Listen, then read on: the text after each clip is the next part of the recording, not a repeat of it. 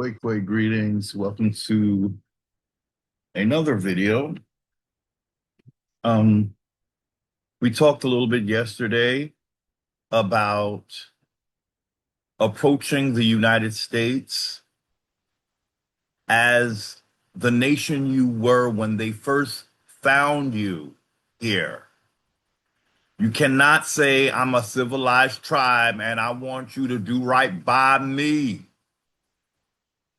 Harper ain't gonna do it. He's not going to do right by you because you're not in your first contact position. You've got to tell the United States who you were. You've got to remind them that this is what we meant yesterday. Um, this is what we meant. What we were saying is that you cannot be a United States citizen and get any kind of American Indian quote unquote remedy. They don't have a remedy for you. This system was created to genocide Indians' identity. We all know this. It is not here to support you as a nation. It is here to make you something under its control so that it can continue to treat you badly, because now they're going to say you have submitted to this. We didn't make them forget that they were a nation. They done had an awakening. They overrode that program. Their ancestors came back and told them who they was. So now, if they don't listen to their ancestors, we have a right in our ratchet, demonic, satanic system. We can, now that there's been an awakening, if these Negroes don't take what's theirs, we can have it. If they ignore their ancestors, even after their ancestors told them who they are, in our world, that's acquiesce. In their world, that means you have acquiesced to the utmost. So when you see ignorant Indians talking about their cases and all of that in this United States, you may win a battle, but you have lost the war. This is what I'm saying. This is what we're saying here. They give you something if you really, you know, get on your knees and beg and plead and please, but look, I studied your law. Look what I learned. And they're going to say, this little nigga really did his homework in our system. But the little nigga don't understand that you're still in our system. We have to, ladies and gentlemen, what we have to do is let them know that we're not in their system. Once we establish that, there is nothing that they can say against us. Do you understand what I'm saying, ladies and gentlemen? What I'm saying is, if you insist upon being something in their republic, do you know how many ways they have to swat you down? Do you know that that was what the republic was built to do? To enter the republic, the big clue, ladies and gentlemen, the big clue is that you're not really called an Indian anymore. You're called a free person of color. That's technically what you are when you operate in the republic. That's the best. But what they're doing is saying, well, these are graduated slaves that we allow to become freedmen. So they're conflating all of this, but it amounts to you are from Africa, yes, because you're adopting their system. You're not standing in your nation capacity. They want you to forget. That's why they keep saying we had nations. I realize there's a little bit of a rub there. They want us to think y'all was so separated, so disorganized. There's too many nations for us to recognize all your fucking niggas. So we had to make one for all of y'all and for the foreigners and put you in the same class as the foreigners, because you had too many nations. We are civilized. We don't accept all of this madness that you wild Indians do. We in the civilized world, We don't have all these different nations, but they technically, ladies and gentlemen, they do because in Europe, each of those European countries is a separate nation. So really, it is okay that we had several nations, if that's even the truth, ladies and gentlemen. Because here's the thing, I thought about this. They found one writing here that was here before they got here. You know what it was called? Ojibwe. It was like a hieroglyphic writing that the Micmacs still, I believe they're the ones that still held on to the most, full form of that pictorial pictograph. Micmacs were Algonquin, okay? So what you're finding is the Algonquin had a whole developed writing, ladies and gentlemen. In their world, that means you were a civilization. Now, they don't want to honor us as a civilization, so they're going to say, it wasn't really writing. It was on Birkwood, blah, blah, blah, blah, blah, blah. It wasn't until we gave them some Roman alphabets, then it became writing. See, that's not what they're supposed to do, ladies and gentlemen. If you had a system that worked for you, a system of communication, any foreign nation that respected you would say that was their system, end of story. It didn't have to be like ours. They developed this over. Do you know how long it takes to freaking develop a writing system? Well, we saw an example with the Cherokee Nation. Well, that they were adopting Roman characters, so it took a little shorter, but they had to sort of finagle it to make it look like it was American Indian. It was really them adopting the Roman system. That was in 18, what was it? Oh gosh, 25, 1821 to 1820. So they adopted it in 18, I believe, 21. And then it wasn't fully uh, uh, functional till about, I think, 1825. Sorry if I get the dates wrong, ladies and gentlemen, but that's how long it took for them to just learn it. It was developed in 1821. So for 4 years, they had to basically come to, I guess, a minimal of mastering this. Algonquin Indians had a writing. Iroquois did not. Cherokee did not. Siouan did not. Timucuan did not. Tuscaroran did not. These are a lot of the eastern woodlands that they claim was here forever and ever in the BC time. No, no, no. But only one of them had a writing that they know for damn sure was not affected by anything European. This is what they're telling us, ladies and gentlemen. This is what they're telling us. But then they bury it with the bullshit. So what? First contact Indians, you're going to claim that you had Ojibwe. That was your writing system. That was your writing system. It pre-exists any Roman anything.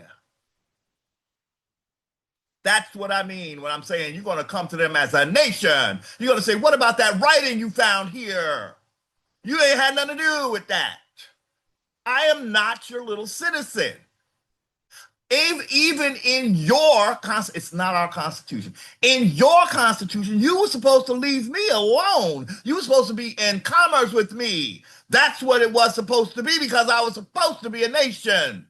What do international nations do? They trade with each other, right, ladies and gentlemen? Right? They have something called commerce. The United States said, no, we don't want these Negroes ain't no real nation. They are domestic dependent. Wait, how are you going to fix your face to call me domestic dependent on my damn land? If I was in your land, you would call me domestic dependent on you.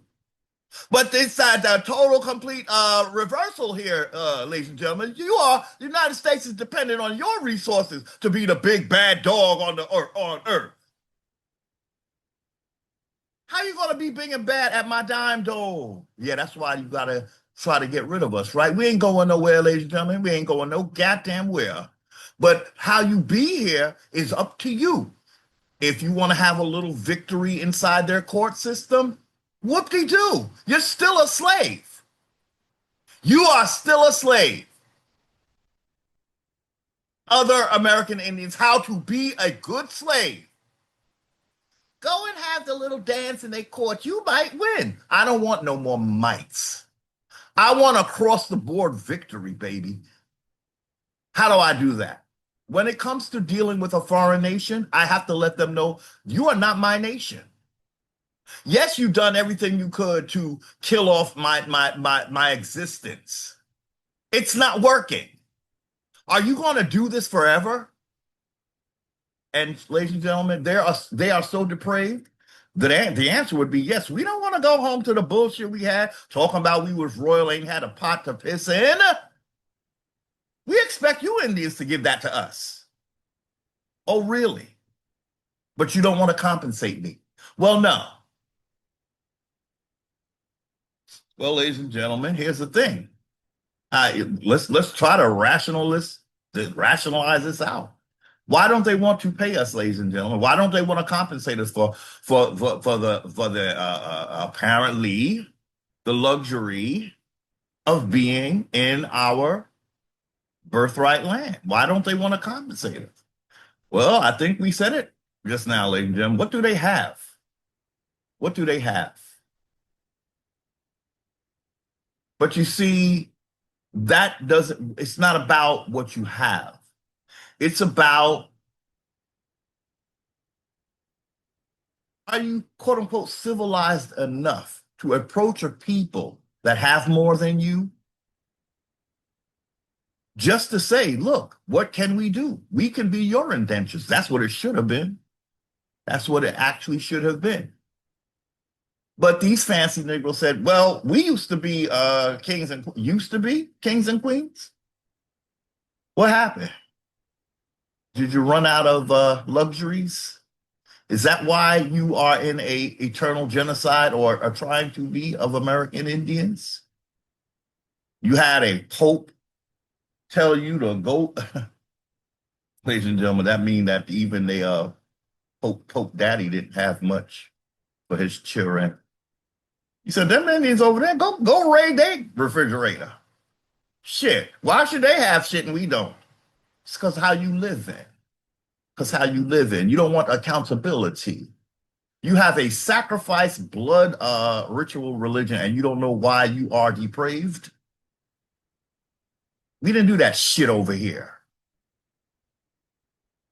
And ladies and gentlemen, if we did, it was a sect of our people. It was not something that that's a lack of accountability. When you have somebody got to die for you, that means you ain't willing to do the work.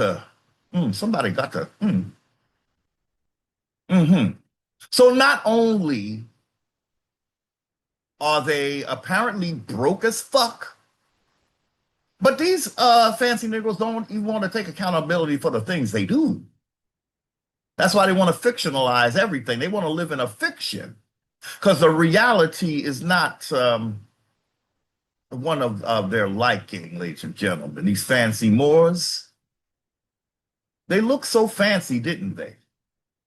But you got to ask yourself, where did you get all this fanciness from? You like to walk around. They had one of these Negroes is decked out in gold and what is that going to feed you? You walking around with gold and got no food? Well, okay, so you showing off all this gold.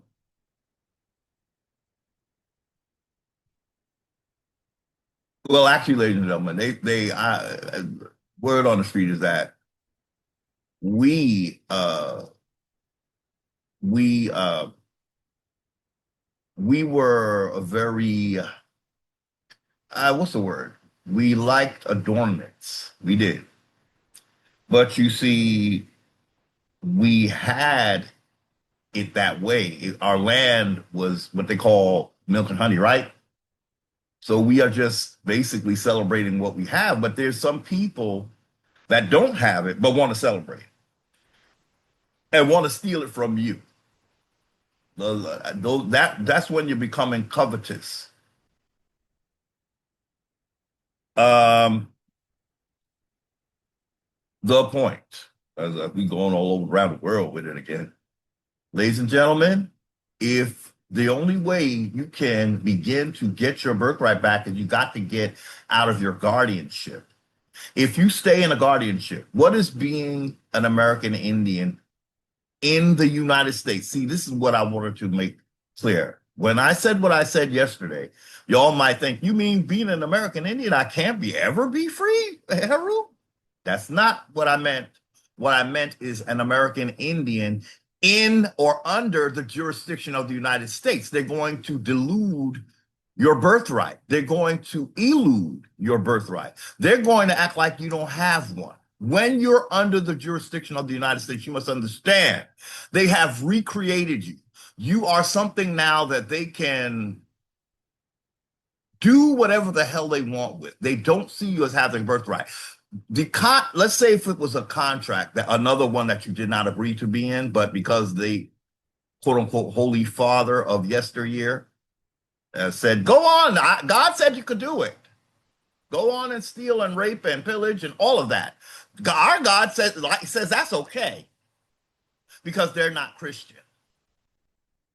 I mean, ladies and gentlemen, it would be more, I'm me, an American Indian. I am willing to give them an argument because at least it would be something that even I can't argue against. In other words, ladies and gentlemen, they can't even say that we did anything to them.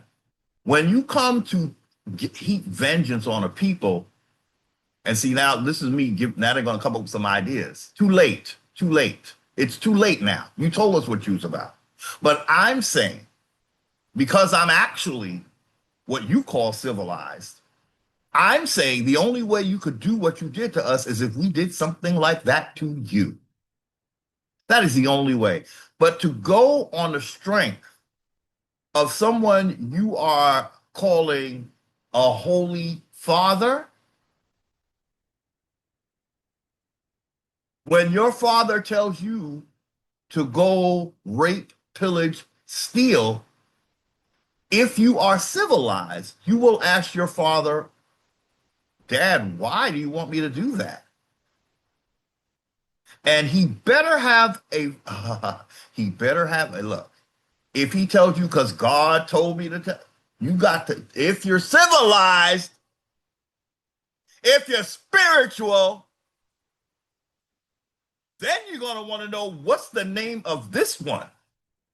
Because this don't sound, what? Thou shalt not steal. Let's start there. How about there? So you got a God that's willing to lie? That's even worse. It just, ladies and gentlemen, you've got to let the religion go. I think that's partly why you're stuck in a jurisdiction that you're not supposed to be in. I think the religion helped you do that to solidify that bullshit. So we're not saying that there is no victory for an American Indian. What we're saying is you will not find it anywhere within the jurisdiction of the United States. Why, Heru? Why can't we do that? This is a fair government. It is? Wait, who would it been fair to you? Is an American Indian telling me that the government has been fair to them? Are you going to come up with some excuses? It don't matter because, no, it don't matter to me because I know better. No. This government has not done anything to even help uphold our existence as sovereigns on our land. If you uphold me as subservient to you, that is not respecting me as the sovereign that you found here. Okay, ladies and gentlemen, so let's correct what we said yesterday even more. It's not that there's no victory for an American Indian. What it is there's no victory for an American Indian trying to find that victory in the United States. It does not exist.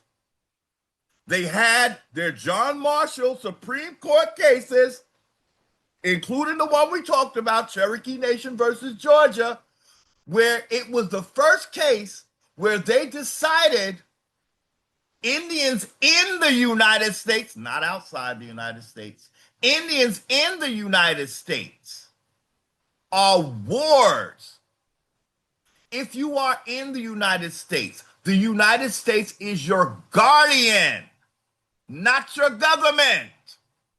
Do you follow? If you are in the United States, it is acting as your guardian. What does that mean? You don't have any rights. And if you do get some, your guardian decides how long you have those rights, and it decides what those rights actually mean. So it's going to define your rights. They can change the definition. They can change. Your guardian, ladies and gentlemen, if you're an American Indian in a 501c3, that's what we didn't say yesterday. Y'all thought y'all got away. No, gonna catch you today. You 501c3s, you civilized Indians, you $5 Indians. Well, if you're white, I don't know. They always trying to do whatever, they do try to accommodate their whites. But none of them have the American Indian's birthright. They're going to have some kind of commercial fiction that, let's just, how do we say, what they have, what? They are holding it in a trust. Is that what it is? Somehow, ladies and gentlemen, they know they don't have the birthright. So what in a corporation, you can still claim somebody's shit, even though it's not a birthright. That's what corporations allow. That's why we don't want no fucking corporations. We don't want to deal dirty, ladies and gentlemen. A corporation allows you to deal dirty, and just like their religion, there's some kind of substitution going on. So the corporation becomes this untouchable thing, but the men and women who are operating it become as if they don't take the hit. Well, let's say the corporation takes the hit. The corporation is like their Jesus. They don't get to get crucified because the corporation, which is not a living, so killing Jesus is a little different from killing a corporation, you might say. Now, I'm not saying I'm a Christian. I am not advocating Christianity not to American Indians. Anybody else have at it, but you will not use it against American Indians. That's not our original system. Just like this government is not our original system. What I'm saying is everything in their system is a substitute. And when you substitute something, that means you're going to continue in your dirty dealing because you have a substitute like a corporation to take the hit. So the corporation can pay, billions of dollars in a civil thing and still survive, basically. Unlike men and women. So the whole reason for a corporation, ladies and gentlemen, especially when it's created by a monarchy, because that is who created it. That is King James brought the Virginia Company. Okay, that turned into a state. It was a corporation, ladies and gentlemen. It was a corporation. So they found what they do is they substitute everything. That's the supplanting. You're going to get replaced. In the case of an American Indian, they're going to make it where anybody can be an American Indian if you pay $5 and you're not a Negro. Negroes can only be African or free persons of color. They're not allowed to be American Indian because that's what they have basically turned into some kind of corporate thing where they say the Indians are the real ones are dead. So we have these replacements here. They don't have the birthright, but we hold in the birthright because the real one's dead. So we have a corporation can take ownership of that which they have lied and said that they no longer exist. Why don't we exist? Because they eliminated us on paper, ladies and gentlemen. Probably using our trees to lynch us and using our trees to genocide us on paper.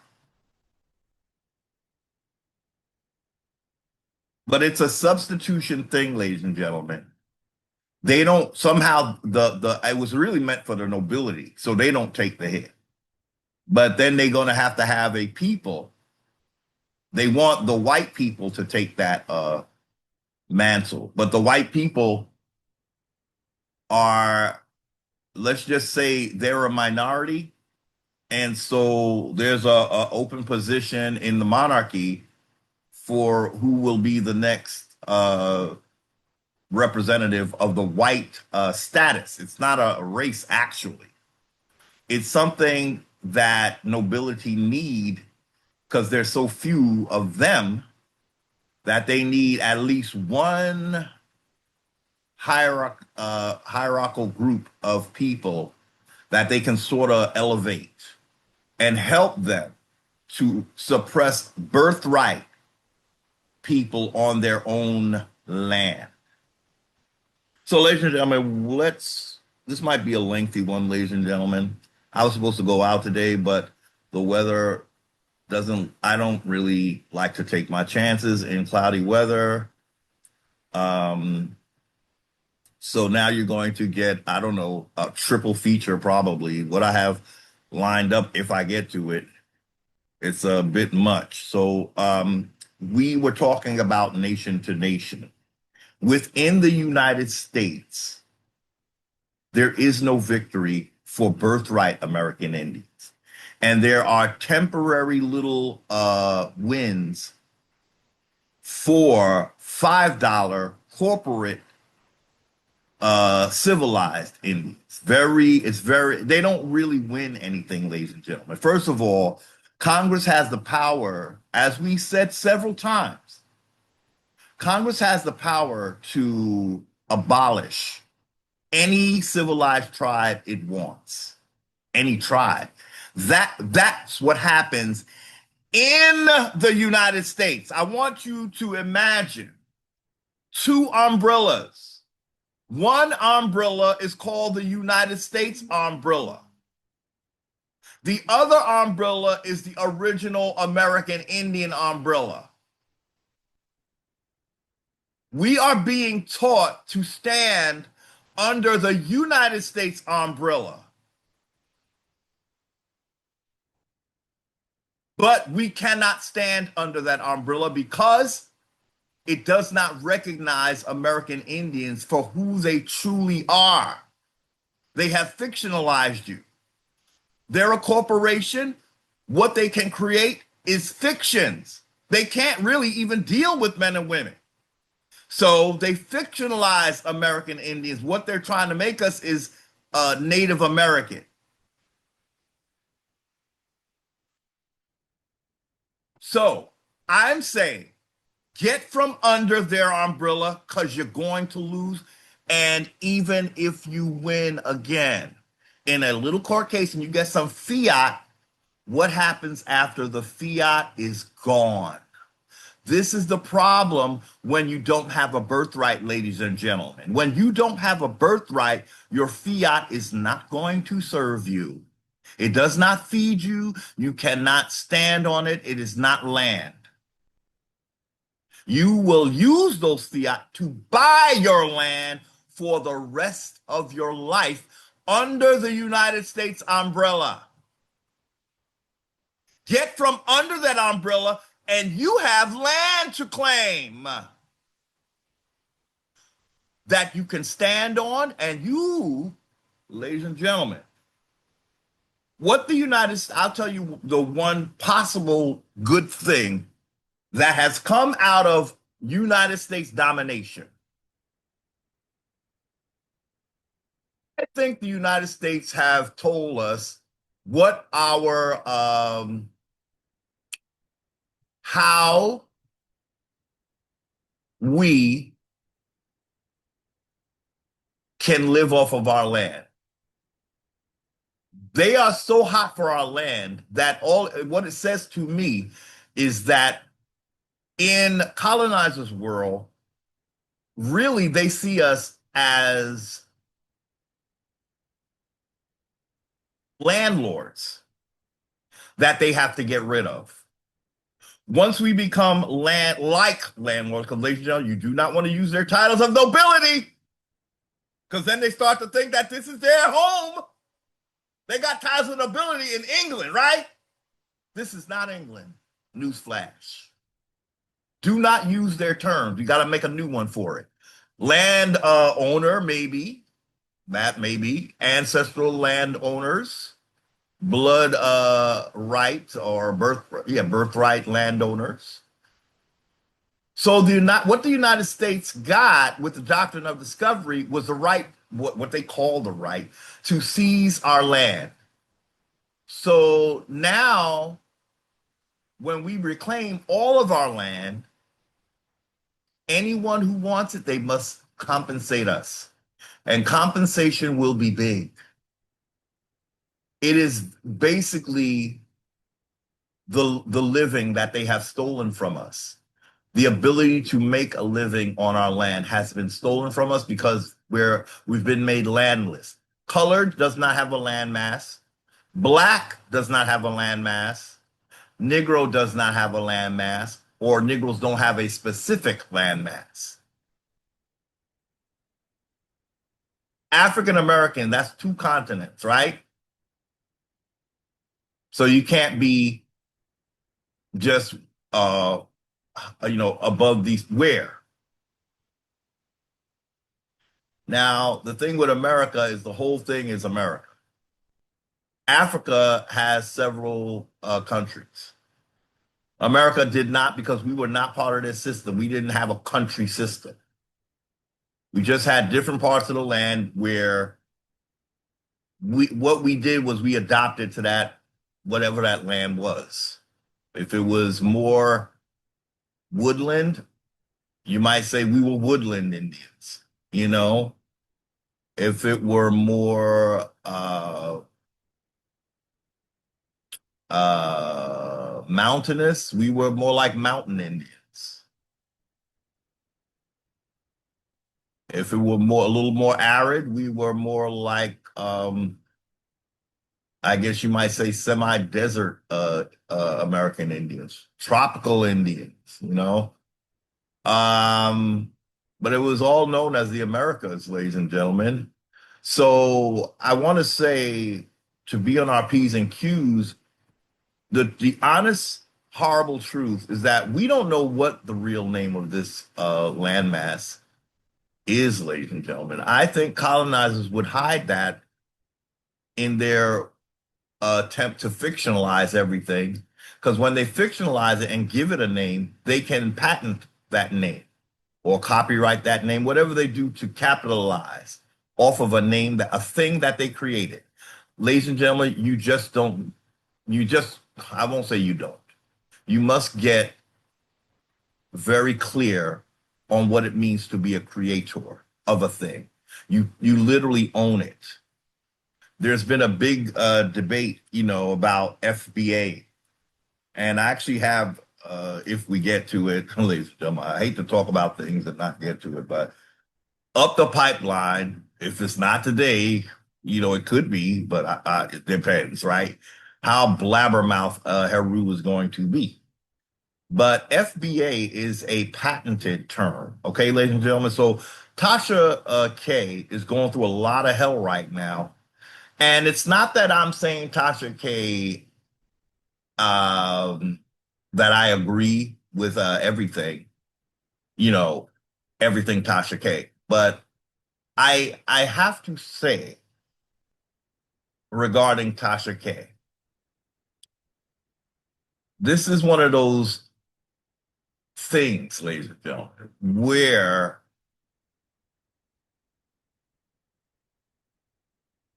um, you can she I don't even know how to explain it. She is being the best Tasha K that she knows how to be, is what I'm trying to say. Okay. She might be misguided in some things, but what strikes me about her that it's something like and I think she'd be flattered. It's something like what Wendy Williams had. And it's a thing where you can clearly see that the person is as earnest as they know how to be. And I'm a little bit fascinated by that because it shows you that you don't have to be right all the time, but you can be earnest. And that translates, that wins something because there you can see where there's not necessarily an intent to harm. So Tasha K and the FBA drama. What got me to actually comment under a Tasha K, I tried to comment under her apology to the FBA, but she turned it into a members only apology, which I thought that was a little ratchet, actually. Apology, if you're giving it, it should be freely given. To become a member to hear an apology. Now that see, this is not the best example of Tasha K, okay? So it wouldn't post because while I'm writing it, she turned the video into a members only. So in other words, you FBA, you want to see my apology, you're gonna have to pay me. See, that's a business quote unquote tactic, and that's when business kind of ruins the soul, if you ask me. Okay. Now she put out an apology that I think was earnest, but then she basically monetized. Then I thought that okay, so that takes away, you know. But here's the thing for me. The FBA jumped on Tasha K, right? But we know American Indians know that FBA is not legitimate, right? FBA are trying to claim an American Indian position without ever saying the word American Indian. They are as foul can get. Look, be one or the other. You fucking cannot be both. And that is what FBA is trying to do. But then on top of that, the damn term is a patented term. What does that mean? Some Negro is just in it to win some fucking fiat. Okay? And I find that beyond despicable. Beyond despicable. And you know, while we're on that subject, I wanted to use, now y'all know who I'm talking about, right? Y'all know exactly who made up the term FBA. That's who we're talking about. That's who we're talking about. I want American Indians to take every time you heard me go off on a Moor and use this as a shining example of Moorish activity. A Moor is the one that is the wild card, okay? A Moor can be an African, and according to him, he can also be American. That is a wild card. What I wanted to tell Gosh, okay, what I did was I did post my message on another video. And I said to her, I should just read it. If I don't read it word for word, maybe I'll post it in the comments, what I wrote. I wanted her to know that People are saying it's a lineage. Whose lineage? You mean a lineage to the one who coined that term FBA and patented it? Is that what you mean? Because that's all I'm seeing. Lineage to what? First of all, the person who created that term and patented it, they were not even really FBA when they first got on the scene. What were they pushing, ladies and gentlemen? Do you see the flip-flop effect of a Moor? That Negro was batting for Moors, okay? And he had to flip the script because of the awakening. So now it's like not reaching the mark, selling you short. So you end up in the fucking, what? Sunken place? The further? The insidious further? For those who are into horror films, there's a new Insidious coming out. I think it's September. Um, what? See, we were talking about earnest. Like Tasha K, I believe, is an earnest person for the most part. She believes in what she does. She thinks she's, uh, especially when it comes to talking about church folk. I'm kind of 100% with her on that one. She feels that it's part of her mission to call out pastors and shit like that. And see, yeah. So that's an example of someone who actually feels that this is what they were called to do. Now, again, we don't have to always agree with something that a person is called to do. But I think those people can be reasoned with once you break down, you know, as an American Indian, what your goals and objectives are. Now, the character that created FBA, that's an example of someone who is disingenuous to me because, brother, just say American Indian and free your soul. Do not make up another fucking uh, uh, uh, useless misnomer that includes the word black. You see, when you see the word black and you see a Negro batting to use anything with that word in it, you must know it's a Moor. Someone who is, at the very least, is someone who is Moorishly inclined. Ladies and gentlemen, his Moor is showing, not just in his name, right? In his actions. He is still supporting a caste system label as ignorant as a fucking blind mice. It is a chosen ignorance.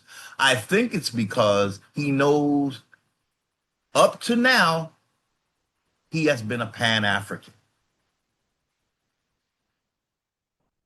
Ladies and gentlemen, why can't a Moor stand on his own 2 feet? Can you tell me that? The man has a landmass. Okay? He can be sovereign in North Africa. Why is he doing a tap dance for American Indians? Because he's doing something with your sovereignty. He's trying to infringe on your sovereignty, ladies and gentlemen. And you cannot let him because you will lose. You can't share sovereignty with a foreigner. They have their own. And when they do address you, it has to be as an equal for it to be legitimate. You have to knowingly enter into any kind of agreement. We were tricked, ladies and gentlemen. Now, the thing is, the invasion happened because of the doctrine of discovery. The trickery happened when the United States was created. That's when the tricks in the game started. Before that, we kind of knew that we were not the quote unquote friends of colonizer. But colonizer whipped up a little constitution, named you in it, And boom, now you're part of his republic. We have American Indians who are trying to do what Mr. FBA is trying to do, live in two worlds and actually be, I don't know, ladies and gentlemen, in a more authoritative people. I'm sorry, it's a middleman thing, a middleman entity trying to be the boss of two different people. So that is the position that the Moor is putting himself in. He will tell you all day and all night about Morocco, but the Negro will not stay in Morocco. And as we saw, we were going to try to look at that today too, some articles about racism in Morocco. What would this Negro say to you, ladies and gentlemen, in America about that racism of a land that he calls his original place, Morocco, his birthright, his birthland, Morocco? Negro, you up in America, when you have a racial problem in Morocco, that is your birthland. How come you ain't trying to solve that problem? Why? Because you brought those people there. You skip around the planet and then you end up on the landmass that you most want, America, popping bullshit. Meanwhile, there's Negroes in your Morocco, your beloved Morocco, that are crying racism, and you here telling me that I'm from Morocco. Ladies and gentlemen, do you see what is wrong with what I just said? You have a Negro here claiming that we all from Morocco, Morocco, Morocco, Morocco. The Negro, he's so into the Morocco, he whips out those maracas, that instrument called Morocco, and starts shaking that shit. Morocco, Morocco, Morocco. The Negro is delusional. He's a fucking clown, yo, in blackface, okay? It's a blackface clown.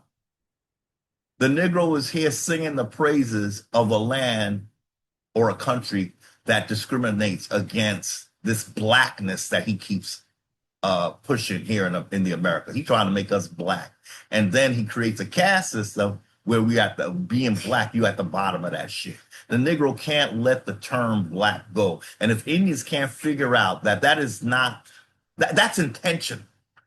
He done whipped up a word phrase, foundational black Americans.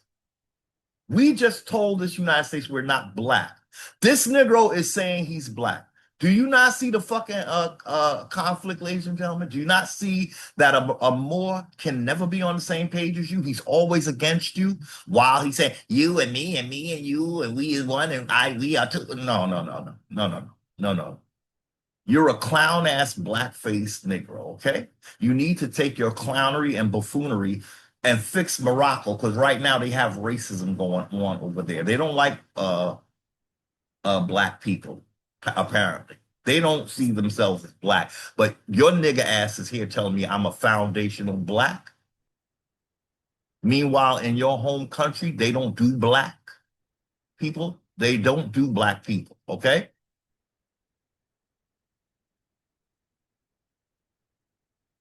Um,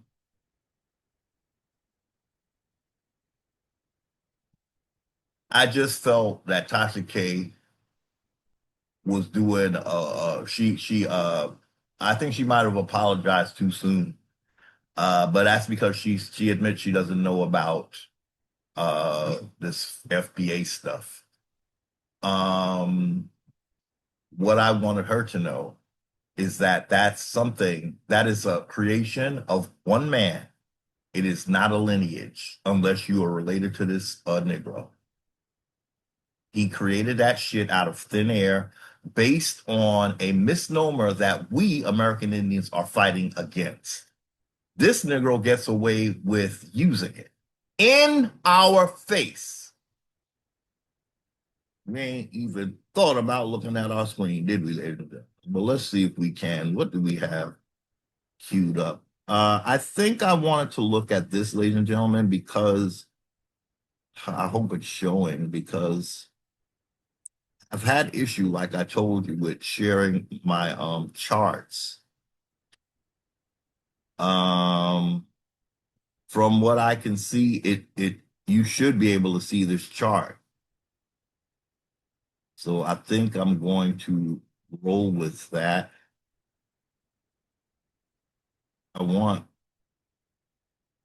okay. So once, okay. All right. If you, I hope you can see this, ladies and gentlemen. It said I'm sharing my screen. I'm going to roll with it. Okay. Indian sovereignty beyond the doctrine of discovery. Original nations, original rights, not bound by U.S. laws unless we consent. We did not consent, ladies and gentlemen. The use of the doctrine of discovery means that we had no uh, say. They listened to their Pope Father, not to us. We did not want them here, ladies and gentlemen. This is how the United States got here. We are peaceful American Indians, but we must approach a fictitious entity with the truth, or it will fictionalize you and it will pull you into a whole fictional thing, but it will affect your actual body.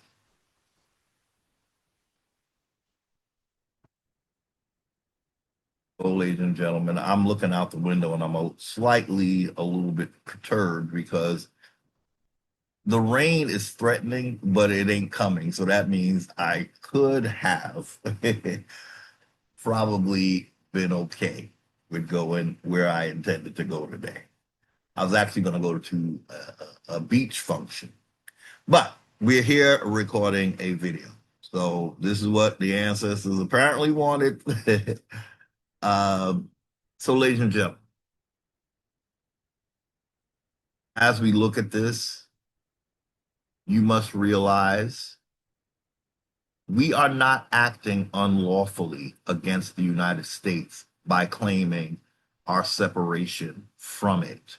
It was supposed to be how this was supposed to be.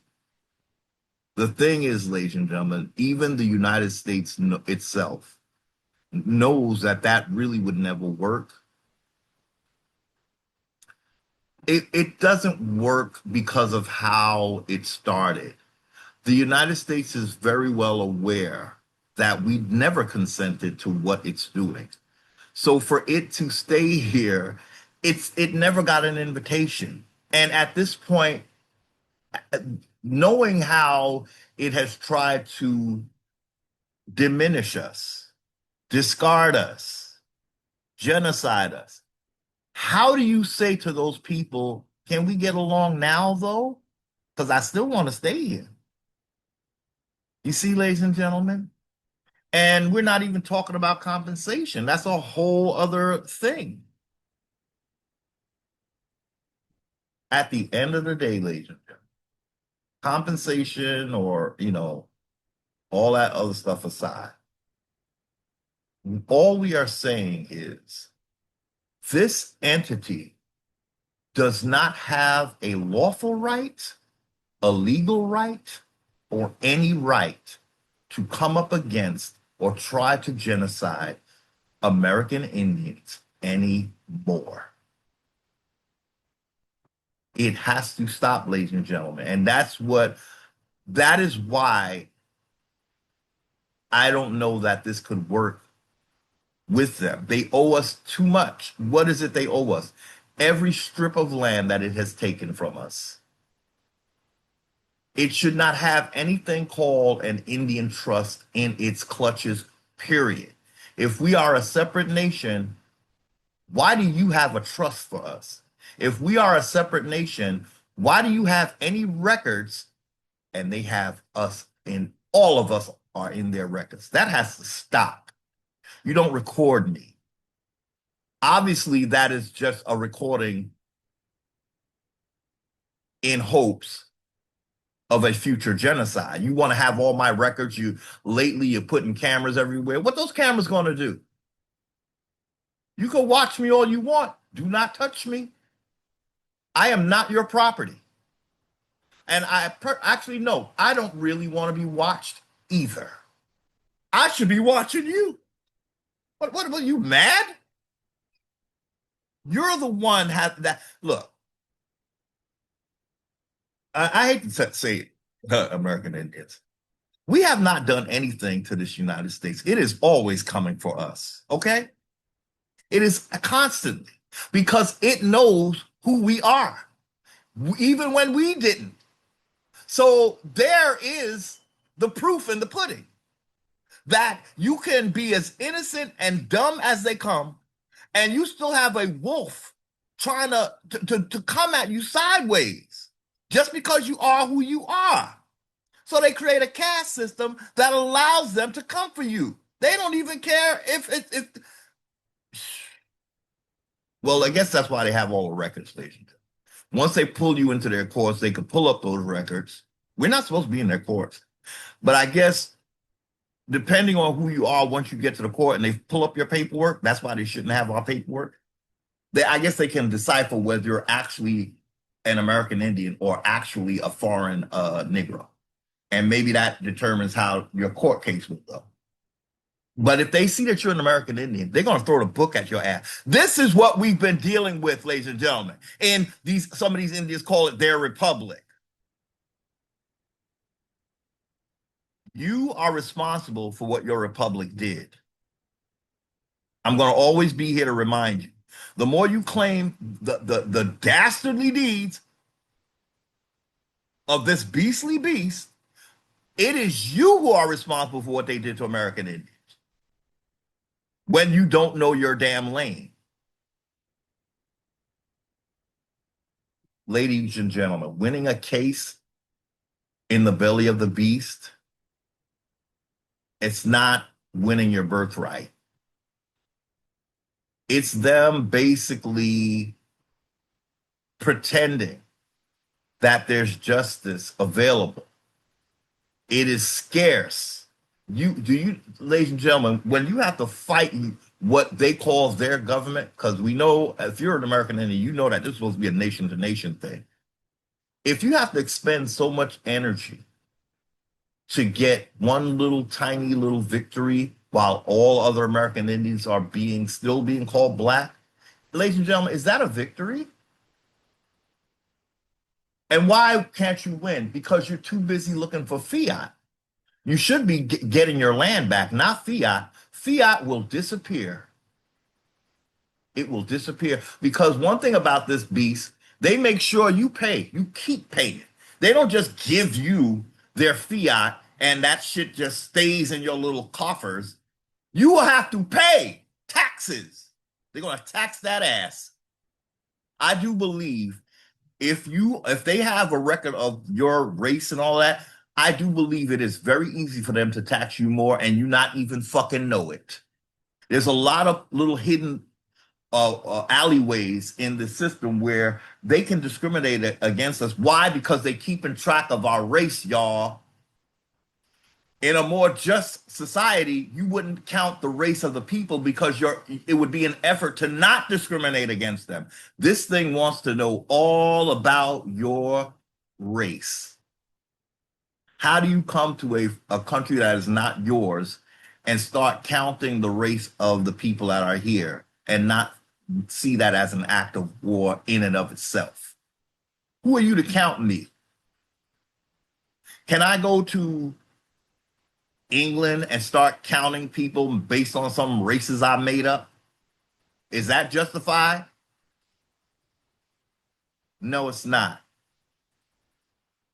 So, ladies and gentlemen, what are the dramatic? We're going to go off script for 1 minute, then we're going to get back to this document. I wasn't as pleased with this chart, ladies and gentlemen, but I figured let's try to work with it.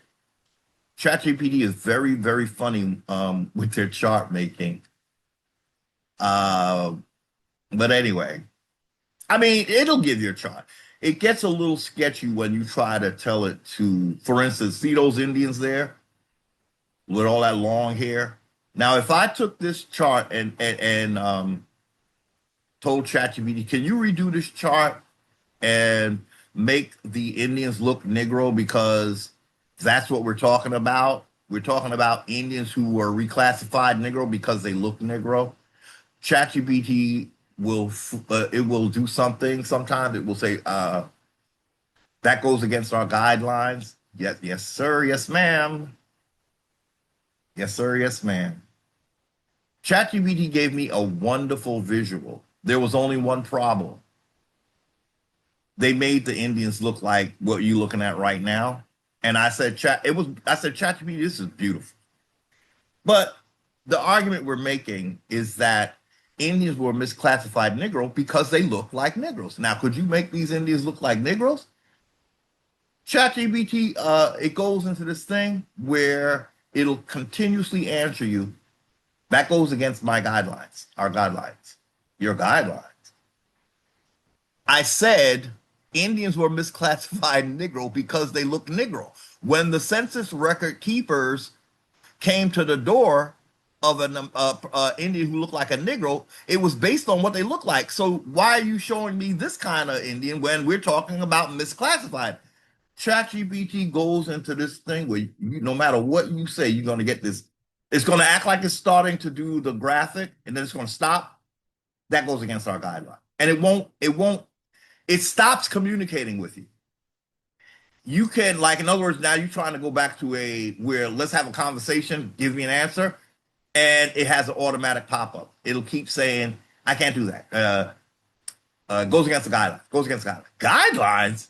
This is historical fact. What are you talking about? So yeah, so the Indians that are against ChatGPT are saying right, see, that's why I told you not to do it. But see, no, I've gotten too much out of it to be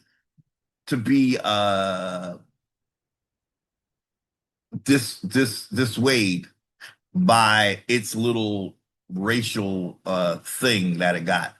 You know, because it gets the law part pretty right. Like if you look at this chart, for example, beside the picture, you see our system knows the power of pictures.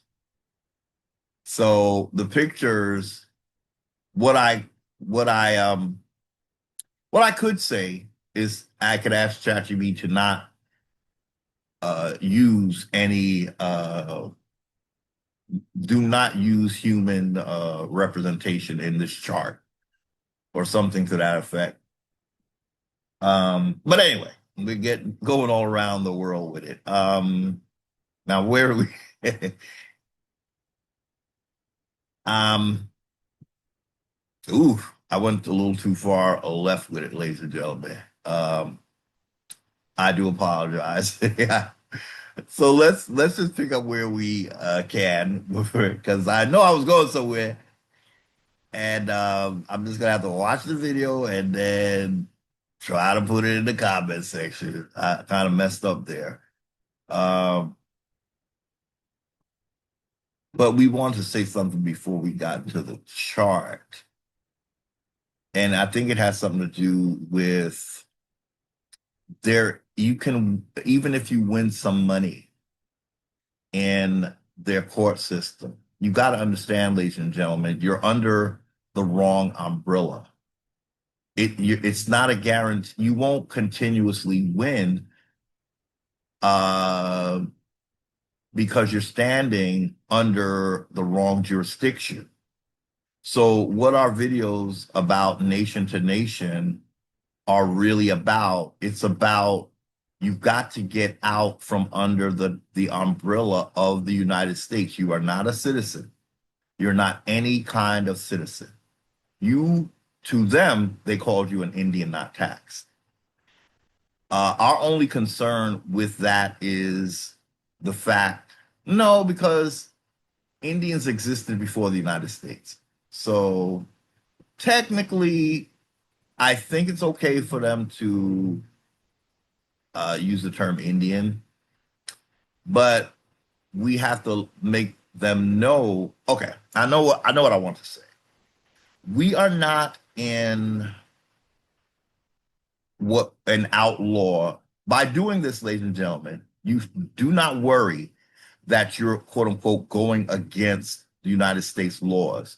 The fact of the matter is those laws should have never been applied to you. And that's what your argument is.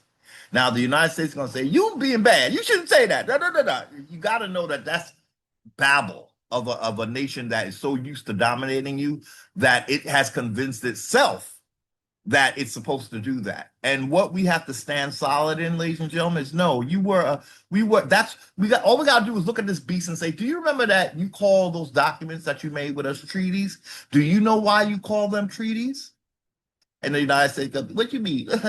But that was before I existed. Exactly. That's another point. We existed before you existed. That's why we're not under your jurisdiction. Do you understand that? Now, we made treaties, but it was with, actually, those treaties, those initial ones weren't even with the United States. The thing is, they were bogus, but the fact remains, the United States is well aware that in this history, we were not subjects of Britain.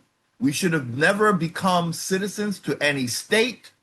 That is our argument, ladies and gentlemen. That is not being unlawful. We're actually teaching them what their law in their constitution was trying to tell them, that we are not counted in your census. We should not have birth. If we're not counted, what the fuck we need birth certificates for in your system? Now, the United States, we talked about how they justified this, which was janky as hell, ladies and gentlemen. It don't make no sense. So they thinking, but if we turn you into indentures, can't we count you then? No, because the Constitution didn't say you could. In fact, indentures, who are they? You never said they're not. They shouldn't have been Indians. I don't know who they were. But the United States, in other words, if you go by the wording of the United States, even if an American Indian was an indenture, like we always say, he was not supposed to be a permanent indenture. Whatever you did to make them a permanent, and I saw some, oh my gosh, I saw a video that was just, it was just heartbreaking, ladies and gentlemen, because you could see, do you know that they can say you didn't reach your quota? Say these people were working on their land as sharecroppers. The person they were working for kept all the records. They didn't, in other words, I think it was to the point where they didn't even know what the quota was. Whoever they were working for could just say it wasn't reached. And they would say, but we did what you told us. But he can change, ladies and gentlemen, he could change it, ladies and gentlemen. You're an indenture and you do what you were told and you produce what you were asked and you bring it to this bastard and he says, nope, you still didn't reach it. So what they were doing was, ladies and gentlemen, was creating you as a debtor so that they could take your land. Everything about this entire invasion, ladies and gentlemen, I tell you, it can make you sick, soul sick. But you see, the ancestors prepared our souls for this awakening. It is quite heartbreaking to see how these folks wiggle their way out of their own. Now, you done made all the, you made the terms of the contract. You don't even want to go by the terms you made. You are not to be trusted in any kind of business deal. You had free reign over American Indians, but you lied and played in their face. Ladies and gentlemen, our people were trying to do what they thought was required of them to do, but they would find out that nope, the requirements changed. Can you imagine how disheartened so many of our ancestors were? They couldn't understand what the hell was going on. I just did what you asked me to do. Yeah, and what does that mean? That's what the what do you call them? The colonists. That's what they could say. And then the legal system, the beginnings of your republic, you delusional American Indians. When your ancestors went to get some kind of justice after they had been had by their colonial share people that they were working for as indentures, they would try to go to the government.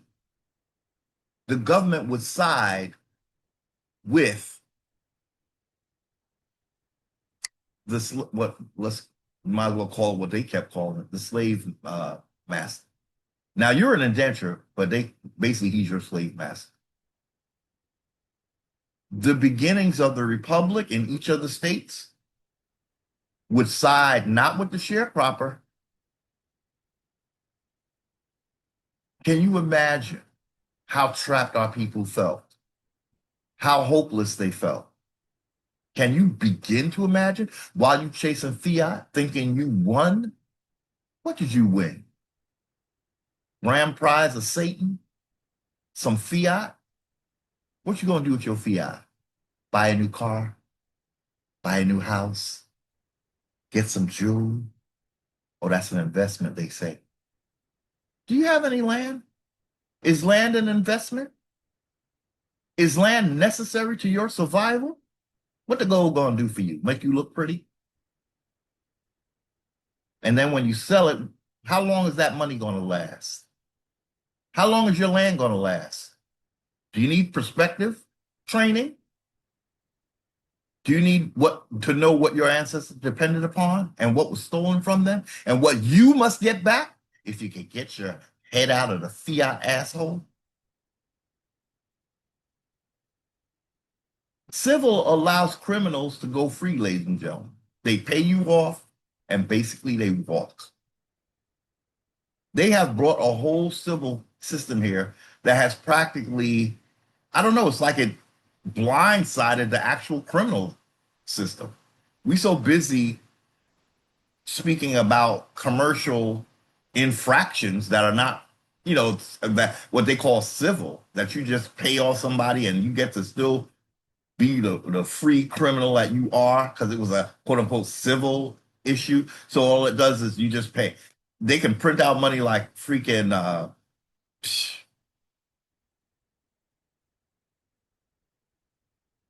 so so that it basically is like going unpunished. Okay, I printed out some fiat for these folks. That didn't really come out of my pocket because I'm a corporation or whatever. Came out of whatever, the corporate, whatever. Civil is a whole farce based on, can we commit a crime and pay some people off for that crime because they so busy chasing the fiat that we use their trees to make, so we still owe them, but they don't care because they got some fiat in their pocket that's going to fly out their pocket, or they're going to try to lock it up somewhere. But the bottom line is, you don't have land. You don't have land that you own completely. I'm talking about land, ladies and gentlemen, where you don't have to ask a soul what you can do on that land. It is absolutely yours. Now, we don't want to abuse the land, but if we want to dig for gold, if we want to build a well, we can do whatever the hell we want as American Indians. That's why you have to get out, because you have a guardian that's saying, are you touching your land in a way that I didn't say you could? Well, who the hell are you? Listen, you could take that guardianship and shove it up where the sun don't shine. You are not my guardian. You are not my guardian. If anything, I should be yours while you're here on my land. That's what we're fighting for, ladies and gentlemen. And what does that look like? Well, we saw it in the last video, not the last one, but the one before the last, before the sidewalk video. It talked about renting, leasing land from Indians, right? Right. This is what the United States got a free. That's how it became rich, ladies and gentlemen, or powerful. Where did the power come from? It didn't come from a Moor. That magical, mystical nigga wizard. He couldn't whip up no man. He had to use American Indians' land to make what he called magic. because on his continent, apparently he don't got it like that over there, and he only want North Africa, so that's further puts him at, I guess. Well, no, he thinks that puts him at an advantage. I don't need to, that ship below North Africa. Ain't nobody checking for that. But he wants you to be African. He don't want to have nothing to do with anything below North Africa, really, except maybe South Africa, because that's where he put his people. Everywhere more goes, another race of people pop up, and that's what he's trying to do in the Americas. He would like to look at America and see a sea of Asians and Caucasians, because then he knows that he is the true landowner, because he don't consider those people to be birthright owners of this land. So it's not, again, we said this before, it's not so much that the more uh, really is honoring the other races. He's using the other races for his personal gain. He knows that he can make a claim that I'm the only natural man on the planet, so I can own everything because I got rid of the American Indians. I done did all I could to make them. But the problem, ladies and gentlemen, if you did that, it shows that you are acting unlawfully. You shouldn't. If God was on your side, you wouldn't have to, for instance, try to make American Indians over into transhuman robots. Do you see that your actions will trace back to you and show that you are in the wrong and show that you are a thief? Well, that's why that's where their religion comes in, ladies and gentlemen. They have substitution religions. They're looking for the deities to take a sacrifice in place of killing them. But the idea is they're dealing with a murderous entity, period. So they figure as long as we offer this entity some blood, the entity's going to be good. And we're allowed to steal because we're doing what this entity would do. So that's the deal they have with the entity. And these are Negroes. So that's where I question whether we're really equal, all Negroes, because there's some Negroes that something went wrong. Like, I think it's just greed, because all melanated people should have birthright land. So what is wrong with this Negro wanting everybody else's land? Is it greed? That's the only thing I could think of, ladies and gentlemen. It's greed, but it's also doing something with the deities. I think it's not only genociding people, ladies and gentlemen. It's genociding the idea of other deities and saying and elevating this one deity. So they kind of work together. The Moors are helping this deity to become as if it is the creator. And the deity is helping them by getting rid of people who could connect to the other deities because they knew the other deity. So it's like, a little bit like one hand washing the other. They got a satanic deity, literally, working, and the deity saying, elevate me, and I will elevate you, basically.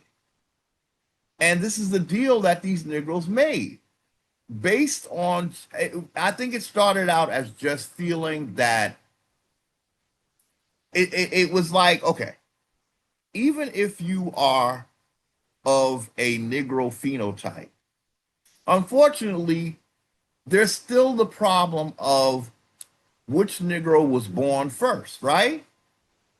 America was the first nation. So the other land masses are secondary. The other civilizations are second. So I think this is the issue the Moor has. It's like, but I want to be first. But you're claiming a secondary continent. Well, what if we could do some kind of destiny swap with America and just make Africa like it was first? So then we could say we were the first Negro. Well, how can you do that? That's they deity, having a little conversation with them. Well, you could kill them all. What, really? Yeah. Well, okay. Well, how would that work? How would we begin to do that? Well, first you got to do it on paper. That's the spell. So you get all the American Indians to be black, and they're on their way out from that point on. And then you can give them your land. You have to trade, right? You don't want your land because it's second. You want their land because it proves that that's the first nation. When you pull up when they start digging up bones and shit, your lie is gonna fall apart, right? And so what you're gonna do, you're gonna say them bones came from Africa. That's all you gotta do. Will it work though? We don't worry about that. We're gonna make it work. We're just gonna keep pumping that lie. If you tell a lie 1,000 zillion times, it magically seems like the truth. We could do that. Well, when you roll with me, you can. I'm not down. I don't have no morals. I'm not an ethical deity. I'm like you. I just want what I can get, and I'm going to do anything I get, include murder. Okay? So they're dealing with the deity known as Set. Ladies and gentlemen, we hate to go religious with you because we know that you don't like that hokey pokey or all that. But I'm here to tell you, you've got to know, at least know the story, because then you'll start to see the similarities. Set was a deity who is said to have murdered his own brother, firstborn brother, so that he can take the position of the brother. Do you not see the correlation between American Indians and Moors? There's a correlation, ladies and gentlemen, with the deities. Now, these are deities. Which deity do you think the Moor is worshiping? Go deep into your soul and ask yourself, what is the only possible deity that this Negro could be worshiping? If he's saying Africa is first, but he don't want to be there, and he's telling that, like, you're first, then why are you here? You should want to be on that first continent. You shouldn't even be saying you're American because we're secondary. But he stuck to you, ladies and gentlemen. Like we said, it's like that, I stepped on shit one day. I was going out. Do you know that shit would not get from off of my shoe? I don't know how I finagled it, ladies and gentlemen, but I was, I got fairly nicely dressed up, and unfortunately, I stepped in some Moorish shit. That's what I call it, but it was actually little shit. Do you know that smell stayed with me? It was got into the nooks and crannies of my shoe. I had like a sneaker of some sort, and so there's a lot of nooks and crannies. I had to sit in the subway and try to get all of that shit out of the. Do you know how hard it is to get shit out of the nooks and crannies of a fucking sneaker sole? And meanwhile, stinking up the entire area where other people are sitting. It's.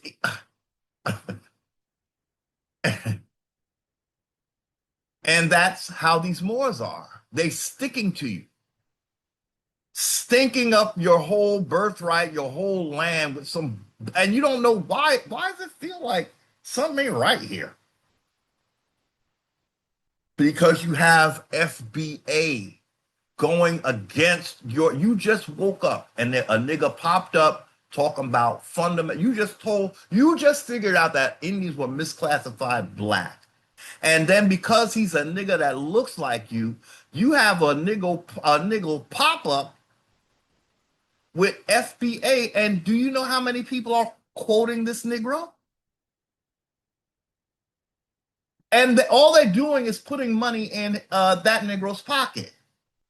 He patented that. Do you think those Negroes that are singing the praises of FBA, are they getting a cut, you think, ladies and gentlemen? I mean, there got to be a reason why they keep pushing that shit. It's like, why can't you just say you're an American Indian? Because he's a second born. He can't say it, ladies and gentlemen. That's like trying, you know how they try to get the in some of those horror films, they try to get a satanic deity to say some kind of holy word. And he can't say it because it's his own damnation. It makes him secondary. He can't say American Indian. He's going to actually take one of the misnomers that colonizer created for me? And you call yourself a brother of mine? If you don't take your ass back to the Gibraltar, whatever that thing, the Tariq Gibraltar, whatever that thing, nigga, just take your ass home. You are not doing me any good. You got Indians talking delusional, forgetting that when this beast got here, there was no republic. And yet these niggas talking about they want to restore their republic. You are going to restore your colonizer's republic. The one that said you're not an Indian. It said you're a free person of color and that the Native Americans are Indians. That's what your republic did. But see, Indians, I want you to understand why. Why is this happening? Because the more you coddle your enemy, the less accountable he has to be. Because guess what? It's the American Indian taking responsibility for their own demise. Now, ladies and gentlemen, I'm not saying we don't take responsibility for our own shit. But when you have a colonizer playing in your face, pretending to be you, continuing your oppressor's use of misnomers that took away your identity, like black, and he is in your face insisting that you are black. He dressed it up in two other words, and you can't tell a shyster. You, you, when I tell you that this is worse than anything Umar Johnson is doing, why? Umar Johnson is clear that he's pro-African. This other nigga, he's a fucking in-between fucking nigga. I despise it. And I despise him for being that. Why? Why? He is fucking with my ancestors, y'all. And I don't appreciate it. I don't fucking appreciate it. It's a nigga that refuses to choose because he got one hand in your pot, but he don't even respect his own. I can't even say he got anything for Africa, y'all. At this point, with this FBA shit, they've gotten online just arguing with Africans. I think it's all show. I think it's all play. One thing I notice about Moors and people who are influenced is always arguing, debating. You can't debate birthright. You either become American and you go by our laws, or you stay your ass home in Africa and create yours. Do not try to come here creating laws and then going to tell me that this is my republic. This shit ain't my republic. This shit we saw it, ladies and gentlemen. Where did this government come from? Rome. Rome had different providences or whatever you want to call it in Africa as well. So Rome stretched to Africa. First Romans were evidently African, ladies and gentlemen. They've been worshiping this deity for centuries.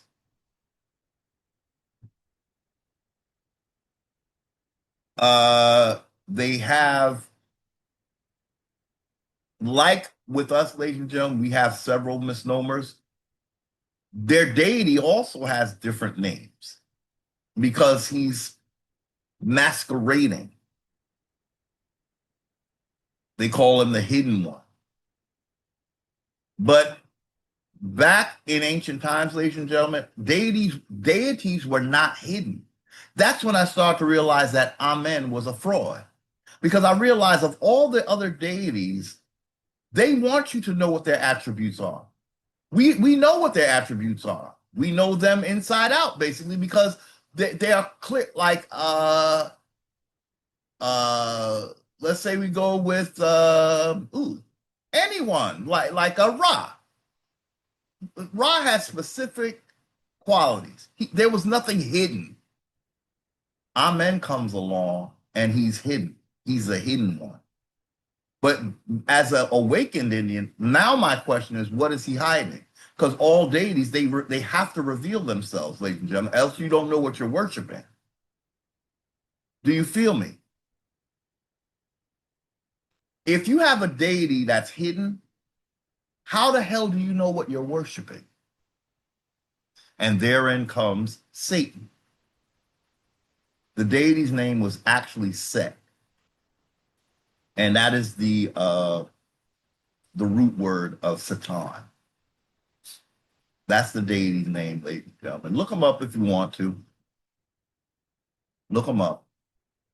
It's important to be able to call out a deity, because that's one thing they teach you in a lot of these horror films, that you have to know the name if you're going to have any kind of authority over the deity. You got to know its name. That's why when this Amen character comes along and you break him down and you realize it's Min mixed with Ra. Okay, so he's a conglomerate. We never needed conglomerate deities. What you would do is just, they would all be separate. You don't have to combine them, because that's when the confusion is going to come. Why would you combine them? Because you're seeking to erase one of them, or use his good character to add to some other characteristics of some other deity, while diminishing the core deity. It is Ra who's being diminished, ladies and gentlemen. Remember, the sun is your friend if you're melanated. Did y'all see the video? I think it was one of these hot new American Indian video makers. And it said that melanin actually holds light. Ra is your friend. Amen Ra? I don't know what the fuck that is. I don't know what the fuck that is. Ra, I know. Amen is some conglomerate. And if you, again, we did this before in a video, ladies and gentlemen, look up Min, M-I-N, look at his crown, and then look up Amen Ra. And you'll see that the priesthood tried to combine Min. Min is that deity with the big phallus, the big erect phallus. That's Min. Ra doesn't have that. Ra represents the sun. You might say Min is more a lower chakra type of deity. So when you add Amen in front of Ra, you just diminished Ra. And if you look at what the Moors are doing in their grafting, they're taking out Ra. If melanin represents Ra, and sure enough it does, you American Indians got Ra energy all in your melanin. A Moor is trying to hijack that deity, and he don't want you to have a relationship to Ra. He's going to replace it with Set.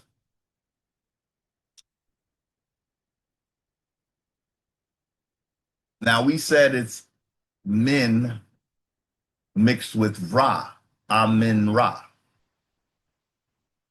But doing that, mixing and matching, it is a Set undertaking. It's deception. Set is a god of deception.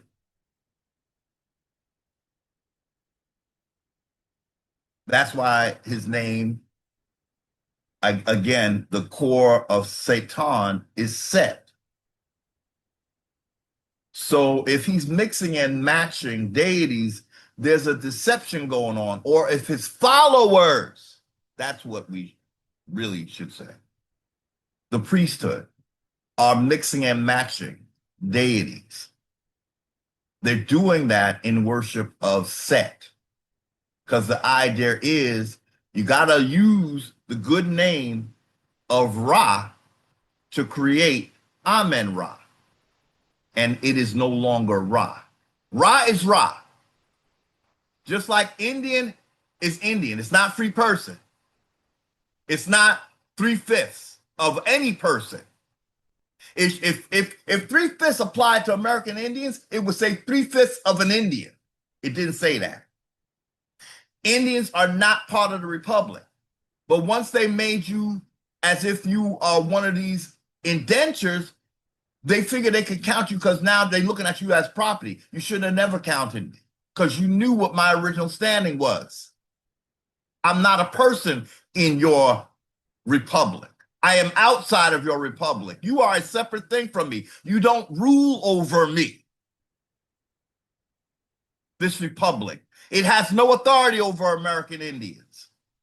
It has authority over Native Americans, free persons, three-fifths of persons, free persons of color, white things, and black things. Because that is what it created. That's what the Republic created. Everything it creates, it has authority over. It did not create American Indians. That's why we weren't counted. That's why we're not represented in Congress. That's why we're not enumerated in their census. Read Article 1, Section 2, Clause 3. Okay, so we went all over around the world with it. Okay, we did. I admit it. And you probably looked at this while I'm ranting, which is good. Thank you. So when we pull away from the United States, ladies and gentlemen, they can't say that we are being rebellious, you are terrorist, you are anarchist. Baby, I'm constitutional. But that is your constitution, not mine. Now, you said you was doing commerce with us? Well, you owe us back commerce. Once you made me a person, I'm not doing commerce with you because you're stealing my goods. You're stealing my resources. When I go back to being a separate nation, I'm going to say, what was stolen from me? I would like to have it back. And for that, the penalty, rent is going to be a motherfucker. You think Dubai is expensive? Baby, I got your Dubai for you, okay? And our shit will be real. I don't know what Dubai is, but when I heard that they don't have that tall ass building, that's the tallest building in the world, and they don't have a toilet system, God don't let me be with it anywhere near. I told you what shit smell like when they get on you. Now they might have some methods to make it smell good, but just the idea that they rolling out shit from that building because they don't have a plumbing system? Are you kidding me? Are you fucking kidding me? That luxurious building ain't no toilets that work. You have to come and collect it. No. I'm vacationing somewhere else. No this to do why. That's how y'all you do what you gotta do, okay? And you do what you gotta do. And I don't want no part of it. They said that building ain't even really inhabited. They are so about the show. Oh my God. And these are people that worshiping, y'all. These are quote unquote religious people, y'all. Oh, give me my heathenism any day, God. Any day. I take it, I love it, I want it. Because these frauds is too, I can't deal with this. So you mean to tell me you just wanted to make a tall building and it don't even go up that high, y'all? What the fuck is going on in this fucking world? I know they say fake it till you make it. But y'all act like that's y'all made it already.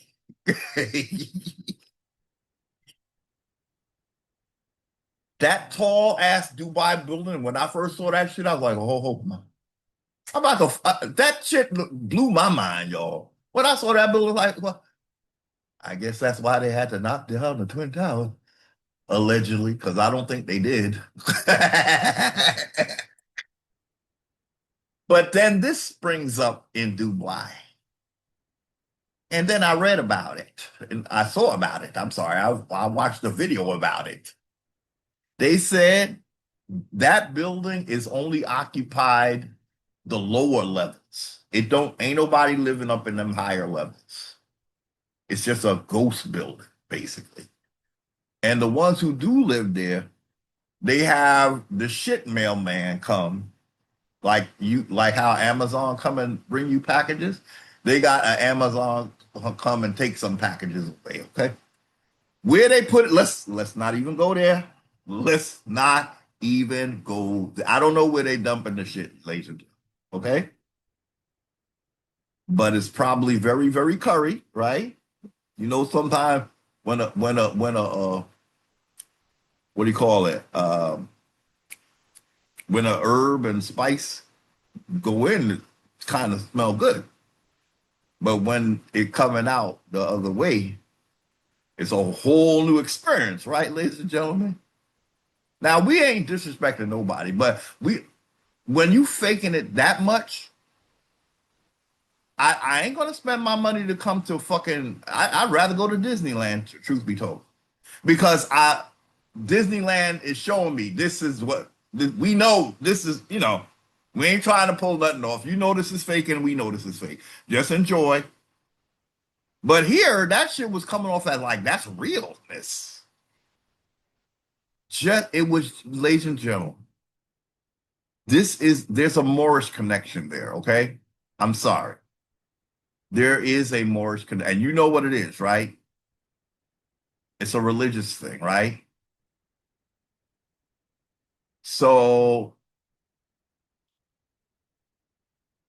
how what is this obsession with this opulence or pseudo opulence? What about God? Your God. You know, it was the same. That was that whole Mansa Musa shit. That you could say that's Mansa Musa resurrected over there. Just someone who wants to show wealth, right? It's just a show. It's like we are literally just showing off or trying to. Because when you show off, the shit got to be legit. Now, again, if you're carting out loads of shit, that is not speaking opulence to me. I say go back to the drawing board, get some toilets up in that piece, and at least in that building, because that's like the tallest building in the world, you have some opulence. But I'm telling you, ladies and gentlemen, I think we'd probably be scared to figure out how much American Indian wealth has gone into that. Remember, we have been colonized since the 1400s to today.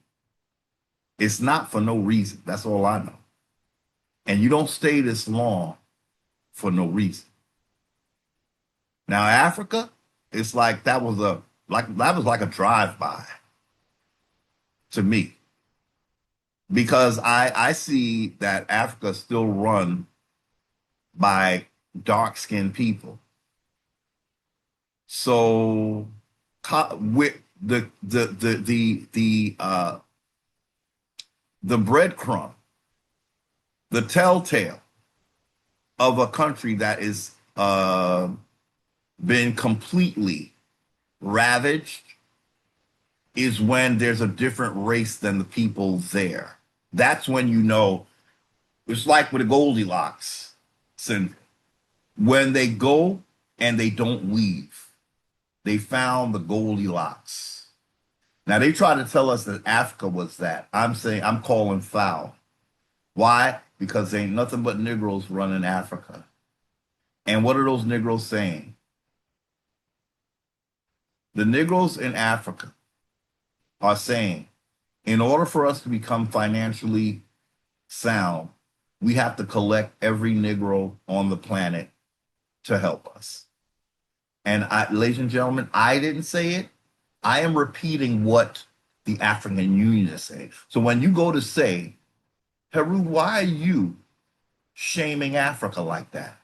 No, it's not me, boo boo. I didn't say that. They told me that. The African Union is telling you how to look at them. What are we supposed to think? What I'll tell you what I think. You are incapable of handling your, just like any Moor would be. A Moor was supposed to handle what he calls his grafted man. Instead, he's telling us, oh, he got out of control. And I not good enough more. You're supposed to handle your business. You always telling us to mind our business and all that crap. You're not doing it. You tell us people to stand in their square. Your square is in Morocco.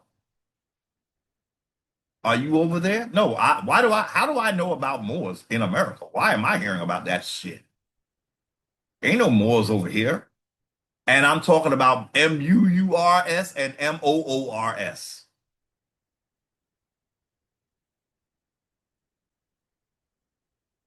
And then they're gonna say some shit about now. Oh gosh, ladies and gentlemen, I was watching the latest.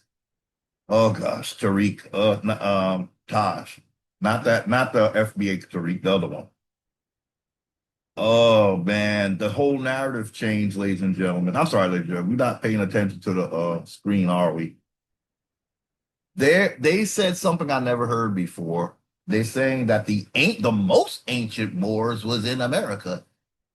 Well, now you just tell me that now you're telling me that you lied to the old world.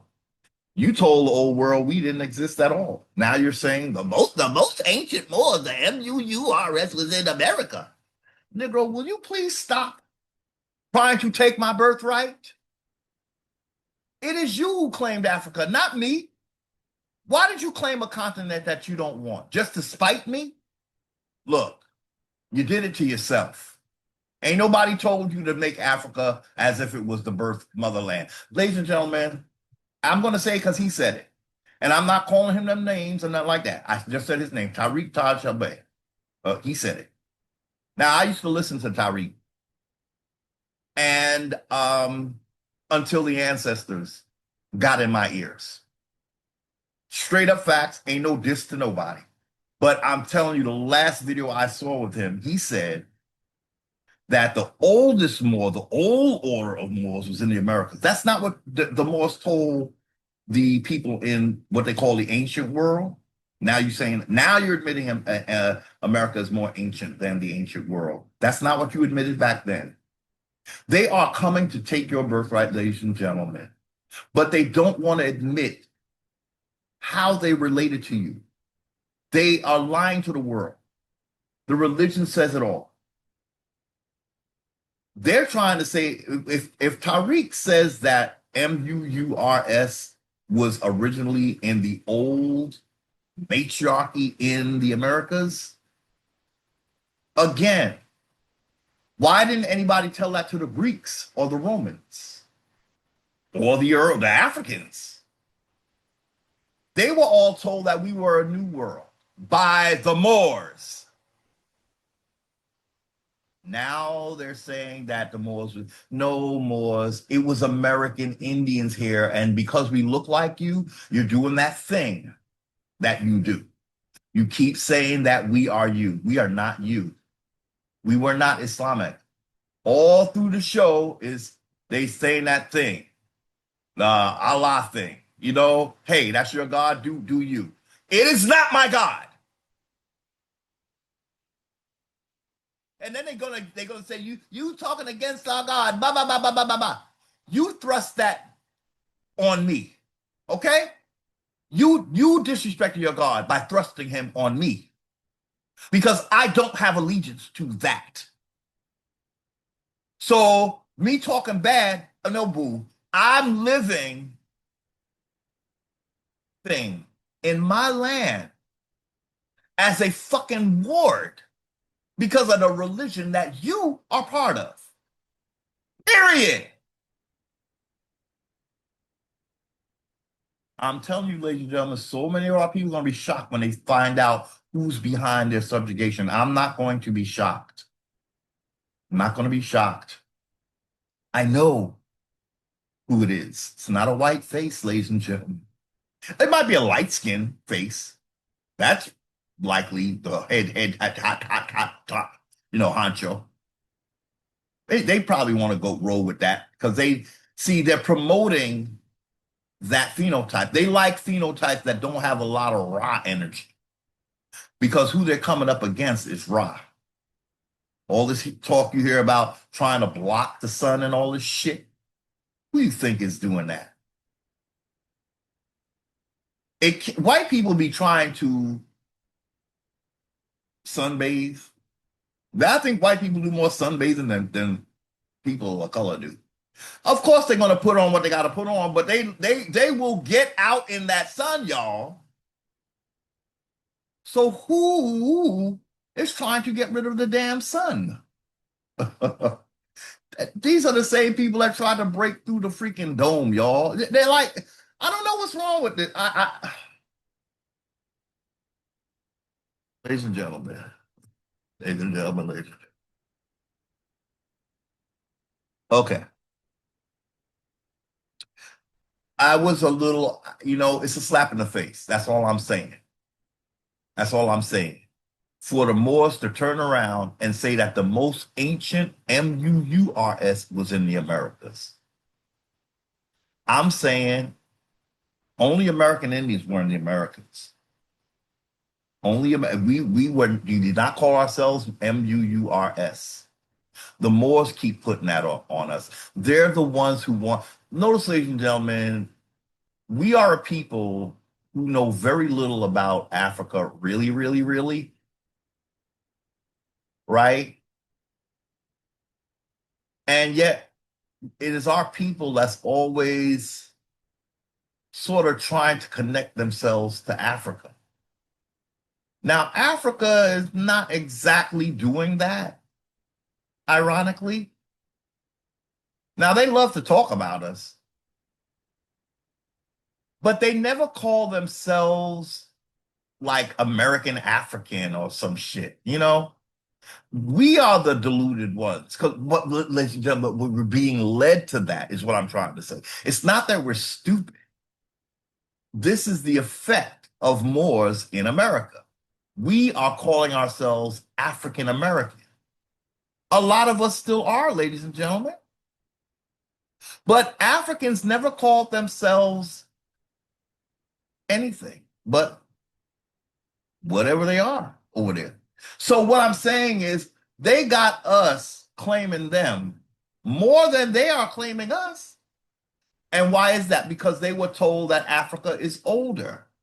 So you have a whole continent now, Tariq just said. I saw it with my own eyes.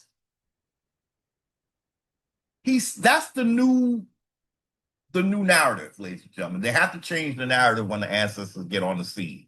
But they're not going to give you your birthright, just like the other Tariq is doing with the FBA.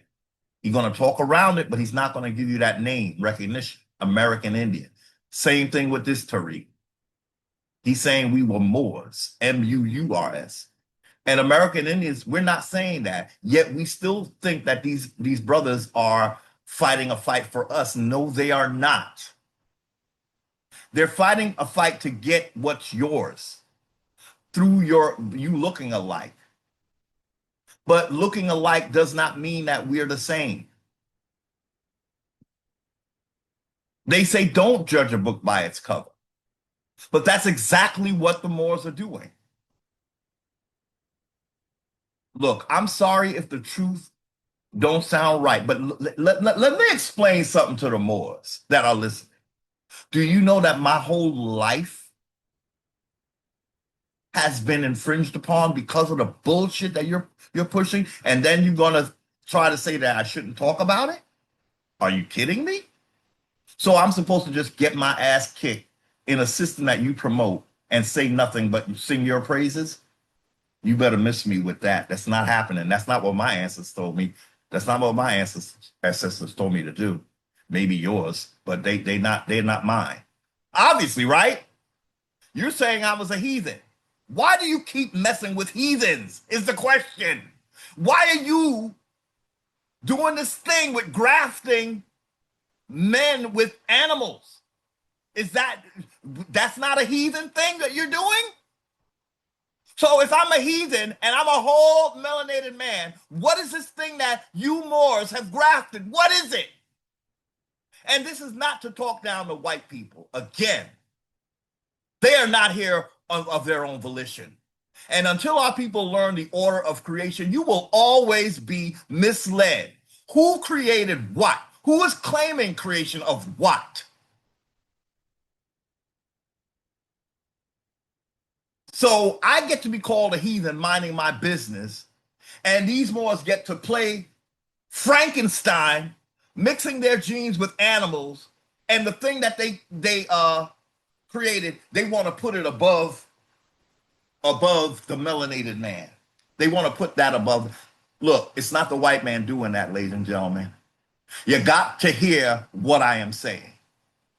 I'm not trying to mince my words. They are being put in that position.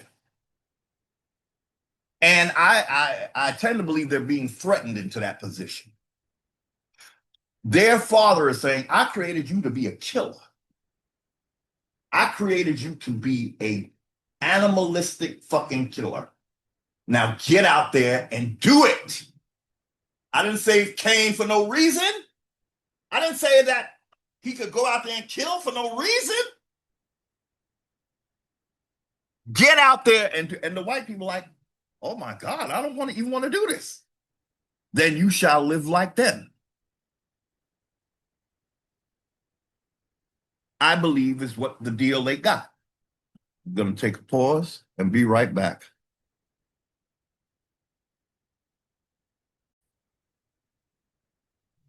Ladies and gentlemen, we are back. That was a bit of a lengthy break. I had a little something to eat.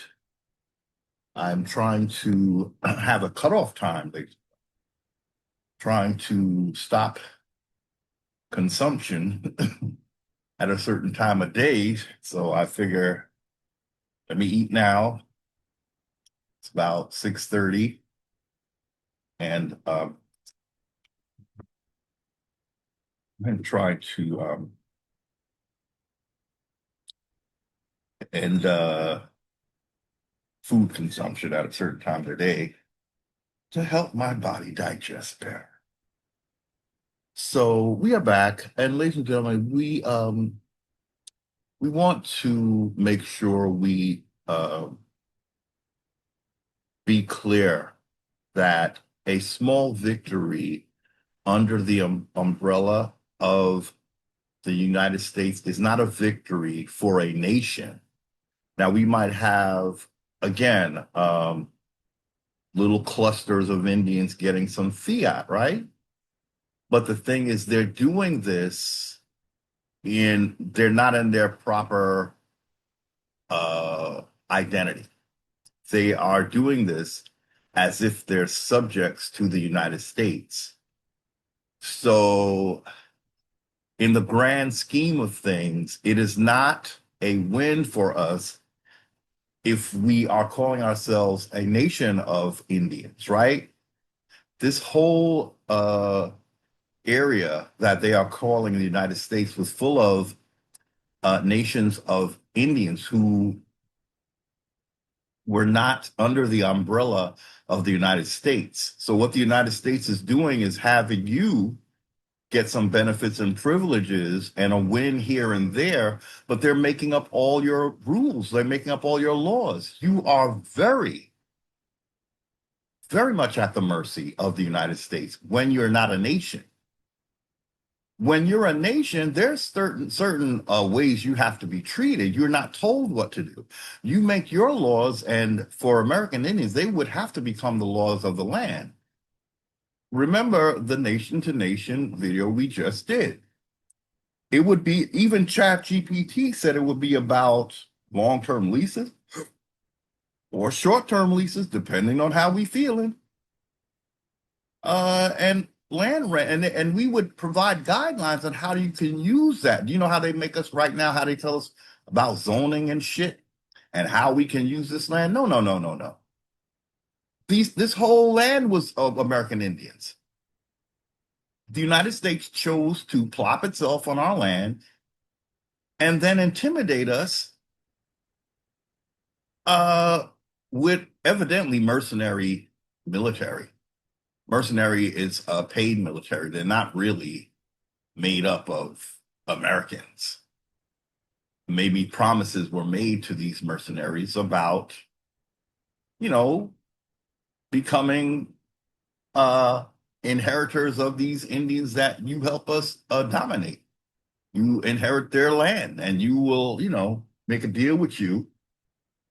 Ladies and gentlemen, what I'm trying to say is really, I don't know what business, after we stand up as a nation, um, there is the level of disrespect that a knowing nation has committed against another nation. They knew we were a nation, ladies. I mean, they're trying to say we're separate nations, right? But again, we only had one writing that we know of that predates their existence on our land, and that's called Ojibwe. They admit to that. So if we were so many nations, why did we have one major writing system that even you chose to put words in your dictionary? And then they're going to lie and say that some of those words are Iroquois. Well, Iroquois didn't have no words because they didn't have writing, ladies and gentlemen. You have to have writing to have a fucking dictionary. You can't be sounding shit out and shit. That shit gotta be written down, yo. You can't put a word in a dictionary if it has not been written down yet. You see what I'm saying, ladies and gentlemen? So if Ojibwe was the writing system and the Iroquois did not get writing till 1825, when the Cherokee developed something with Roman alphabet. Did I say Roman numerals before? Oops. Well, that's not authentically American Indian now, is it? It's a conglomerate language, and this is what they're doing with us. They're conglomerating us and then calling that the real deal. Like Cherokee, that's a real authentic American Indian. No. What you met when you first got here, that would have to be the authentic Indian. That was Algonquin. We were Algonquin speaking. Back not that long ago, AI admitted that Algonquin was the oldest. Nowadays, they can do whatever they want, yo. They got to change up that narrative, and they will change it. Now they're saying, "Oh no, it was Siouan." How do you come to a landmass and you meet Algonquins? You don't meet Siouan. And then years later, you're going to say Siouan had the oldest language. Does that make sense? Nah, don't. You should have found, like we always say, why didn't you find a Siouan paramount chief? Because it didn't exist. Why didn't you find a Iroquois paramount chief? Because that didn't exist. Why didn't you find a Cherokee paramount chief? That didn't exist. Why didn't you try to find a Muskogean paramount chief? That didn't exist. Creek didn't exist. Choctaw didn't exist. Seminole didn't exist. So you dealt with a Algonquin paramount chief, but then you quickly swept that Negro under the rug like it went no, never mind. That was everything. That was the person you were supposed to honor, and you chose not to. Therefore, you never honored our nation. You're trying to pull us under the umbrella of your nation. And a lot of Indians are falling for that bullshit. Look, that Bill of Rights wasn't for you, American Indians. That was the subjects made that up, not you. The subject was giving that to their king. That was not king. So So the Bill of Rights don't belong to American Indians. It wouldn't because we're not part of this nation. They don't want to honor us as a nation. That's why I keep saying we're African, y'all. That's the and the funny thing is Africa don't even try to come to like speak. Well, I don't know what they do try to speak for us, but they talking. You said what you said, but what you said was some bullshit. As Candy Burris has schooled us. Um,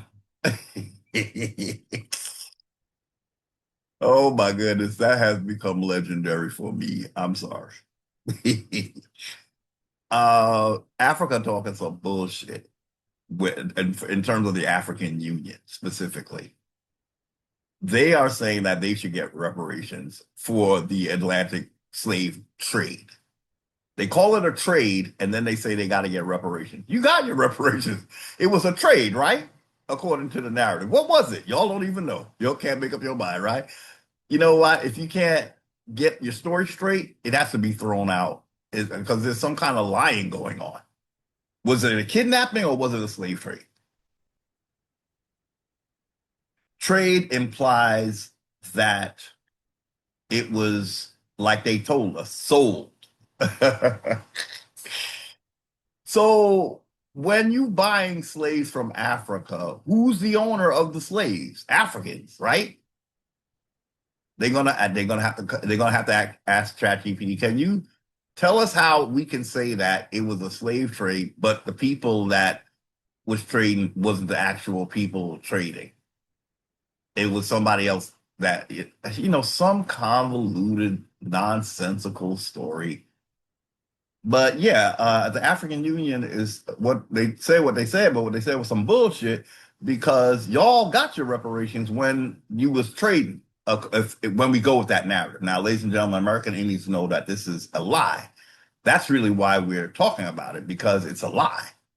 That's why the story it can't get straightened out. And then we hear that they hijacked a Portuguese ship with Africans on it and took the slaves that the Portuguese was trying to take, and they took that.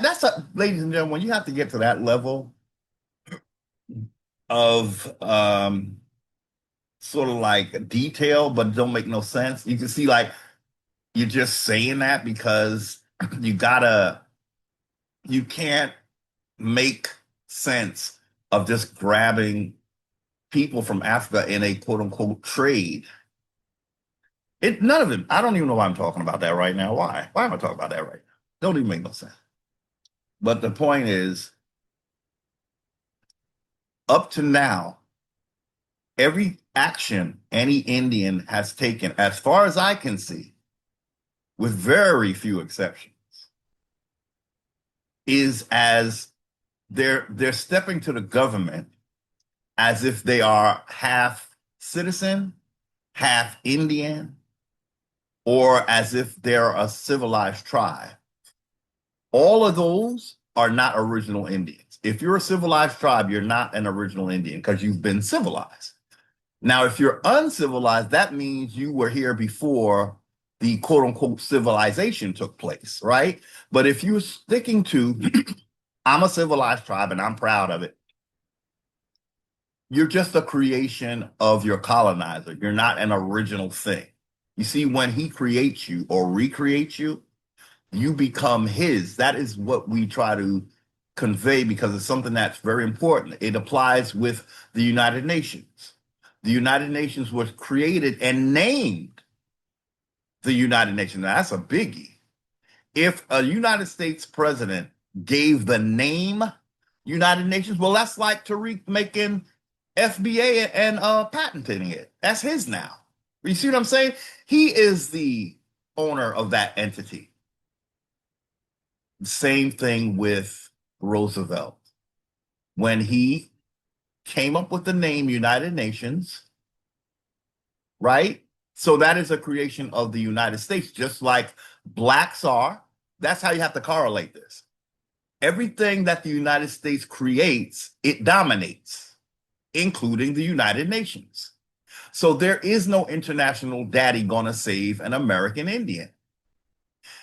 Why? Because it's the creator of the thing that has the final say. That's why the United States don't have to pay its dues to the United Nations.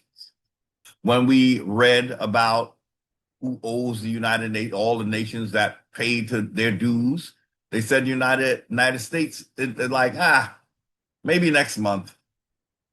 The United States, why? Because the United States is like, I created you. You don't make me pay you. I got the patent on your name. Why? How I look paying you? You thought that was for real? For real? This is all play. Commerce, corporations. Who created the corporation called the United Nations? And United States president did. That means the United States is running what? The World Health Organization, the International Monetary Fund, the International Court of Justice.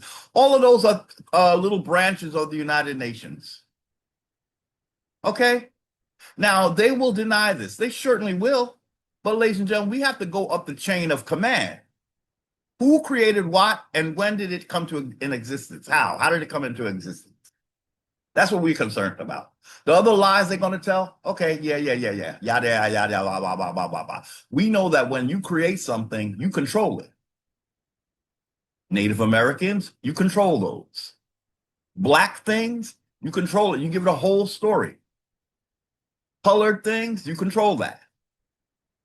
Negro things, you control that. White things, yes, you control that too. Truth be told, it's probably one of the more luxurious creations, but it is a creation all the same. What are those people for real? French, English, Irish. So they're agreeing to the contract. The contract is come to the United States and let us give you a makeover. Some of y'all going to come out looking pretty. Some of y'all going to look like yesterday's mangy dog and called black. And we're going to treat you appropriately. But when you come to, the United States, you get a makeover. You cannot be what you were. And we made sure that there's a place for you because we got rid of what they call American Indians. We made, what do you call them things again? What? I don't forgot the name.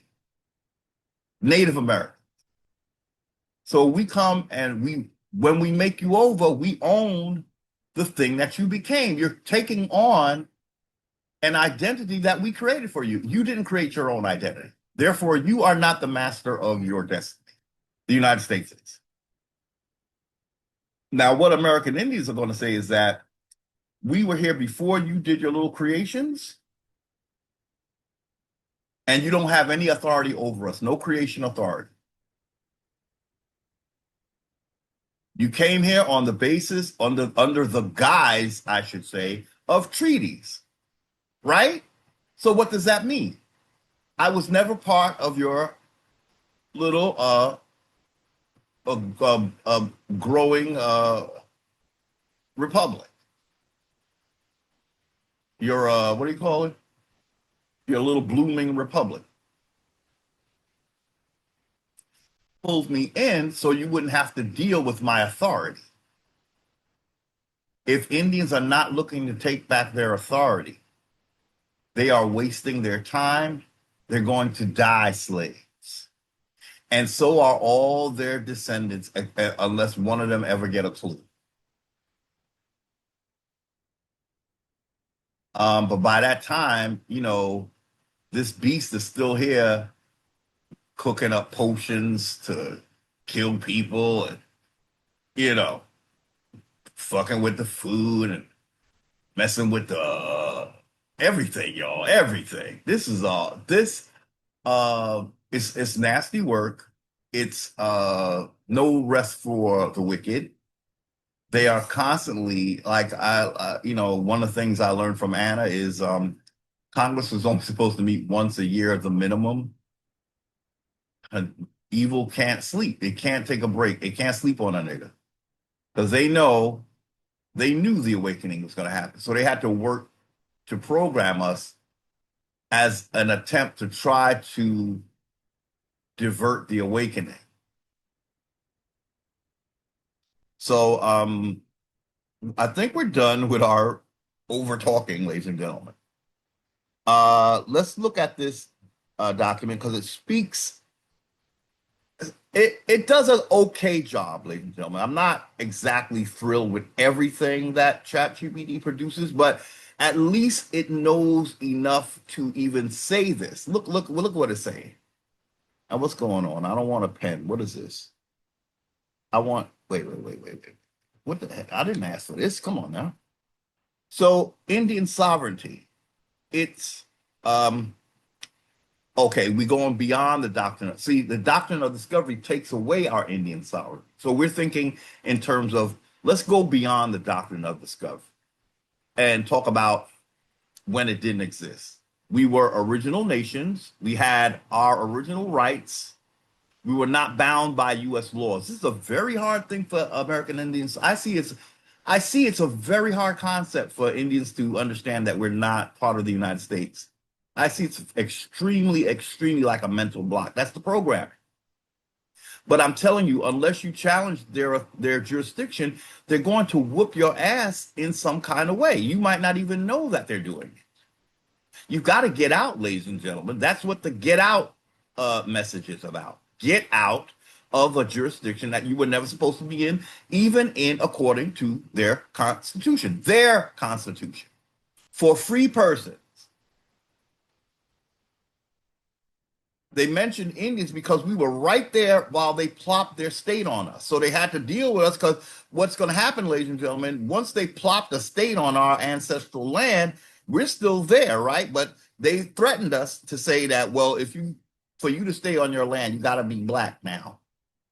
Because in a state, a republic, we don't do Indians. And that's another hard concept that Indians don't want to accept. There's no such thing as an Indian in a republic. No such thing. And when you do it, you're going to become a fictional thing because it doesn't exist. You're not supposed to be part of any United States republic or any republic. We didn't do republics. It don't even, the word don't even sound right. Why are you making over the public? That's what the republic does. It republics. You come in Hungarian, you end up white. If you're an Indian, you were once an Indian, now you're a Negro colored black. That republic. We're republicing the public to fit our narrative so that we can dominate every soul on this continent. Birth certificates. How dare you monetize me in your republic? And I ain't even getting no compensation. You making money out of me? Y'all sure y'all want this republic? Because it got a lot to account for, and it shall account for all of it. So, not bound by U.S. laws unless we consent. And now they have the thing called acquiesce, right? Say now they hide some wording in some alleged contract, right? And the wording is, if you don't respond, we take it that you are consenting or something to that. So that's how they get quote unquote consent. But the thing, ladies and gentlemen, we didn't consent to them coming here. So that's the one consent that outrules all the other fake consentings. We didn't even consent to being known as heathen. You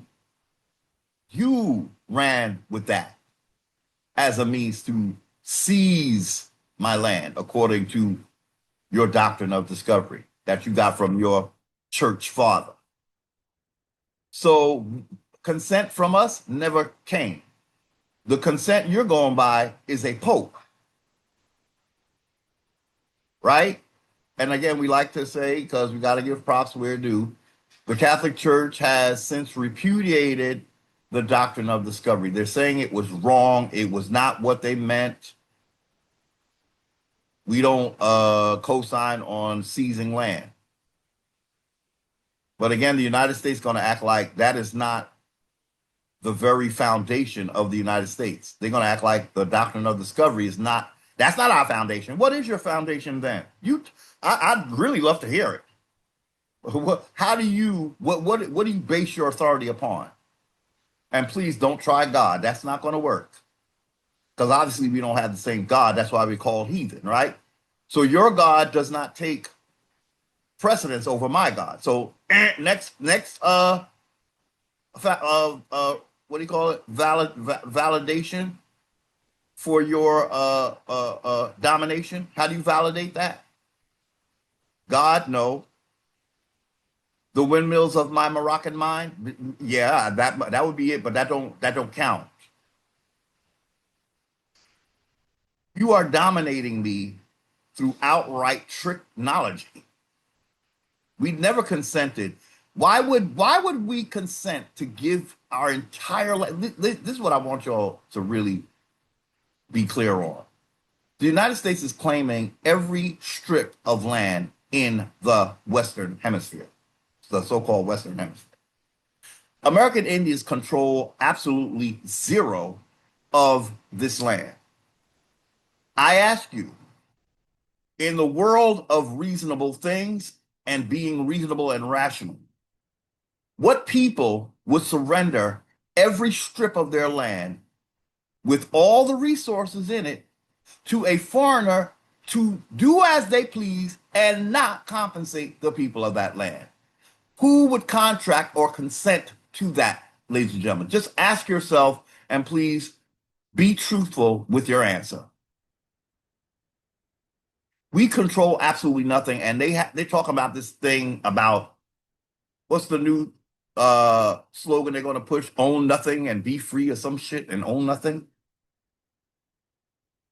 Well, that's not going to be the truth.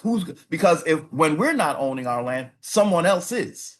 So this whole idea of that, they trying to say that own nothing and something like that. Nah, you're going to give me my land back. You go back home and talk about own nothing and make yourself landless, okay? Live in the ocean, since you all about commerce.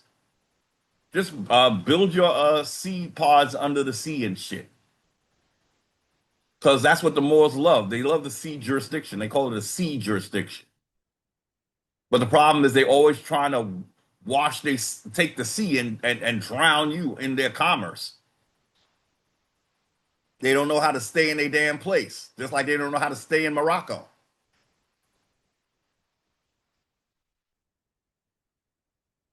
Is Morocco a turtle? Since y'all came up with this idea of turtle, that was a Moorish thing. Indians ain't never seen a turtle. Turtles are not indigenous to the Americas. That's from Germany, Asia, Mongolia. The turtles are Eastern. So a Moor came up with that bullshit of a turtle island. Okay? But they convinced Indians that that's what we came up with. That's what they do. Because I am you, you is me, we have no. So the doctrine of discovery, if we ever get to this, this is a very big chart, ladies and gentlemen. So we're focused on the part, this part. Okay, this is the middle part. The doctrine of discovery was an unethical and unjust stronghold. Do you see that, ladies and gentlemen? So should we focus on, see, we can only make it so big without, So we're here. I don't want that up. Okay. The doctrine of discovery, an unethical and unjust stronghold. That's why the Catholic Church repudiated it. They realized it was odious, it was ill-founded, it was satanic, it was wrong. The United States have made laws when it comes to Indians. All their laws are based on this doctrine. Period. So let's read. The doctrine of discovery, an unethical and unjust stronghold, based on the idea that non-Christian lands and peoples could be claimed by Christian European powers. We were not Christians. A lot of Indians going to have a problem with that. Look, it's your funeral when you can't let go of these things that colonizer brought to you. That means you done become what they call a institution man in the Shawshank Redemption. You can't live outside of a prison. You cannot breathe free air because you are an institutional man or woman. That means you are so used to living in colonizers' world and atmosphere that you can't breathe again free air. You need carbon monoxide, stuff that kills you. Yeah, yeah.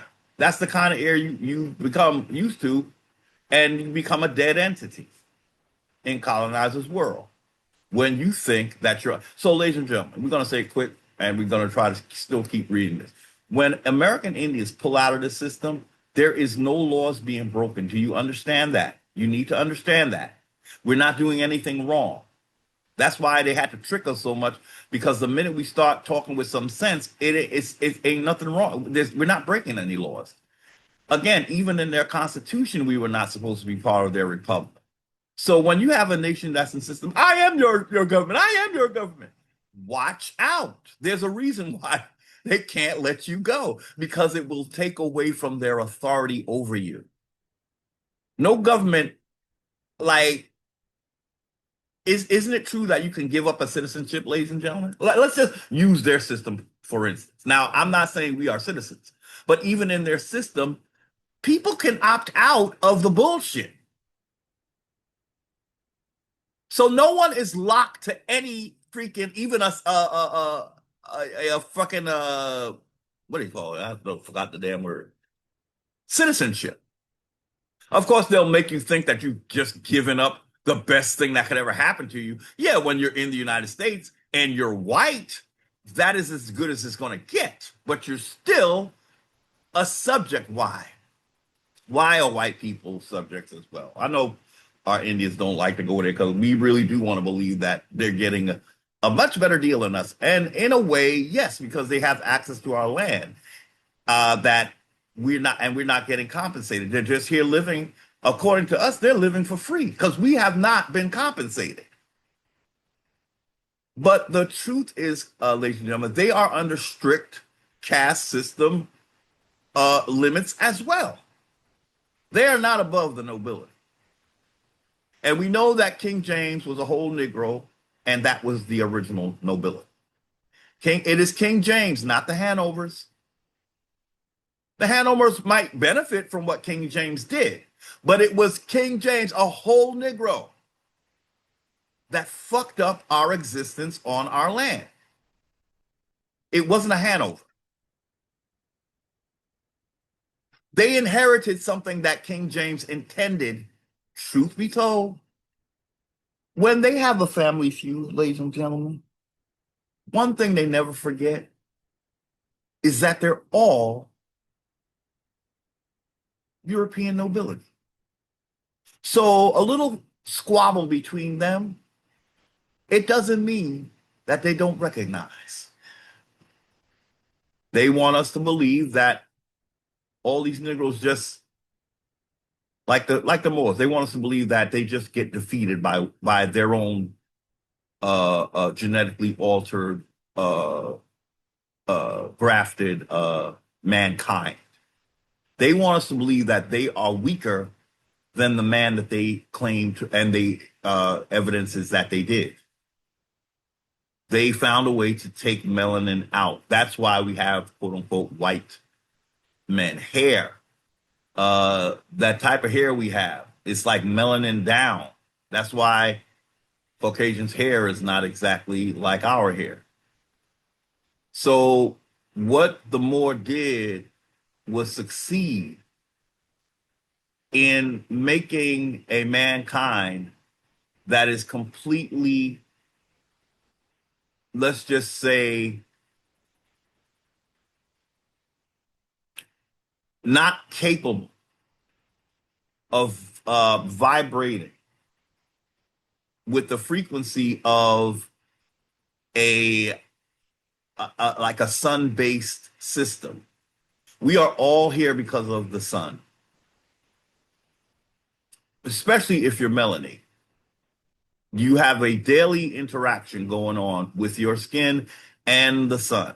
It's symbiotic is I think the word that they use. Now, what the Moors did was they said, if we looking to dominate Negroes, they can't be equal to us. What we need is a type of man that is completely void or almost completely void of melanin, and we're going to use him and we're going to hope that we can make him as because they now here's the thing, ladies and gentlemen. In science, they claim that there was an evolution.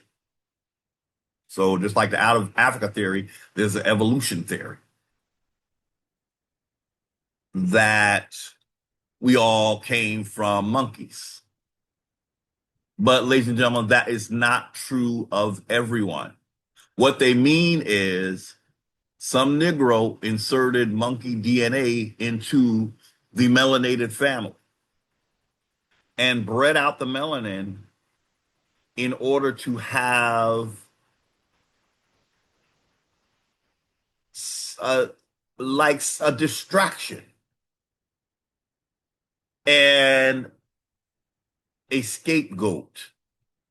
This is what the Moors have told us that they did.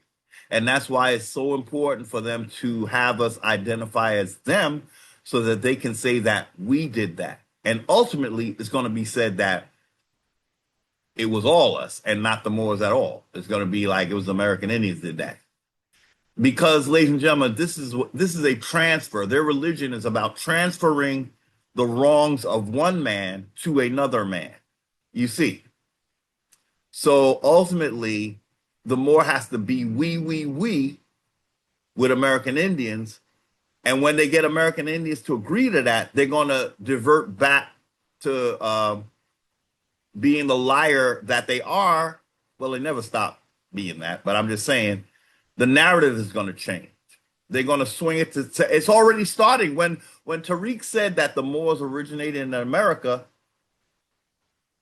that's something new, ladies and gentlemen. I never heard that before. So now the Moors won't realize, they will act like they don't realize that the whole narrative has just, when narratives change, that means a lie is being told. If this wasn't the story at the gate, it's a lie. What was the story at the gate? Moors are North African Berbers. So where the hell did MUU, see, they use their words to say, well, MOOR, that was the one in Africa. That's how a word spell works, ladies and gentlemen. Make it sound like a word, but say it had a different spelling. It's not gonna that's not gonna work, my Negro. You know why it's not gonna work in the ancient world, ladies and gentlemen? Because the ancient world didn't use letters. We had pictures. So if you're claiming to be a Moor, there was no word. We didn't have words. The most ancient people had pictographs. Moor, you're so educated, but you're such a fool. Lies have made you a fool. So you're going to go back in time and say that we were MUURS before MOORS in North Africa? When you know damn well we didn't have writing as far back as you're going? There was no Roman alphabet. So there was no U, there was no MUU, there was no R. There's no way we would call MUURS when those words did not exist. Because those are Roman words, ladies and gentlemen. Oh my God. Oh my God. Look how the ancestors do. They make your tongue becomes like a fucking oh God, I don't even know what to call it. It's like it just sets their words to cinder. It just sets it on fire. Set it on fire. And you don't even realize the ancestors are because what I just said, I ain't even thought of before. The Moors are going way back saying that before Rome existed, because they're saying now America, now they're admitting now America's older, but they still want to claim it as something Moorish. When the letters MU, We got to see when the Roman alphabet became into existence, ladies and gentlemen. That's how we shut this down. Rome, I'm telling you right now, Rome was like a fourth century, first century type of thing. They don't go into the BC where Tariq is talking about. Now, Tariq, you are a smart man. I think like religion does to everybody, it makes you a fucking idiot, and that is not just unique to Tariq. I think Candace is going to run into that. I sort of saw it happen already. We talked about it briefly. She's a highly intelligent woman. But when you're highly intelligent and you are influenced by fiction, if you take it too far, you become, you look like a damn fool. Because you have to be able to separate fiction from reality. And once you become indoctrinated, that is not possible. The deeper your indoctrination, the harder it is for you to tell the difference between reality and fiction. Now, Tariq is like a semi genius on commerce. Birthright is something else. That's when the gaps start showing. That's when the gaps start showing. But MUURS, there's no way they predate Roman letters because those letters MU and URS did not exist. Those are Roman letters. Rome is fairly young compared to America. We would have had some kind of the Maya. They're one of the oldest uh, Indians. They did not have MUs and MOO and R, none of that. Pictographs, hieroglyphs. You could not mistake what they were saying, and that's why they used those. That's why they're superior to Roman lettering. Roman lettering, that's for casting spells, lies, changing things. A pictograph, a hieroglyph, you can't do the same thing you're doing with Roman letters. The older you go in the Americas, there is no M, there is no O, there is no R, there is no S, there is no U, there is no apostrophe. So no, we were not Moors in the Americas. There were nothing Moors here because the words they would not have existed.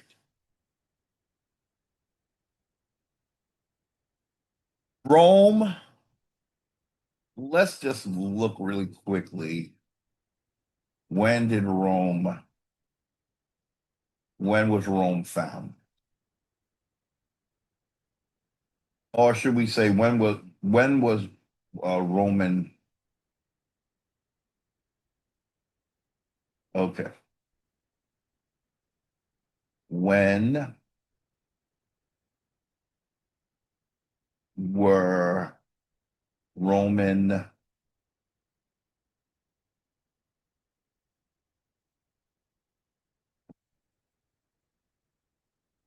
and okay, when was the Roman alphabet? When was the Roman alphabet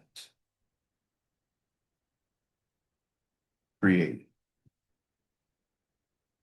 7th century, ladies and gentlemen. It's not a BC alphabet. The Roman Latin alphabetic was created around 7th century to 6th century. Oh, BC. So that's still very early. I'm sorry. Now, America goes like 34, 3500 BC. That's how old we go back, right? 7th century BC is younger than, it is way younger than 3500 BCE. So in the Americas, we had something other than a 7th or 6th century writing system. So there was no M, as I said just now. Let's read this whole thing, though, ladies and gentlemen. Okay. The Roman Latin alphabet was created around the 7th to 6th century BC in Italy.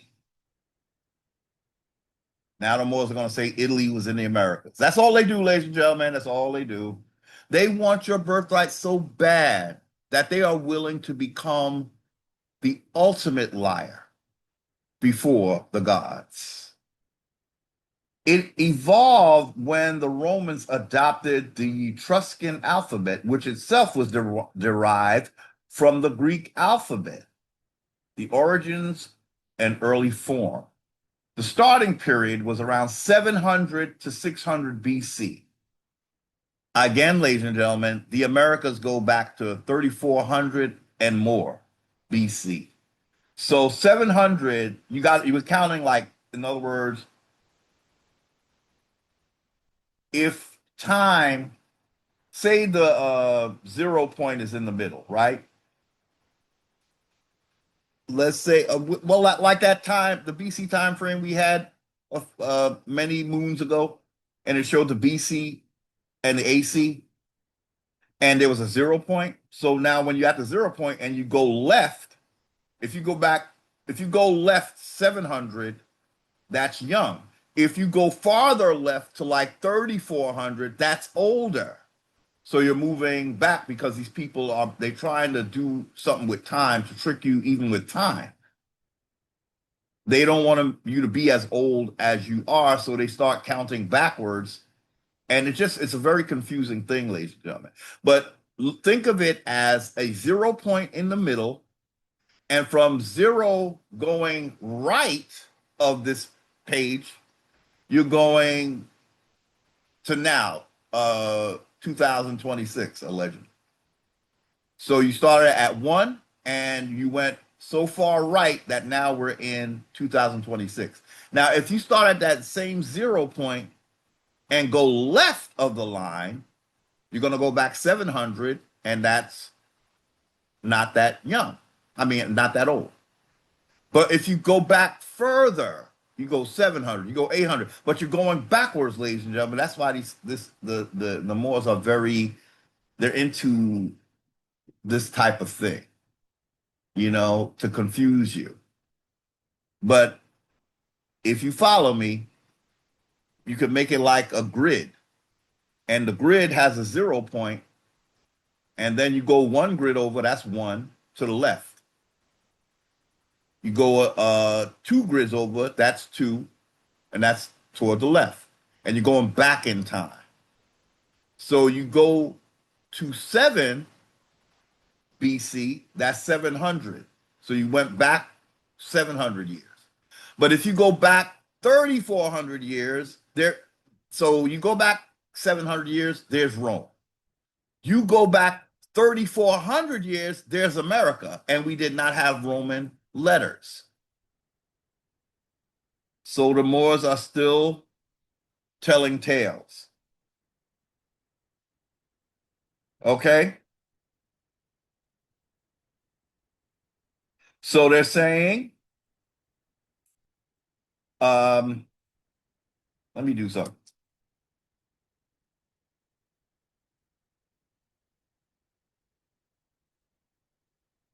Okay. I just wanted to see something because they're saying origins and early. Now, this is AI on my phone, ladies and gentlemen. Origins and early form. Starting period around 700 to 600 BC. Now, 700 is older than 600 BC, right? But they're similar, they're saying that's when it started. So 700, would be older than 600. So you can imagine 3400 is older than 700 by decades, ladies and gentlemen.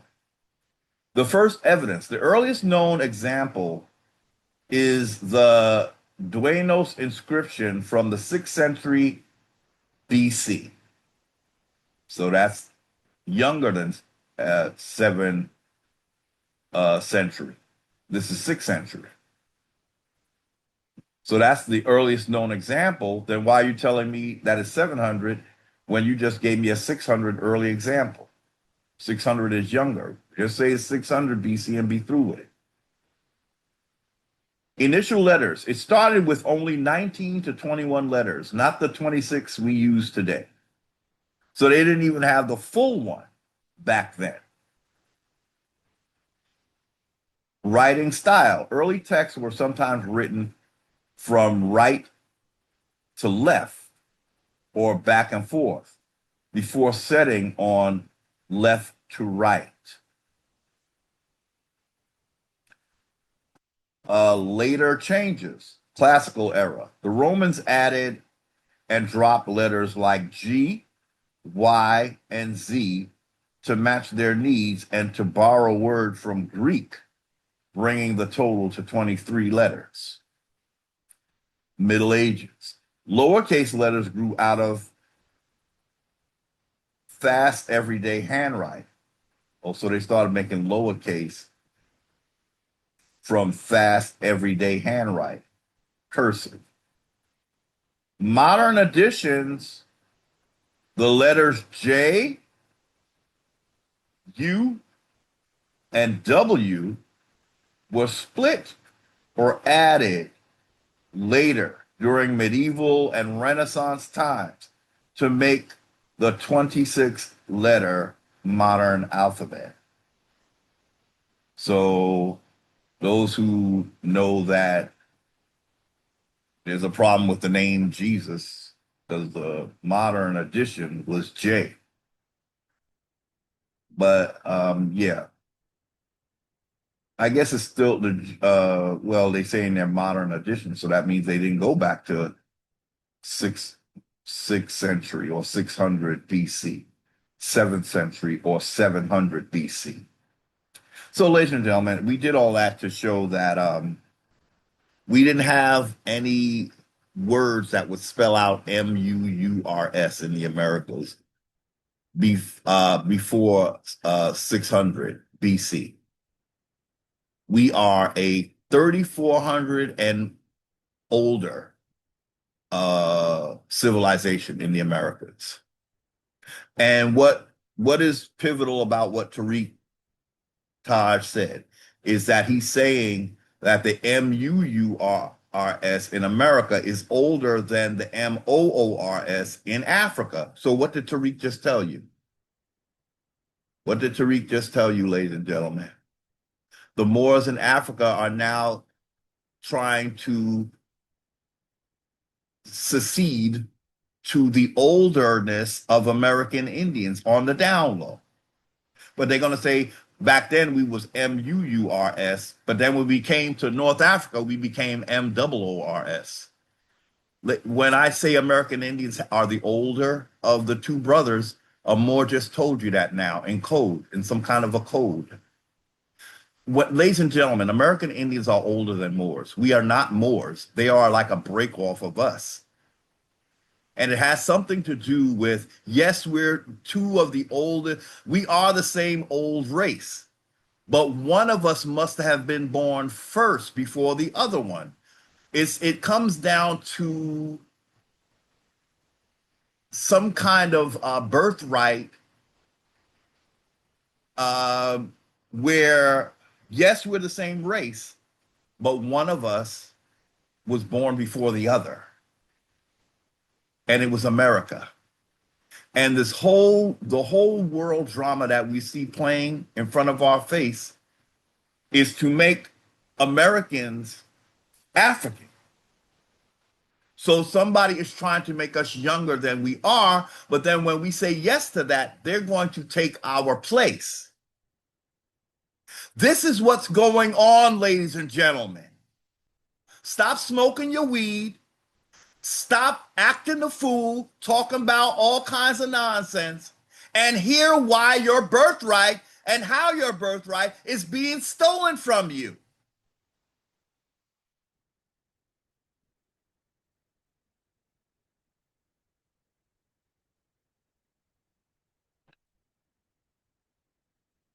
So we're at the second X on the Doctrine of Discovery panel here. Never recognized Indians as true sovereigns, only spoke of it, never treated it like it was the truth. So, American Indians, we cannot be under the United States, period. Do you understand what I just said? It is not you being a terrorist to the United States. It is the United States making you a terrorist because they don't want to recognize your sovereignty. But we're not terrorists. We were never part of you. We were here before you got here. And now Tariq is admitting that Americans were here before the Moors in North Africa. So who's taking your birthright? Is it a white man? No.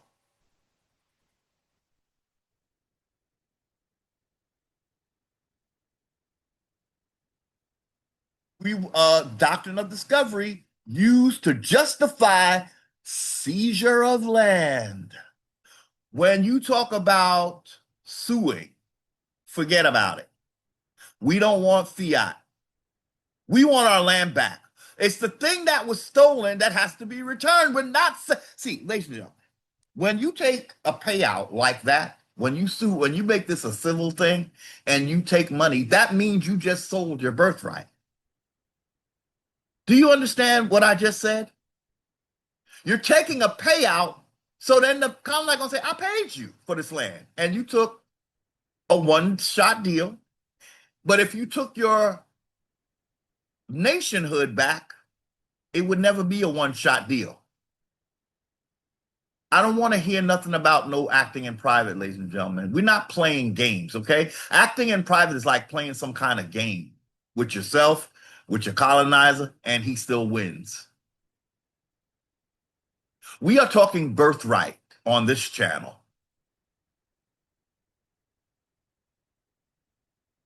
We are talking the real, we're talking about what was actually stolen. They did not steal fiat from us. We didn't have fiat. That again is that's their creation. But they used our trees. They should be compensating us for having money. Every time they print a dollar, we should get three if we were all about dollars like that. But we're not. We want our land back.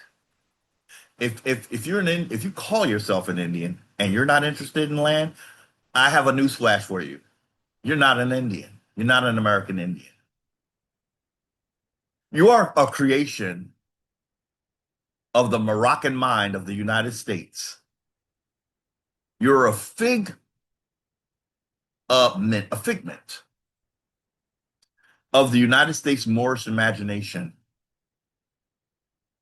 If you think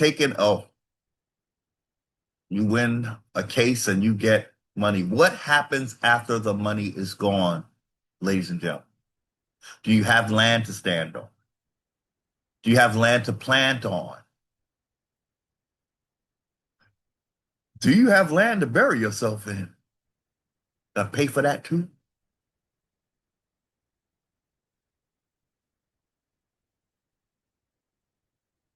Because you're dead already in the United States. Ladies and gentlemen, with your land, you can make any kind of profit you can imagine. And you call the shots. You take a one-time payment from a lawsuit, you're going to be back in the doghouse. I'd say give it a good, hmm, huh. Let's say it's not generational. It won't be generational. And it probably won't even last the rest of your life, whatever payment you get. You're going to buy a house, you're going to buy land, you're going to keep paying taxes, or you're going to go for a tax exemption. And that's settling because you're not supposed, the Constitution didn't say Indians are tax exempt. It said Indians are not taxed, period. You're not supposed to be taxed, ladies and gentlemen.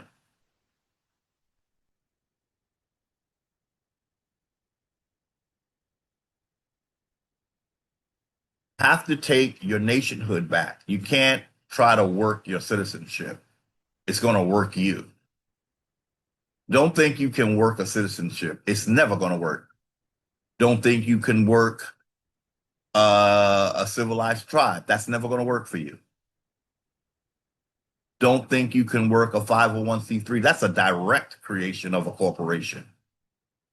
All of it is, but some about the 501c3 is even worse because now you're just like a little microcosm of the bigger corporation. So you're going to act just like the corporation. A tribe might not, a civilized tribe might, but they're still a corporation too. But they might,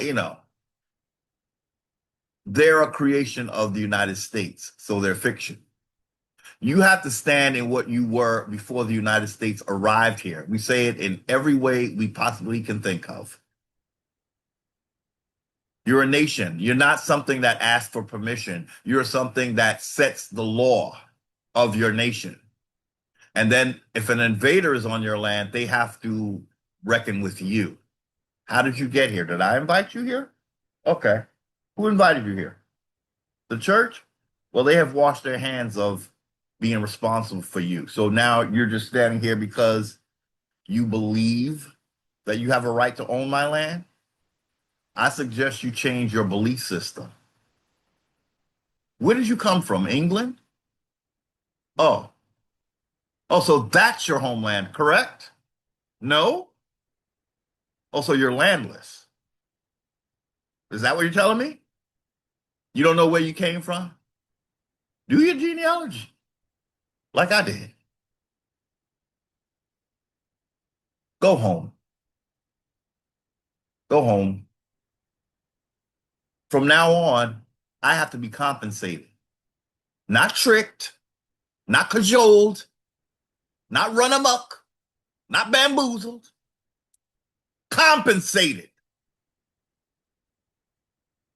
And you're all about commerce, aren't you? Well, let's do it. Let's do it. Start paying me, start compensating what for what you stole. And this land is no longer yours. You are on a lease, some kind of a lease agreement, and I will be required compensation every month. How about everything in your state is free to me since you built a state on my land that I didn't approve of? Everybody that's quote unquote doing business, they're doing it on my land. Rent. Let's talk about rent. Compensation. But it could be anything you want, ladies and gentlemen. Don't make it about fiat, please. Get creative. Get creative.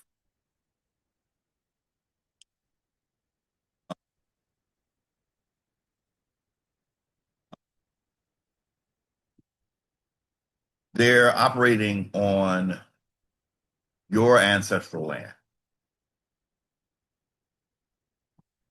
And you have not received compensation since the 1400s. Sugar was a big industry. Corn is a big industry. Tobacco, a big industry. In there. You've never gotten a cotton. And I think they're trying to deplete us of all our resources, ladies and gentlemen. Because at the end of the day, it's just having slaves more than resources that makes life so comfy for the hidden Negro committee.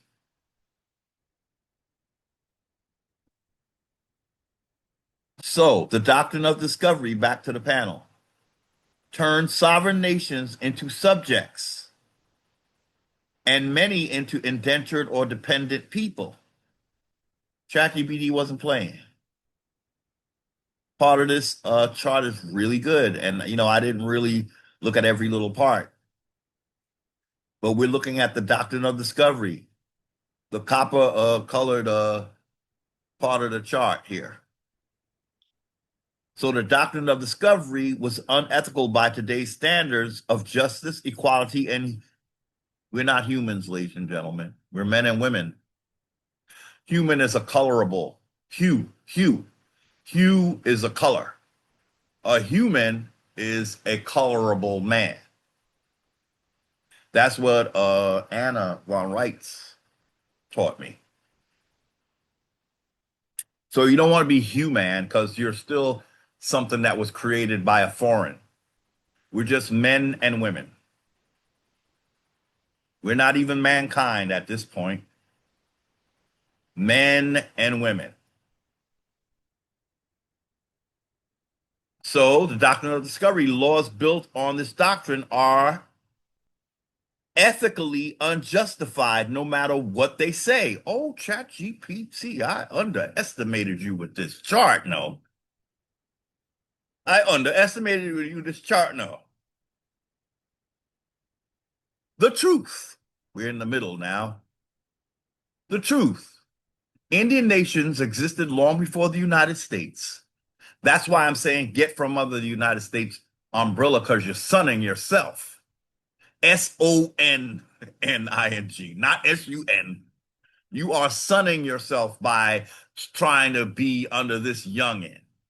And this youngin got you walking around here like a fool when you should be dominating because you're older. The truth. We governed ourselves. We made our own law. Oh, now ChatGPT is identifying as an American Indian. It said we. All right. See, this is, I mean, that's actually a good thing, ladies and gentlemen, because I have argued with this ChatGPT to say you got to look at it from an Indian's point of view, because very often it is programmed to look at it from the United States point of view. So if I got ChatGPT to say we, baby, my work was done for that round, because ChatGPT get renewed. How they update their programs, right?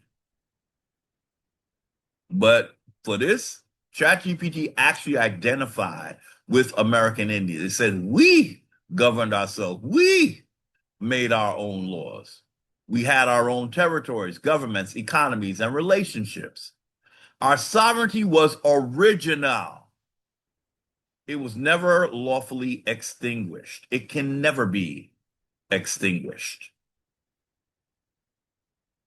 But the Moors, they figure I'm an old Negro too. I'll be here as long as these Negroes are. So my whole entire life is going to be dedicated to confusing these Negroes. I'm going to have them thinking they're African, that they should own the whole earth because they melanated. That's not how it works. Well, more, if you didn't bring other races here, it would have naturally been, the earth would have been ours. But you have introduced other races. Where you think they're going to go? They ain't going nowhere. Not for a while. So now that's their land. You brought them here. You are their daddy. What daddy abandons their child with no land? But that's what you intended, because you trying to make it back to America. Why do we say back now? Tariq Taj has admitted in his own way, the best he can, that MUURS is older than MOORS. We American Indians know that we was never no Moors. We certainly didn't have an Allah. We didn't know nothing about no Islam. So that's young talk. That's them young Moors of North Africa talking. And they trying to project that onto, they keep calling us MUURS, but that's not who we are, because that alphabet did not exist over here. That's an alphabet that they created over there when they created Rome. See, it's this young element of Negroes that's trying to rule the older Negroes. Now we can say it because Tariq just said that MUU. Now we know we're not MUURS because we didn't have no Roman alphabet. But see, a Moor knows all about, he only knows things Roman, right? For the most part, he's going to see everything through Rome, right? Because that's his creation when it comes to being in North Africa. So he's trying to make that your creation, but you got to tell him, no, youngin, I was here before that existed. You look, son yourself, but don't involve me with that. I am your at best. I'm your. I don't even want to be in the family, but ladies and gentlemen, when I see that a people have stripped another people of everything that makes them a people, it's hard for me to call that family. I don't know what it is, to be quite honest with you, ladies and gentlemen. I don't know what it is. I know it has skin color like we do. That's all. It has hair like we do. It looks like it's one of us, but in my soul, I can't say it's one of us because I'm. Then the question becomes, then why the hell would I do this to myself? I don't even like to do myself a injustice by taking on lies. Why would I historically genocide myself? So I don't know what has come up into these other melanated people, but I have to think it's a spiritual thing that has taken them. Maybe that's what it is. Maybe that's what it, and that's what it would be. When you attach yourself to a negative energy, you become that. You it doesn't matter what you look like. Everything inside you has turned on the people that look like you, and you're lying about them. You have some kind of jealousy about them, and you constantly are infatuated with them. Ladies and gentlemen, we're going to take another quick break. We're going to stop our share for a minute, and we shall be right back. We are back, ladies and gentlemen. Okay, I have a feeling this is going to be a long haul video, taking long breaks. Um, okay. So we are back at our chart. Um,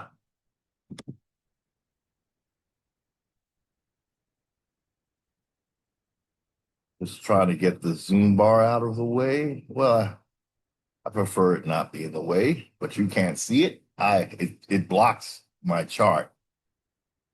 Okay, so it has moved up. You have to tap it lightly or tap around it and it moves up. Okay.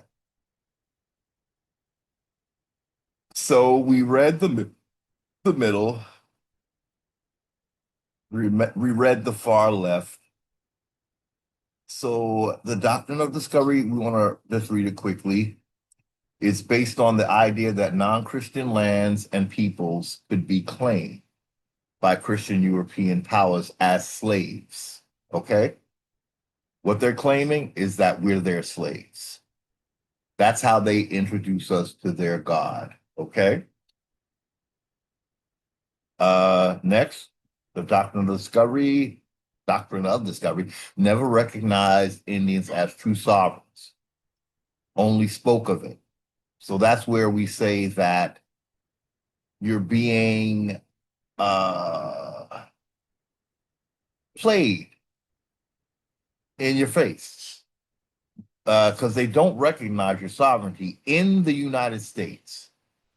This is what we are saying when we say you have to get from out of the umbrella of the United States, because under that umbrella, you'll never be seen as sovereigns. And if they do see you as sovereign, it's going to be a trick because they're going to still assume authority over you. They're saying you're their wards. And if you let their courts decide anything, they're still the lawmaker of you.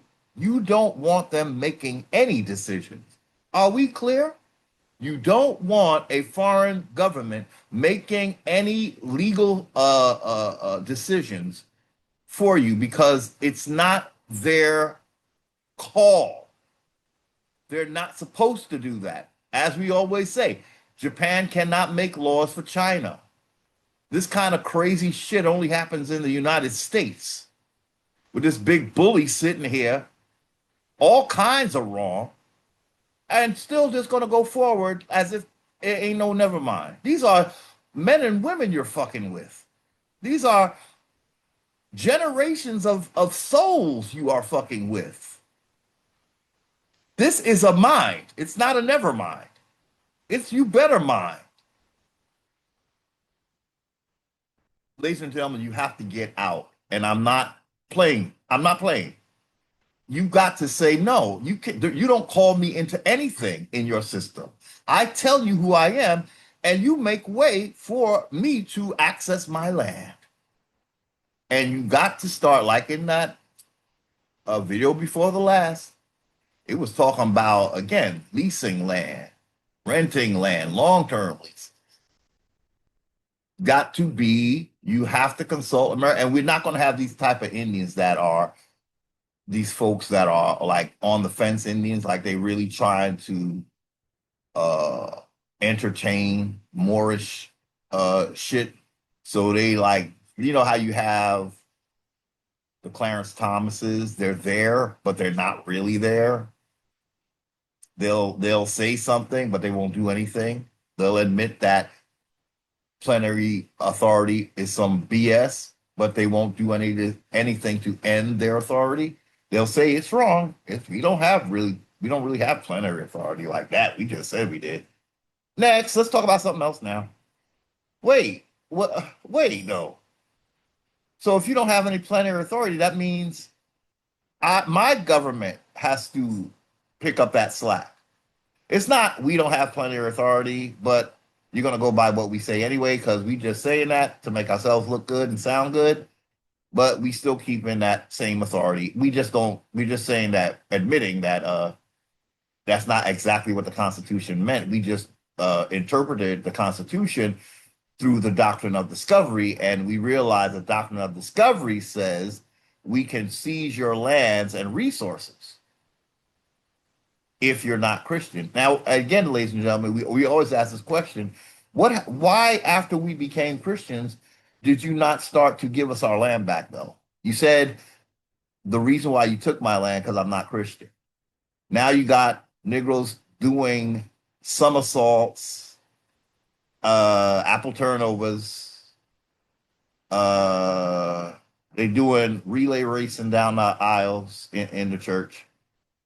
That's not Christian enough for you to give them their land back. They in there doing all kinds of monkey tricks, and they still don't get their land back. I mean, they're with all that entertainment, you can't say, well, you know what? You done impressed me with that move. I thought you broke your neck. Lord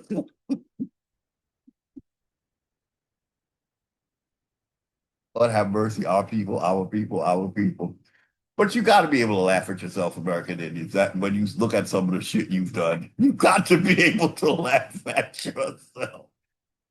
Hey, I take that hit too. And I just y'all made me look foolish too. Not my listeners and my viewers. Now y'all know y'all exempt from all of this, right?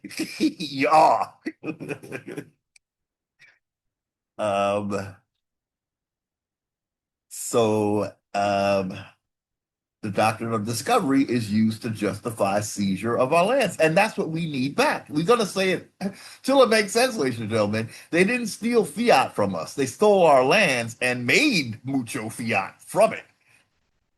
Uh, we want our lands back, ladies and gentlemen. That's the only way. That's the only thing that ensures our survival as a people. Fiat dollars do not ensure our survival. Look at the picture on the fiat and tell me who's being worshipped and who is being sustained. That's Ben Franklin, Ulysses Grant. I think Lincoln is on. Isn't he on one of them? And what's that other one? George Washington. Uh, that's who you are preserving in your. That's they faces on it, right? That's from their republic. So you flipping around their little tokens of domination and think that that makes you a winner. You got a white man's face on your dollar or a high yellow Negro on your dollar. and you think that means that somehow you've overcome. You got a long way to go. First of all, you got to get those type of image. If you decide to make any kind of currency, you're gonna those images will be non-existent. See, when you're being dominated, this is just taken for granted. You don't even think about it. That this white face on this dollar made it possible for me to do anything. No, no, that's dishonoring your ancestors. Actually, I don't think there should be anybody's face on it. Well, if it was our face, I think that would be more justified because it's our resources. So how about we say, I don't think any foreigner's face should be on an American Indian's money when this land is mine and that's what you are gambling on. How do your face get on it? It's like this is supposed to make people think that this land is actually yours. And then look how they're acting like their nobility. Their nobility put their queen face on all the money. No matter what denomination, it had the queen face on it, from what I recall.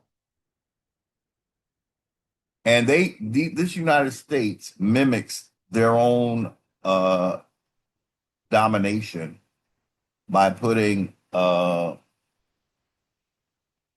I guess they figured that's our faces. And then you became like you are the king and the queen of American Indians by putting your face on uh your that fiat that's basically used to take my land away from me. Anyway, the doctrine of discovery turns sovereign nations into subjects and many into indentured or dependent people. Again, we're dependent on what? Our land? That isn't that what every nation is? Dependent on their land? Okay. So how is that a bad thing for us? Because the colonizer is saying the land is now his and you on his land dependent. It's really crazy work, ladies and gentlemen. Unethical by today's standards of justice, equality. This is why we have to stand up, ladies and gentlemen. Winning a court case is not the same as taking your birthright back. It's not checking an unethical system that's dominating you, that's not supposed to be. You're not even supposed to be in their courts. That right there is giving them authority. Laws built on this doctrine are ethically unjustified no matter what they say. I just can't believe ChatGPT went all the way like that. It's saying basically United States laws, all those federal Indian laws, they are garbage. But the whole legal system being here for Indians is garbage because we did not approve. This was here against our will. Somebody invaded our house and took us hostage through technology, treating us like we're sovereigns, but not really. Truth, Indian nations existed long before the United States and before Moors. Tariq told us. So Moors know you are not the same as us. We pre-exist you. Because you're saying you're North African. So again, if Moors is North African and you're saying Muurs, no, we was American Indians over here. So take out the more part, and you just told us that the oldest thing is in the Americas. That's the lie. But the only reason why that's a shock to many people is because you lied originally. At first you lied. Now that we're waking up, who's right there waiting for us to wake up to almost like you're gonna stab our brain once they see us waking up, stab it with some foolishness. We're gonna get stabbed with some more lies and half truths.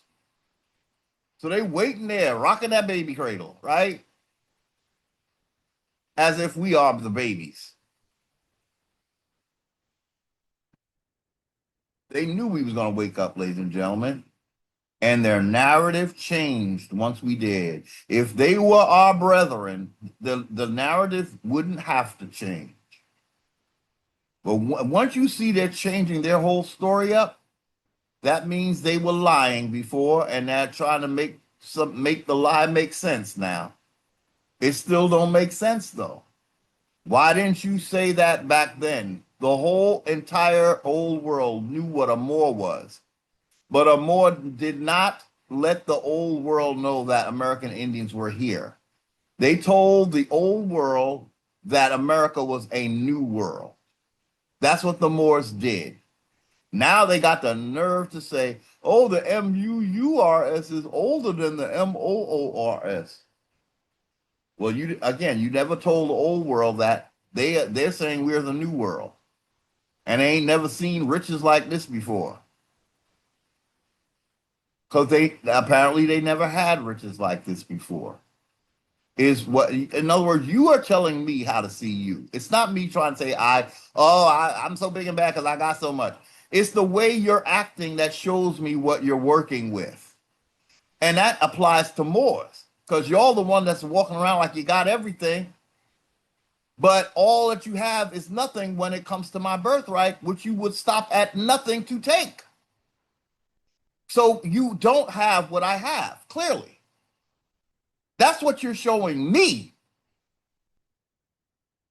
We governed ourselves. We made our own laws. We had our own territories, our own governments. It was not a republic. It was not a republic. It was not a democracy. Oh, just forget that. Our sovereignty was original. It was never lawfully extinguished. That's why we have to resurrect it, ladies and gentlemen. If it is you that is extinguishing it at this point, when you allow the United States to dominate you, you are extinguishing. That's why we say get out. We are peaceful Indians. We are not trying to, we don't do what the colonizer did to us. We are peaceful Indians, but you cannot hold us as your subject because we're not your subjects. Again, it dawned on me, ladies and gentlemen, that after the revolution and they became independent, all of a sudden, everybody that looked like a Negro was known as a slave. You gain your independence. You're not a subject anymore. And the first thing you do is make a whole phenotype of people as if they're slaves so you can include Indians in that. That was the whole point. How do you come here and the argument comes all about slaves that you brought from Africa, as if you don't have nothing else to deal with? Why? Because we look like Africans. They were dealing with Indians, but they were calling them African. It does not make sense. The United States does not make sense the way it treats quote unquote Negroes, because that's how they should be treating the people that they are saying was original to this land. In fact, the Negro could have been your best ally in a situation like that if you treated him right. But you're showing us that you just treated him like worse than you treated Indians. What sense does that make if he's here serving you? Because it's a lie. It's the Indians that were being made into indentures so that they can lose their land in an indenture where you can never pay it off because they always saying that you didn't reach your quota. That's the only reason why indenturehood made it to the Constitution when it shouldn't have. Any indenture in the Constitution, it should have never been Indians, because Indians were not taxed, not represented. So any indentures they were talking about, it should have excluded Indians from that. In fact, we were the target. We were the target. That's why they put it right there in the same clause, Article 1, Section 2, Clause 3. They were turning American Indians into 3/5 of all other persons, and those bound to a number of years in service. That's why they put it in that Article 1, Section 2, Clause 3. That's what they were going to be making us in permanent indentures. that they would just casually call slaves. U.S. assertions not the same as legitimacy. What U.S. law says, not what is right. So they say something, but that's not what's right. So they will say that they have authority over American Indians, but they don't. They don't have the legal authority. They're using the doctrine of discovery to claim that authority and make it like we have no say. And so that's why they have a trust for when that people don't exist no more. But like that's like after somebody died and the trust goes blah blah blah, and then they say, well, there's no Indians period, so we're just going to give this trust to anybody we feel. We invented Native Americans. Once we lost our American Indians, we wanted to pay tribute to them and create Native Americans. Well, you were trying to get rid of American Indians. Why would you want to preserve Native Americans? Because you're trying to make it look like you're doing right by whatever you're saying became of the American Indian. If they were heathen, why would you preserve them? Oh, you're going to say, well, they did convert to Christianity. Okay, so then why didn't you give them their land back? U.S. law claims jurisdiction over Indian affairs in quotes. It's not legitimate. Uses treaty statutes and court decisions to limit our power. So again, ChatGPT is talking as if it's an Indian. Courts rely on historical doctrines like the doctrine of discovery. Do you see that, ladies and gentlemen? I'm telling you that the court, you go running into their courts thinking you're going to get justice because you call yourself an Indian. And all they're going to say is, oh, yeah, we know what you are. That's why we created federal Indian laws. Peter Dorico calls them federal anti-Indian laws. If you get his book, what is it called? Federal Anti-Indian Law, the legal entrapment, I think he's saying, of indigenous people. So the courts rely on historical doctrines like the doctrine of discovery. Ladies and gentlemen, you saying you have a republic. I don't have one, but some Indians think that this is their republic. Your republic is using the doctrine of discovery. Do you understand? Your republic is using the doctrine of discovery. Do you understand?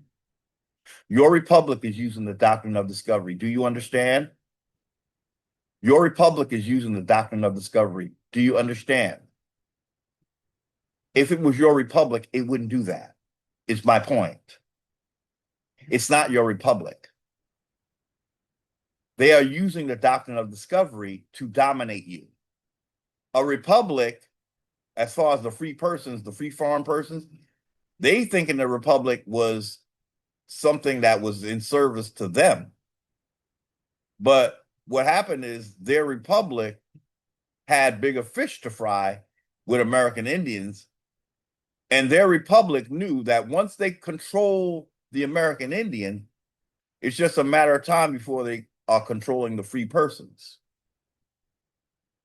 That's why some of the free persons are fighting against the United States citizenship. They're saying we weren't ever supposed to be United States citizens. That was for the slaves. So the republic is betraying white people. What do you think it's going to do to Negroes? The Negroes that saying this is their republic.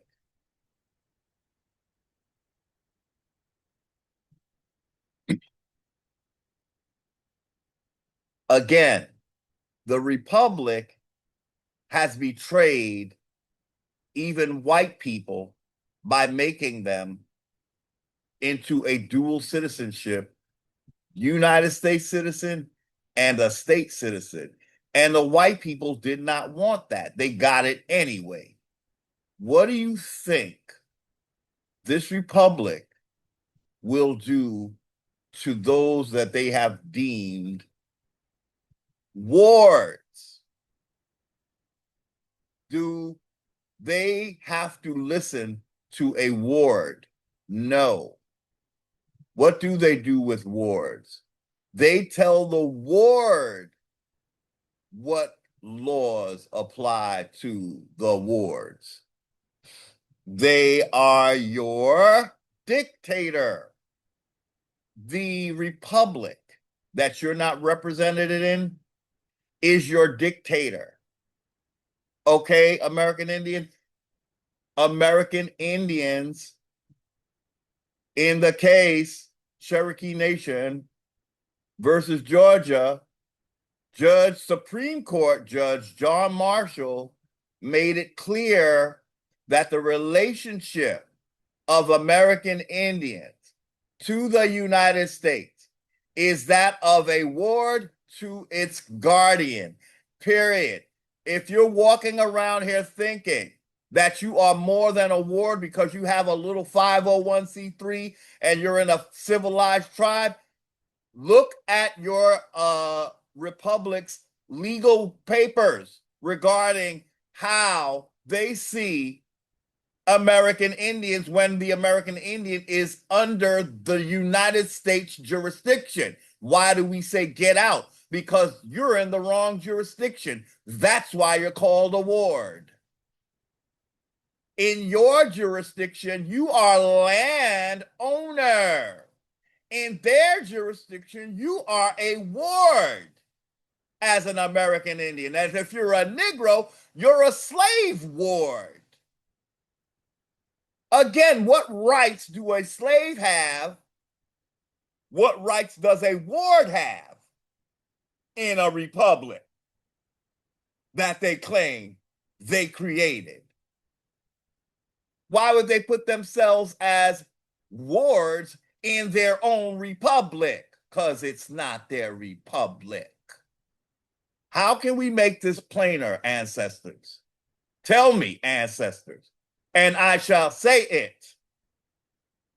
How can we make this simple, ancestors? Because you did every way you know how. But when your people are being hard-headed and ignorant,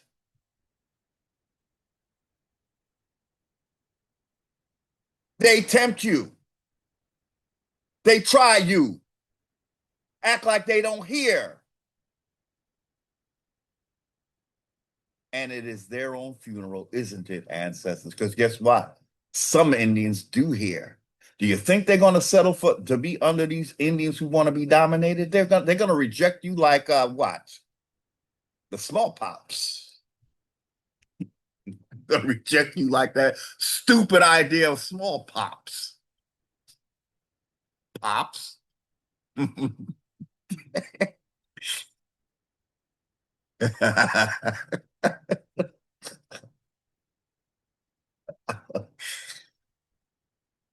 Oh my goodness.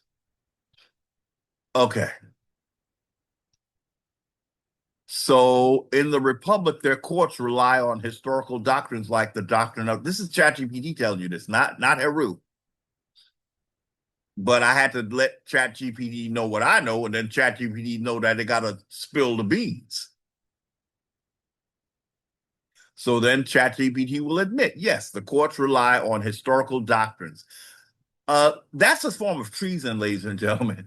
Now, we're not in their system, but that's an act of treason when you're going outside of the legal system. Isn't that treason of some sort? If you're relying on a doctrine that the people, especially the ones you're calling indentures, so how is this your republic, ladies and gentlemen, when they're going to a doctrine that you didn't put in the republic? Who put the doctrine of discovery in the republic? The Church of Rome.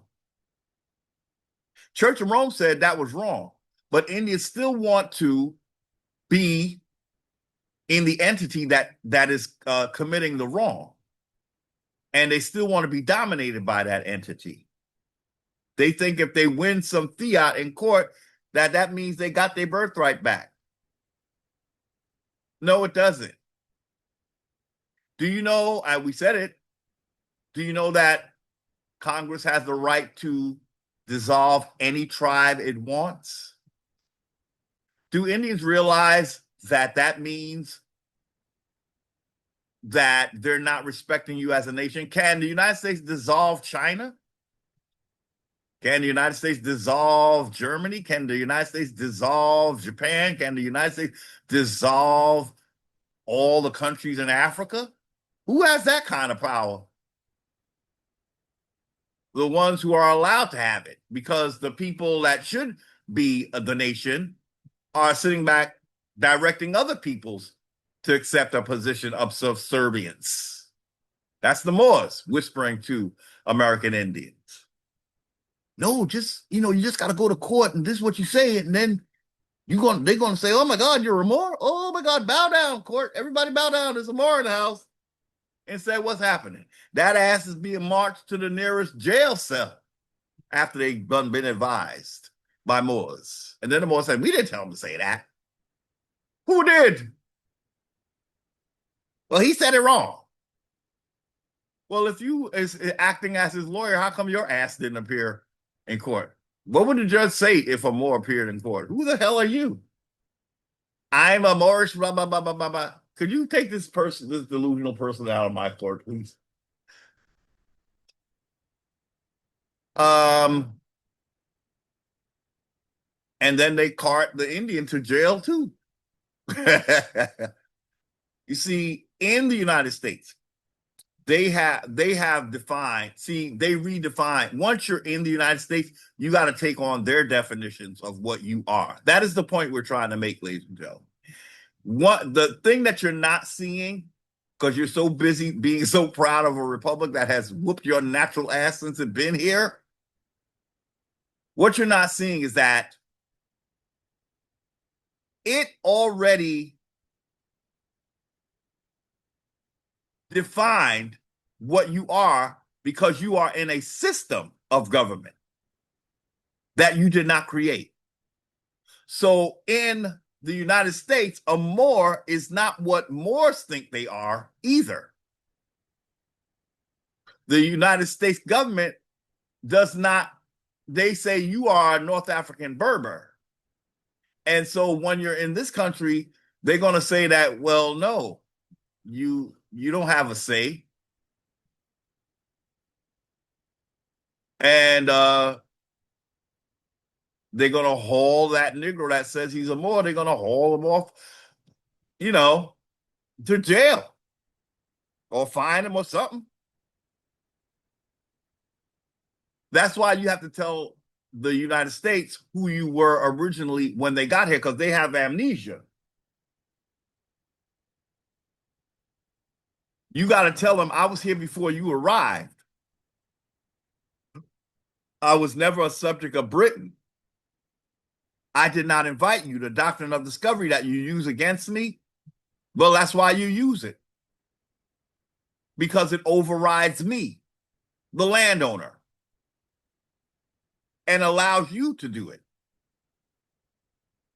Courts rely on historical doctrines like that right there should make an Indian never want to step into a United States court ever again. If you're claiming to be an Indian, they're going to doctrine of discovery your ass. This is what we're saying, ladies and gentlemen. You've got to say, I'm not, I can't go to your course because I'm a whole separate nation from you. And you're going to always judge against me because you're using the doctrine of discovery. That's not even fair justice. So why should I go in your court when I'm not going to get justice? We have to make our own courts.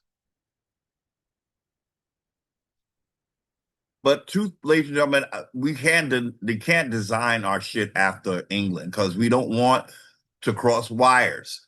We just don't want to cross wires. We really need a system that we carefully design. So the U.S. assertions, not the same as legitimacy. What the U.S. law says is not what is right. Asserts authority even without true consent. That's the acquiesce thing. They will say, well, if you don't answer, then we're going to say it's a yes to our authority. They don't really wait around. They in their system, a no answer means that you agree to what we said. If you weren't in their system, they couldn't say that. Being in their system, that's what they could say. And what does the top of that panel says? What it says is not what is right. U.S. assertions. When they assert that, oh, if you don't answer, that means you acquiesce. Well, that's in your legal system. I'm not under your legal system. I'm a separate nation that you coerced into being under your system, and I've never received justice. How can I? I'm in colorable law. It depends what crayon you using that day on my ass in your colorable law. And you color me convicted each and every time with very few exceptions. So existence of enforcement does not equal moral or legal legitimacy. I'm very surprised to hear ChatGPT add legal legitimacy, because that's one of the things I told you ChatGPT fights me on, GPT. It tries to say that, well, what's legal is not always moral. And it tries to make it like that. Well, that's okay. That's just them as the breaks. The law doesn't have to be moral or ethical. It's just the law. And what can you do about that? Well, I can say that those laws don't apply to me because I'm not under the jurisdiction of the United States. Article 1, Section 2, Clause 3, they said it's now been made obsolete. Why is it obsolete? Because they don't want to recognize that Indians were not supposed to be taxed. They were not represented in Congress, meaning the Republic does not represent Indians. It represents free persons that voted for them and all that shit. We're not protected by Congress. All we do is what? We just vote and pay taxes and get counted. But we're not represented. We're not represented. White people may get a little more representation because that's originally what the system was supposed to do. Protect white people, basically. But even the white person better know what to say, because to them, there's only one color that they really bop to the beat of, and that is green. Why? Because it's a corporation, and corporations are only successful if they pull a profit. So that means black, white got nothing on green. The more green you have, the more justice you shall receive. That is not justice, especially to those who are considered slaves.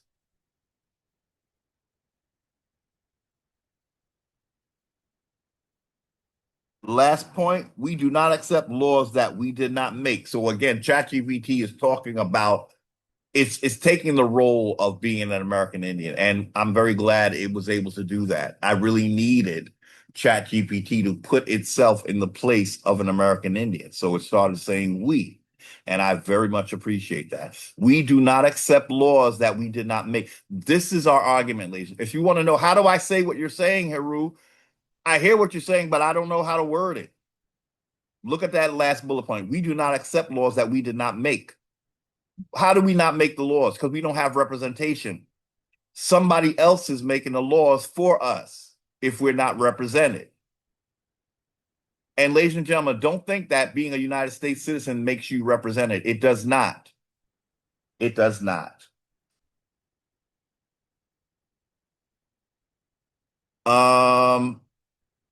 Wards don't have say.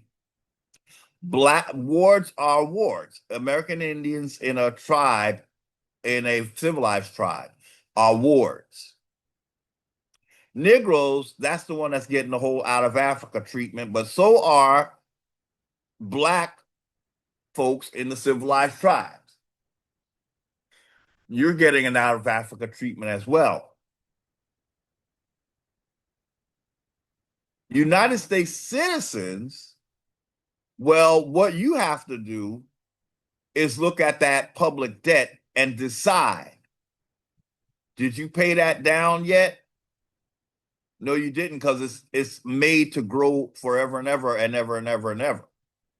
That's how the republic. That's why it wants a debt so high, because it's saying that that debt is gonna be put on future generations. So what that means? They looking for generations of debt slaves. When you have any Indians heard that the public debt is so high that unborn children will have to be paying for that? That means that unborn child is a debt slave. That's why debt slavery comes with the 14th Amendment. What do United States citizens, wards, and slaves from Africa have in common?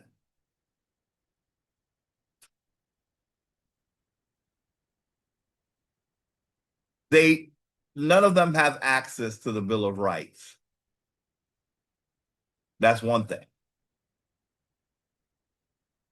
They are those that would fall into the three-fifths of a person type of category, because you're seen as property, basically. You're an indenture, you are a ward, and then because of the public debt, you're a debtor.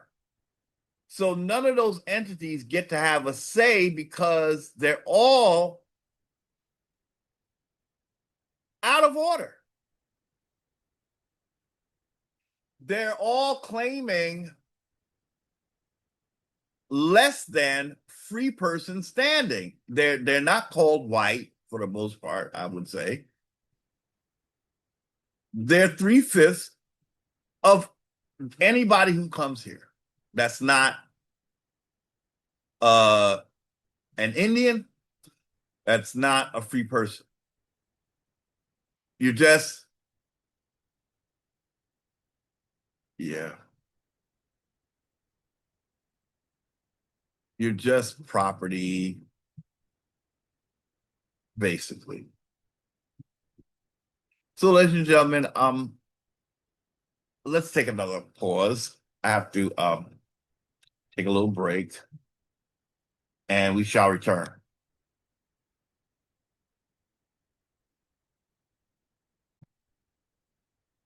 Oh, ladies and gentlemen, we are being bad on this end. Took an hour break. I even took a nap. Uh, between our last, well, it was only minutes in your time, but I'm coming back. I'm like, where did I leave off?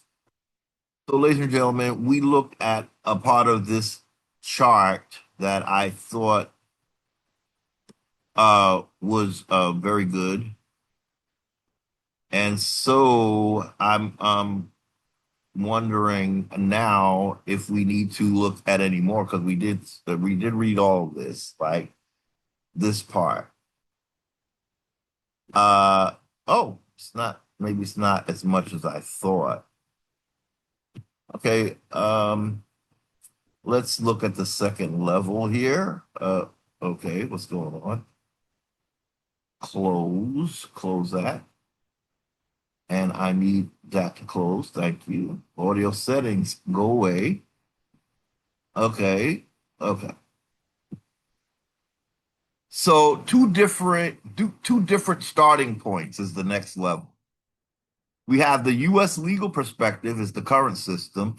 It assumes jurisdiction exists, the federal government, the states, over the Indian tribes, subject to federal authority. So the U.S. legal perspective is they assume they have jurisdiction. The Indian nation perspective that we're talking about assumes sovereignty exists unless lawfully ceded. Nobody gives away their sovereignty, ladies and gentlemen. No sovereign in their right mind gives up their sovereignty so that someone else can dominate them. Now, if they did, I would say that it's because they're lacking resources, and they realize they're in survival mode. That's what Europe should have been. That's how they should have interacted with us, because that was the truth. You came here based on our land. So you're going to capitalize and profit off our land because you didn't have land like we had. That's the message. That's the only message an Indian can walk away with when I see that you've stolen every square inch of my land and left me no place to be sovereign. Not one square inch can I be sovereign on this land, ladies and gentlemen. We say it all the time because I really want you to get that visual. Take a little ruler and make a square inch on your property and say, I can't even control this as a United States citizen. I got to go ask my guardian, and they're gonna tell me no. You ain't special because you American Indian. I done told you you are domestic dependent. That ain't the same as being a sovereign. Well, who told you that you could make me a domestic dependent? The doctrine of discovery did. Do you know that the church repudiated that doctrine? I do, but I'm going to act like I don't. Well, I'm here to call your bluff, baby. I'm here to shut that shit down. I'm not going to stand up to you as a United States citizen because that's ridiculous. You are a guardian. You are a debt slave master over United States citizens. Because what? They cannot question the public debt. So a United States citizen by itself is a debt slave. An American Indian United States citizen is a ward and a debt slave. So the Indian nation, which we were, because evidenced by we were in a treaty type of situation with these bastards before they went full swing, complete idiot. They were doing treaties with us, right? Now, again, we always have to say that the treaties were bogus. But the fact is, they were playing in our face because they were playing to our sovereignty, which was real. So they were pandering to us, patronizing us, basically, pretending that they respected our sovereignty. But they had a little piece of paper called a Doctrine of Discovery that said, fuck their sovereignty, take their land and make them slaves. That's what our God said you could do. He did? Yes. Oh, I love that God. Yeah. That's why you're under a satanic spell. Indian nation perspective, original sovereignty, first contact, Cherokee, Choctaw, Chickasaw, Creek, Seminole, they did not exist at first contact. We don't know where they came from, truth be told. Colonizer doesn't speak about them for about 80 years. Okay, we found that out, right? We did the math. The time between discovering the Algonquins that they ran into here and then all of a sudden talking about they found some Iroquois. How many years? 80 years? We can't be certain that they existed. A colonizer lies, ladies and gentlemen. In case you were not clear, colonizers lie about the identity of American Indians. They prefer to make up Indians so that they can say, well, these are the ones we got along with after we refuse to get along with the first contact Indians. Then they want to tell us that it doesn't matter that you were first contact. Okay, if it doesn't matter, then why aren't you dealing with me? If it doesn't matter that I was the first Indian that you found here, why are you discarding me to deal with Iroquois that you found 80 years later? And then the slap in the face to Iroquois there is that colonizer says, I'm talking about the what do they call it?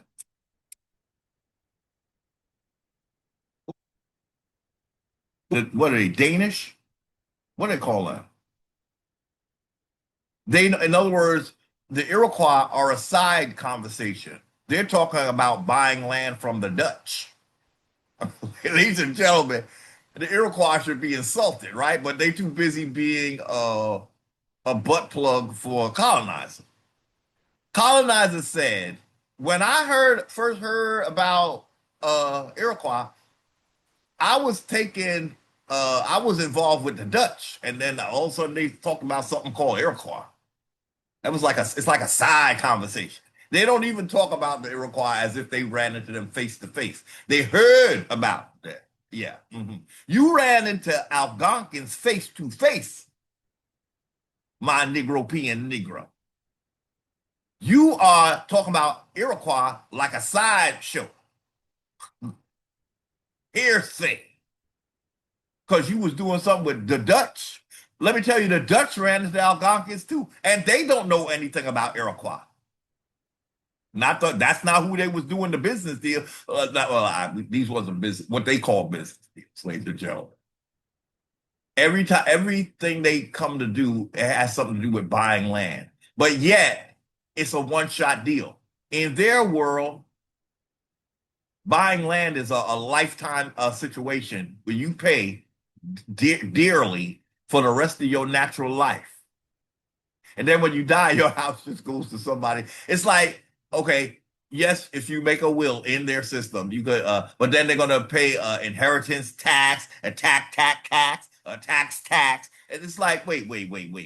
Y'all defeat the whole point of a damn will in this uh contrary, ill-conceived uh republic. It just don't make no damn sense. Y'all always looking for somebody to pay you for shit that don't got nothing to do with you. How did you become this big pay me, payola thing going on? Congress? Y'all had 19 fucking enumerated functions. And now everybody is paying you for everything beyond 19 because you're going by the doctrine of discovery.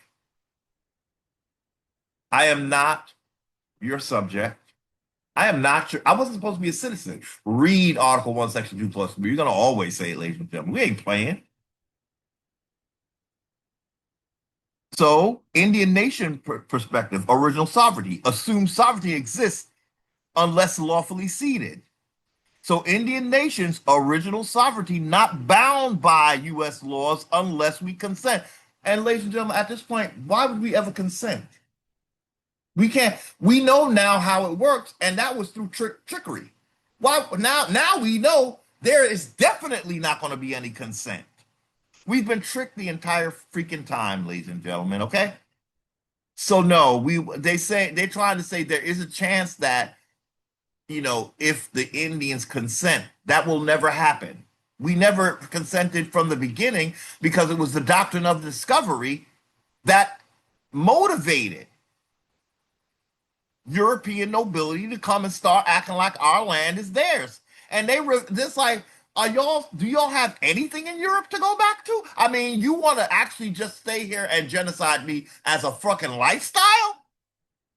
You have zero intention of carrying your black ass back to Africa and Europe. You have zero concept of that. You're gonna stay here and literally commit crimes against sovereign men and women of this land. That's what you would choose to do? Are you out of your blasted mind? And then to avert karma, you're going to set up a sacrifice system. Who you killing? Who you killing to get your shit done? It's not going to work. It's not going to work. It's not going to work. Ultimately, you're going to have to feed yourself to your deity when he really gets serious with how that's going to go down. So, the United States is a separate sovereign, may use our lands and resources only by agreement. This is what they have been not trying to do, ladies and gentlemen. They'd rather dominate us, paper genocide us, than simply ask for an agreement. Yet they talk about commerce as if they actually do commerce. They don't do commerce, ladies and gentlemen. In case you haven't noticed, they're into land seizure and identity swapping. Is that commerce? No, it's not. That's high-level shysterism, is what these Moors are about. So it's a nation-to-nation relationship. Treaties by consent, not by conquest. We said it. A treaty created under conquest is not a treaty at all. Okay? It has to be a free will, not duress, ladies and gentlemen.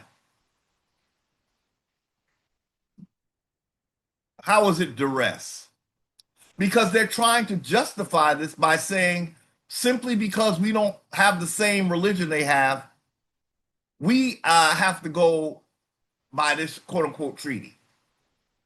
If it was a real treaty, you wouldn't care what my religion was. My religion wouldn't be a factor. You would be honoring my sovereignty. What does my religion have to do with you wanting my resources? Besides your God telling you to steal them. What has my religion got to do with you and my resources? You're not, when I converted to Christianity, it's not like you came running to give me my land back. So what does my religion have to do? What is this whole thing about?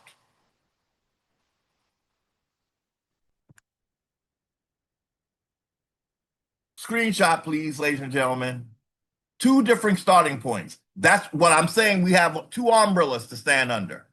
One umbrella is the United States, where you're going to get dominated coming and going. They have renamed everything and they have names for you, okay? Positions for you. You are not going to win. Getting some fiat in some random case is not your birthright. It's selling your birthright. It's selling your birthright in exchange for little measly payments. One measly payment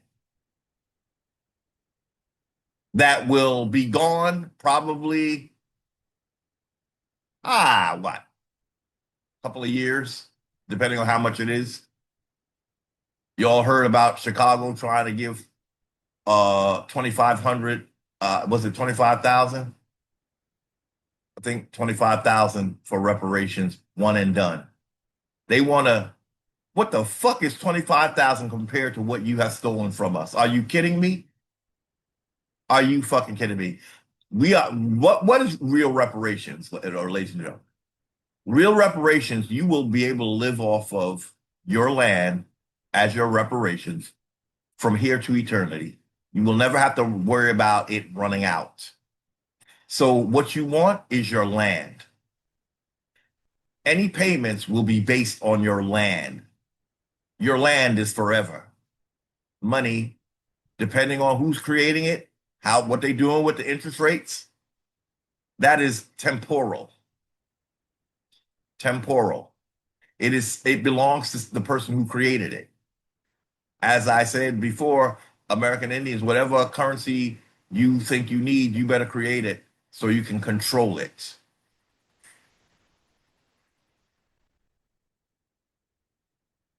So, Indian nation. What do we have to be? An Indian nation. And the United States can't say, oh, because you don't have a number of so many people, that means we can't acknowledge you. That's a damn lie. Even if one person stood up to you and said, I'm an Indian not taxed. Well, actually, that's what the damn Constitution is compelling you to be, because they feel like they have co-opted Indian tribes. They feel like if you're in a tribe, they can dominate you under the guise of commerce. Indians not taxed, there's no such provision, even though they're misinterpreting that that provision of dominating through commerce. That's a misinterpretation. That's what Clarence Thomas said, was they overstepped their authority, and they certainly did. He ain't doing nothing about it. He just wants to let you know that he's aware. Okay, thank you. When are you going to do something about it? Well, once we get out of his system, then it won't be about what he wants. Once you get out of their system, it's not about their laws, their codes, their statutes. They don't apply to you. This is nation to nation. And what did you do to my nation, United States? What did you do to my nation? First of all, you're denying the first people that had a writing system and a real civilization. You're denying them, and you're trading them for illiterate Iroquois who didn't have a writing till you gave it to them. So you want to deal with secondary, ignorant type of Indians, not the ones you ran into. You want to bypass them and go find some secondary Indians that we don't even know if they truly even existed. As far as I'm concerned, we was all Algonquin, because that's the oldest language. It has a writing system, and that's all Europeans ever ran into. But they're in the process of erasing that reality because the United States can make this incredible word magic with the doctrine of discovery.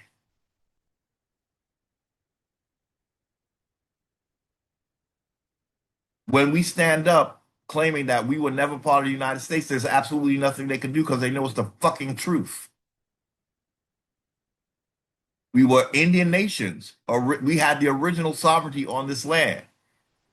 We were not bound. That's the part that I want Indians to understand. You're not bound to U.S. laws. When you go in there trying to understand their laws, you're wasting your time. You are wasting precious time. You have to be creating laws as a nation, not trying to figure out a foreign nation's laws to see how you fit in. You don't. The United States is a separate sovereign. The republic belongs to the United States, not Indian nations. They may use our land if we agree to it. They said, fuck your agreement. My Pope said I can steal, and that's what I'm fitting to do for the rest of your life and for to the benefit of my generations to come. And and we all genociding yours. That's what we prefer to do rather than treat you like a nation. We want free access to your resources. We don't want to pay you. That's how the United States is seen became as this wealthy thing because it's not paying the piper, ladies and gentlemen. Who initiated this? I said this to Negroes, right? It's when a white man didn't initiate this kind of setup. It was Moorish Negroes.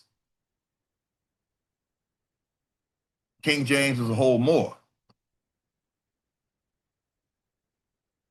So I think we're done with that. Let's see what we got over here. Key point. Jurisdiction without consent is not right. We would never, ladies and gentlemen. See, this is why I wasn't sure I want to use this chart because now I'm feeling like it's a little bit too much about consent. Because yes, you're right. We never gave consent. But I think what my point is, after what we've gone through, consent will never be given, period.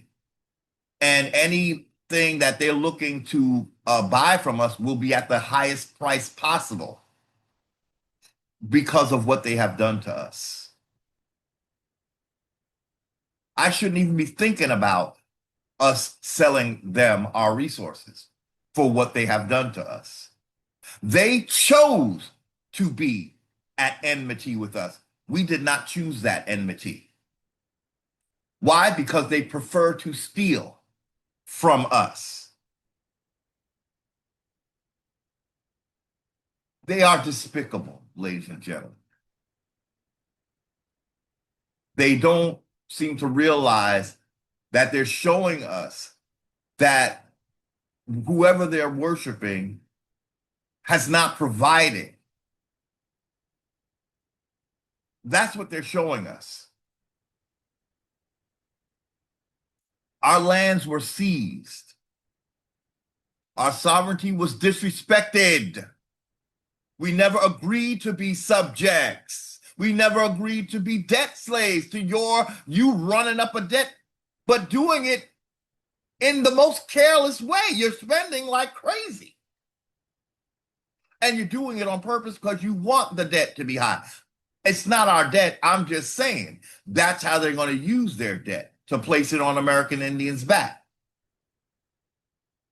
If you were giving United States citizenship that no white man had ever had, and part of that amendment said that you cannot question the public debt, you need to understand that you've just been made a debt slave, and that debt was put first on American Indians' backs, who were misclassified colored, and then this government decided, well, we're going to give them a citizenship in our little republic. We didn't want that.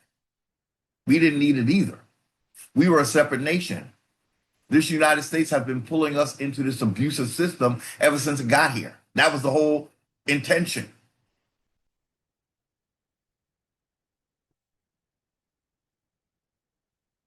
So the 14th Amendment is a debt slave trap because of that one line alone. You cannot question the public debt. Look at the public debt and remember that they said that public debt will have to be paid for generations to come because the people that are here now cannot pay that kind of debt. But it's a debt that the Congress and the United States is racking up on purpose. Their system relies on debt, and in the past, I saw a video where they said debt was like you're a sinner. When you were a debtor, you considered detestable, like a sinner. But when debt is used to take away your divinity, we use humanity very loosely, ladies and gentlemen. Remember, we're not human because we're not under colorable law. Hue has something to do with the color. These are all the little tactics they use to deny your divinity as a man or a woman. So, key points. Let's look at these again and get through the whole list because we didn't. Jurisdiction without consent is not right. Thank you, ChatGPT. I really like when ChatGPT gets it right and takes a stand. Our lands were seized. Our sovereignty was disrespected. We never agreed to be subjects. We are nations, not wards, not domestic dependent.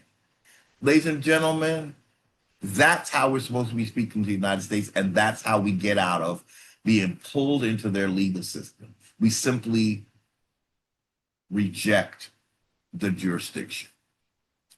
This is not being unlawful. It is written into their constitution. That is why ChatGPT spit this out. ChatGPT knows that originally we were seen as a nation to nation. It's just that Indians they seem to forget what that means. It's like we literally have to get a blackboard and draw on the map. This is the United States. This is Russia. They are two different nations. Russia does not make United States laws, and the United States does not make Russia laws.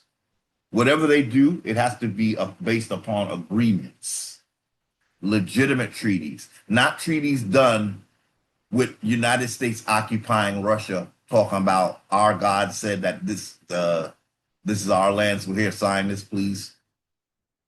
And boom, that's a treaty. That's not a treaty. It's not a legitimate treaty.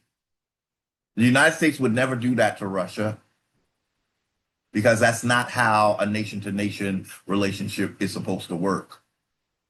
What the United States is doing with American Indians, they're saying that we are forever a subservient type of nation to them, that somehow their nationhood is superior to our nationhood, even on our own lands, which I find completely detestable. How dare you? So I could go to England and I can't do what England is doing in America, in England. They would know right away. Oh, hell no. Oh, hell no. Why do I say England? Because we're under English laws.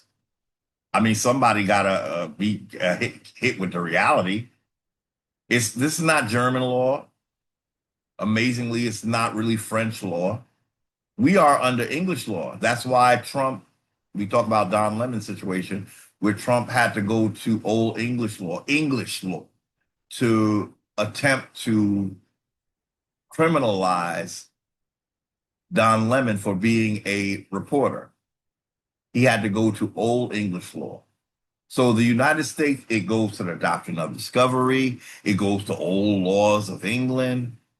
Where the hell is the American law that the American Indians would be the creators of, and everybody here would go by? What happened to that? Oh, you're a domestic dependent, so you can't make your laws. We make them for you. No, that's not going to work for me. Never did, never will.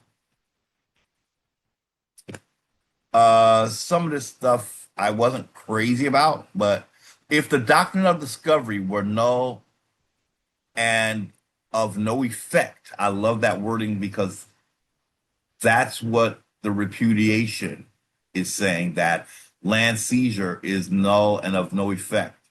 And that if American Indians can't enjoy their lands freely, anything that's stopping them is to be considered null and of no effect.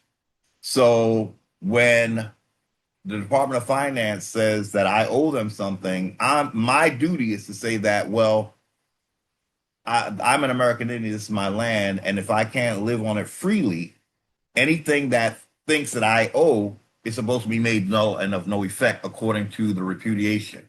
Now, you can run with the doctrine of discovery when it says you can steal my land, but when another doctrine from the same church arrives and says you can't steal my land anymore, you're going to tell me that doesn't apply to you? The hell it doesn't. Who would it apply to then? Who's the nation that came boldly and took every square inch of land from American Indians, got them paying to live on their land and for utilities and all of this shit? My utilities, my oil, I'm paying you for.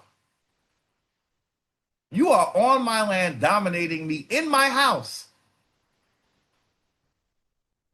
And the American Indians are the more they keep looking at the United States as their authority, this is what you're going to get more of. You got to say, I was never supposed to be part of the United States. Let's do this the right way because this is wrong. Just even ChatGPT said it's wrong. This is not how nations deal with each other. This is not how nations. It would be sure a sign of enmity between nations if the United States were allowed to get away with this with any other type of nation. So if the doctrine of discovery were null and of no effect, a just nation to nation, it would be a just nation to nation relation. Just. What we have is unjust. So, number one, land returns and ownership. So not just the land, but our ownership of the land. American Indians. See that? Indian nations own the land. The entire, it's not just that area, really. Anything that was taken from us due to the doctrine of discovery must go back to us. Land returns and ownership. All unlawfully seized lands are returned to Indian nations. Why was it unlawful, ladies and gentlemen? Well, the way ChatGPT says it, it's passable because we did not consent to it. But the logic is, even legal logic, when it's done right, would say that nobody would get, a landlord would never just give away all of his property, quote unquote property, and not insist upon getting regular compensation. Why would he do that? So that's why this is logically unsound. It is outside of reason to think that American Indians would give up that much land. So look at that map right there, ladies and gentlemen. None of it belongs to American Indians right now, right? Where are we supposed to go? Do you think they give up flying fuck? So in other words, everywhere we stand, nothing is ours. We got to pay some foreign entity from born of a monarchy. So who do you think all the compensation is going to? You see, it costs for people to be able to get on their balcony and do a royal wave. That costs. It costs for people to sit on their ass and take photo ops. And you wonder, well, where'd all that luxury, all that fine clothes they're wearing, who paid for that? Look at that map. That's who. Our lands have been co-opted. And so now these folks are like the richest people on the planet because of theft. these monarchs.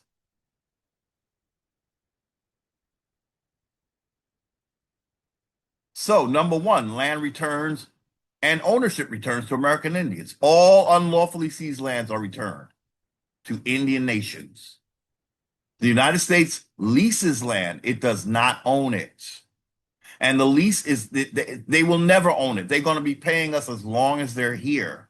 That's how land transactions actually go in the United States because they pick it up with the taxes, y'all. You could say, okay, they charge you a whole lot of money for that initial down payment called a purchase. That's just a down payment.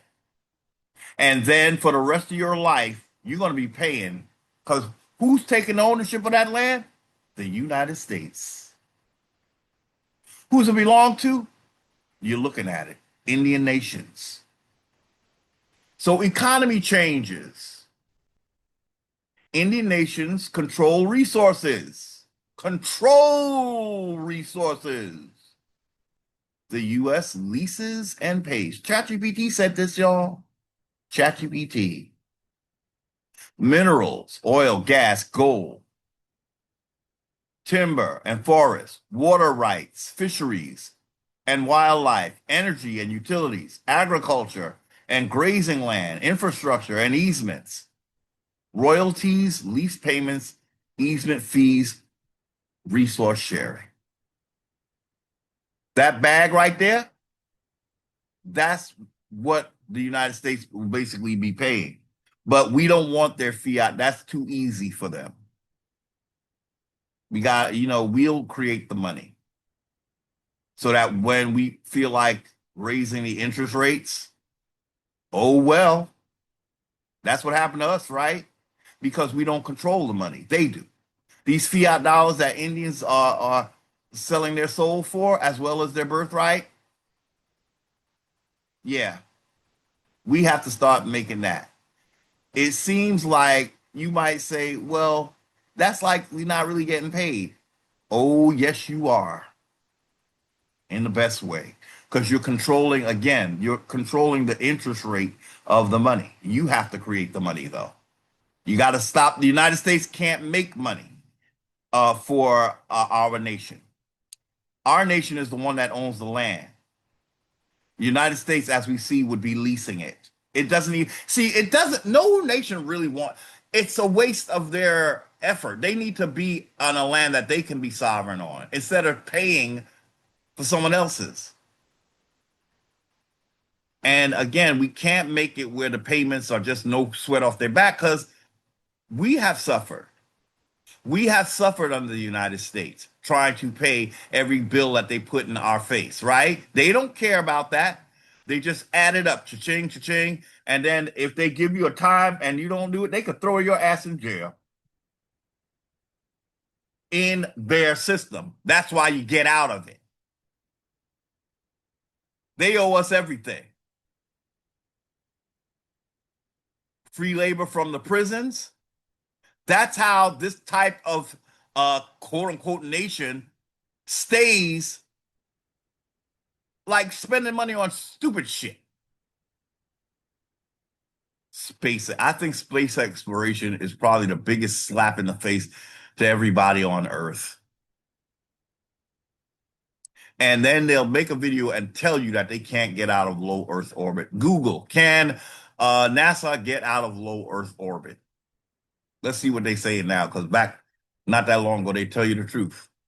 If you can't get out of low Earth orbit, we talked about this briefly, there's no way you can get to the moon because the moon is not in low Earth orbit. Forget Mars. Just forget about it. So the moon landing could not have happened. You have to be able to get out of low Earth orbit. There is literally a NASA video where they're saying that they can't get out. I guess they're depending so much on cognitive dissonance. They will actually tell you the truth and lie in the next breath. In the next same it's just incredible, ladies and gentlemen. It's incredible how our minds are being manipulated. It's just incredible. But I'm telling you, the ancestors can defeat all of that. You have to ask, but you have to be a kind of person that asks questions. Just keep asking questions. Question, question, question, question. And that's how your brain starts to look for the real truth. Do not take anything when they tell you, oh, this jab is the best thing you ever going to get. Blah, blah, blah. You should have questioned, but you didn't. The ones who did, the United States had you turning on those people like they were crazy. Have you all seen Sudden Death, the video, Sudden Death? Have you all seen that? That's the one where the coroners are saying, ever since the pandemic, the bodies that they get, they can't embalm them because the embalming fluid will not go, their veins are completely blocked ever since a certain jab was mm-hmm,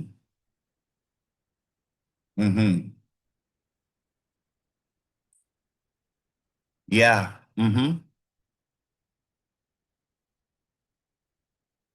they will tell you the truth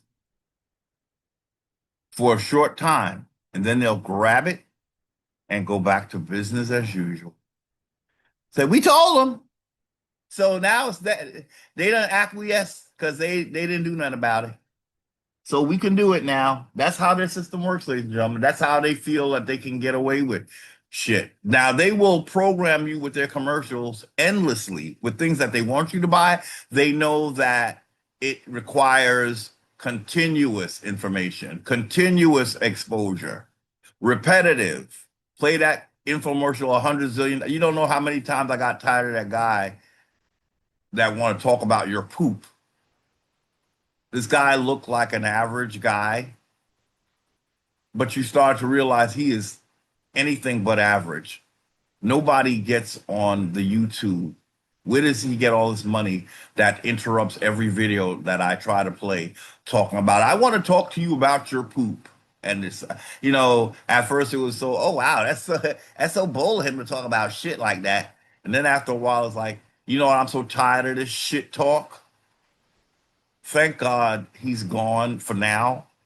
But I tell you, he probably was. How do you get enough money? See, and my new mind says to me, when someone can afford to do that much advertisement, something is wrong. Something is wrong. His advertisements, he had to be the number one infomercial on YouTube. Um, and I began to really resent this man. I thought it's like what Glenn Fern calls it's being assaulted with commerce, and then you get the shit and that half the time the shit don't even work. So it's like I'm selling, selling, selling, selling. What are you selling? If the shit was worth anything, you wouldn't even have to sell it as hard as you are. That's mind control. It's beyond a pitch. This is, I'm embedding something in your mind because I want you to buy it whether it works or not. I'm trying to get paid. This is a capitalist type of system that came on your land. It's not about what we sell, it's about selling.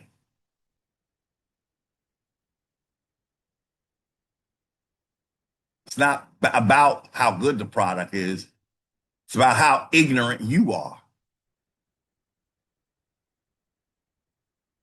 So that was number two. The economy changes. We start getting compensation, ladies and gentlemen. You think you want reparations. I'm telling you, you much prefer this. You would much prefer this, ladies and gentlemen. Reparations is a one-shot deal. As a nation, you're going to get compensated with this. You're going to do leases. They have forced us to get into the real estate type of situation, ladies and gentlemen, because they were only ever interested in our land, didn't give a shit about us. Um, Number three, economic result. Indian nations receive ongoing, well, they call it revenue. We call it compensation.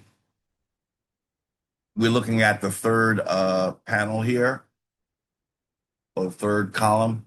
Economic result. Indian nations receive ongoing revenue. Stronger nations, our nations are stronger, stronger communities, stronger self-determination, generational wealth. To have generational wealth, you have to continuously be compensated. The United States is always looking for a one-shot deal. They're delusional. U.S. must budget for lease payments and resource agreements. U.S. becomes economically dependent on agreements with Indian nations. This is what they're running from, ladies and gentlemen. They'd be lucky if we ever wanted to do any kind of anything with them. I mean, at this point, I feel like it's it's almost like grabbing somebody out of prison and saying, I want to go into business with you and I trust you. So here, take half of my shit and you go invest it in blah blah blah blah blah blah blah.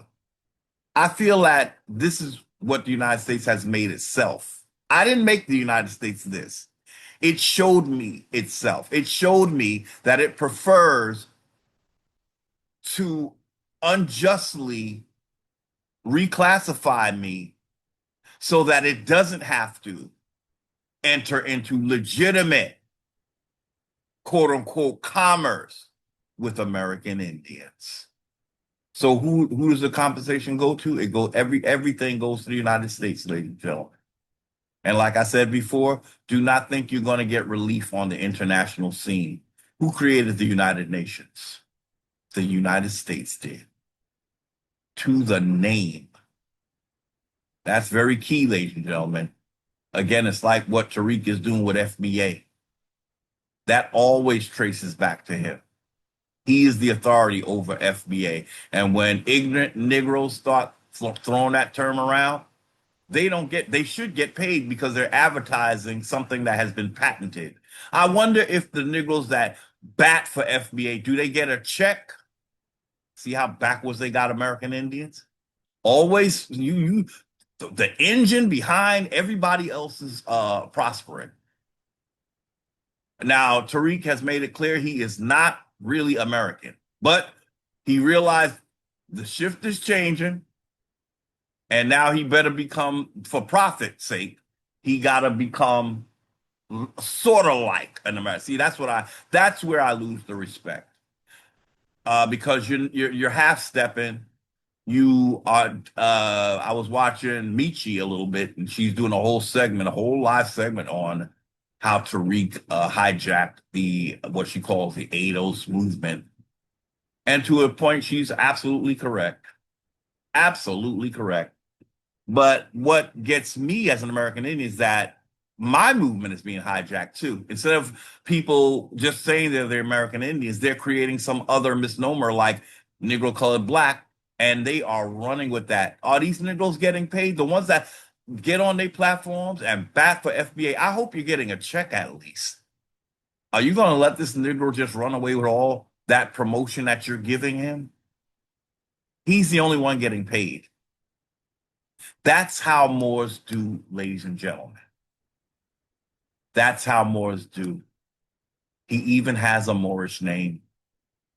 When you think I'm crazy for ranting, take a look at that. Let that be your guide of how a Moor operates when it comes to American Indians. He never really claims you. He makes up a term that you gravitate toward, and then the nigga owns you because you did not define yourself. You're allowing someone else to, and he's patented that what he's calling you. I guess that's what they did with Negro, colored, and black. That seems to be a pattern, okay?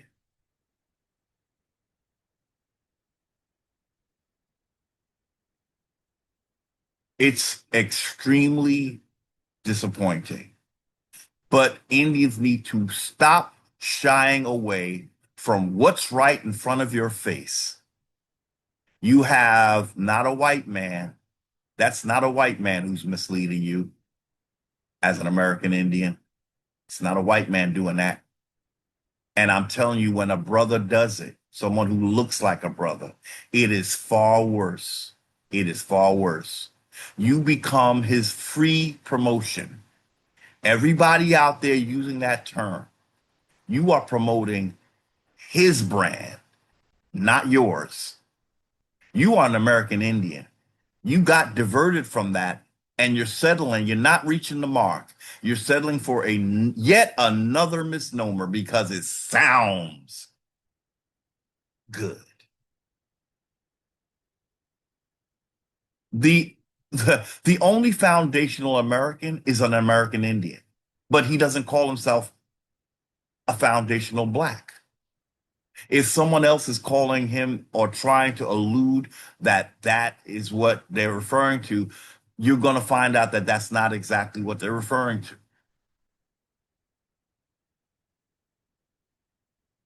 You have to be clear. If you're an FBA, you are the property of Tariq. That's who created that term. As a black, you became property of the United States. That's who created the term in their legal system. Now, the term has been around, but once it's in a legal system, now it's defined by that which created that, the way it wants to use it. It's the exact same thing Tariq is doing, ladies and gentlemen. FBA is for people who are too ignorant to claim being American Indian. They still not convinced.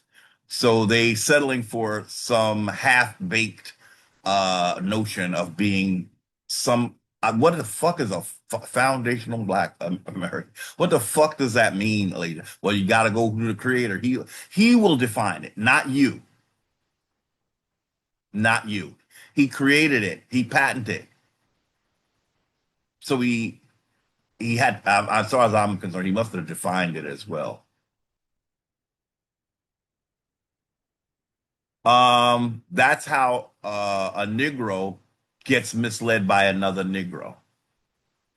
At least Martin Luther King told us that he believed that he led us into a burning house. That probably the closest thing you get to a earnest Negro was Martin Luther King and Malcolm X.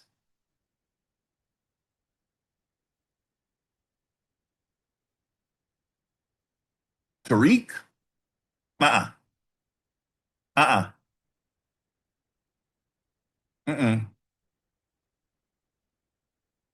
That's how North African Berbers capitalize off of American Indians' identity. And the American Indian sees not one red cent.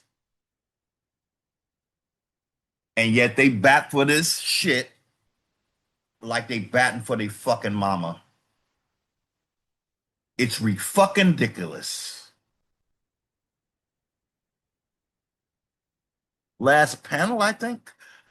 Nation to nation relations. Just like countries deal with each other, trade agreements, legitimate ones, where you have a say, American Indians.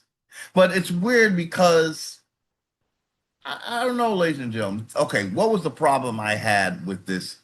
It sounds very good. I'll admit it, ladies and gentlemen. Looking at it now, I'm like, it's not as bad, maybe, but it is because what it's assuming, ladies and gentlemen, like the U.S. actually does own this land. I don't know. It's not.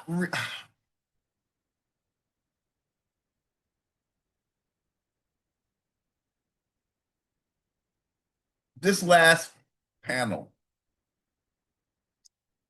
it says just like countries, but all of this is our one nation, all the Americas. So the United States is not really a country, right? So this is the problem I'm having. It's not really country to country. All this land is ours. It wouldn't like in Africa, they're all um, African, right? So they don't have a foreign, well, how do we say this?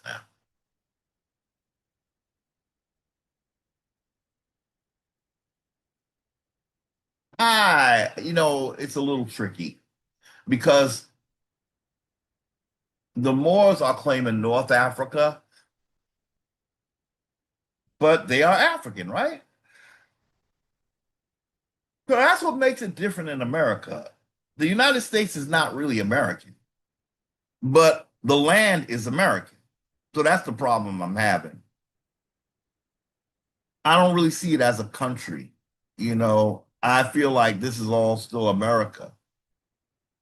And I don't know why we can't have a nation to nation agreement and have the colonizer go back home. We can still be in an agreement. You don't have to be here. You know what I'm saying, ladies and gentlemen? So that's the problem I think I was having overall. But other than that, this is a pretty good breakdown. But I had it for a few days because I became a little reluctant because I really feel that we've been dealt so wrong that I tend to feel like we shouldn't have anything to do with this corporation called the United States. What it has done to us is so atrocious that my conscience is like, but why are you still trying to entertain me? Well, what I'm trying to do is show how a nation to nation thing would look.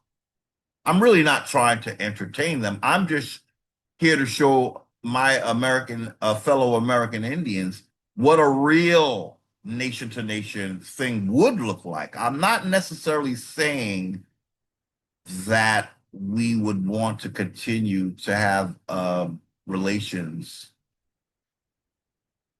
um, you know, because I feel even the relation would be a form of duress. Like I feel like there would be a threat somewhere in there.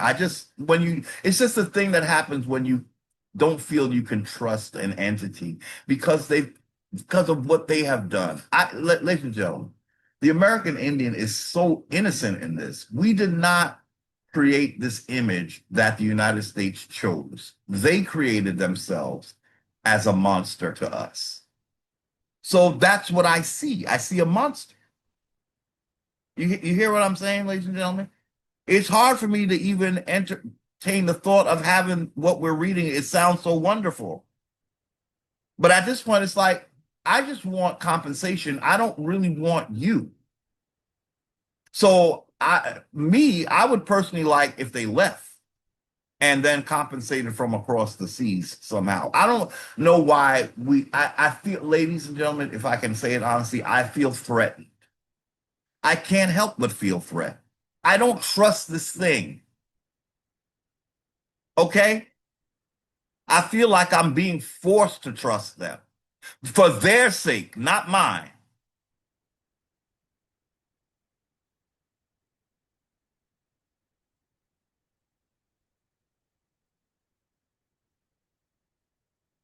So let's just read this last panel, and I think there's something on the bottom.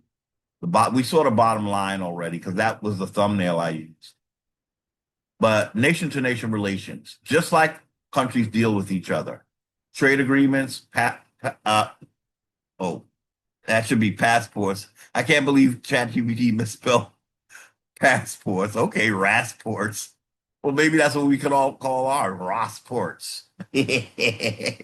And the roster's going to be like, what y'all talking about?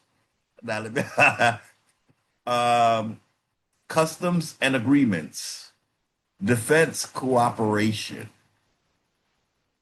environmental agreements, extradition treaties. What does extradite? What does extradition? Let's look it up.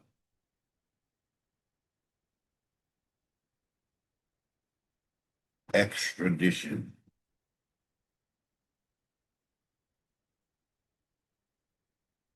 Extradition.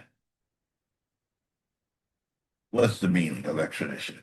Extradition is the formal legal process where one government hands over a suspect or a convicted criminal to another state or country. The purpose is to let the requesting place put the person on trial or make them finish a prison sentence. Okay. Dispute resolution. Relationship based on respect, consent, and equality. See, this is the problem I'm having, ladies and gentlemen. None of that has ever been present while the United States has occupied our land. So it's hard for me to believe that it can suddenly appear. That's what I'm talking about. I don't it's like you involved with a cheater and you say, well, let's give it another go. 'Cause I'm going to be good now. It just like, I don't think so, really. I think, but well, put it to you this way, ladies and gentlemen, as long as we're not going by their laws, technically they shouldn't be able to pull any shit over us because we will have laws in place that will take care of it. So maybe that's one way because I know in their system they've relied on lying, cheating, stealing, identity swapping, what they call destiny swapping, all of that. Spirit cooking, stuff like that. Extortion through having like information on people and making them do things based on that. Honey pots, putting things in place, you know, um,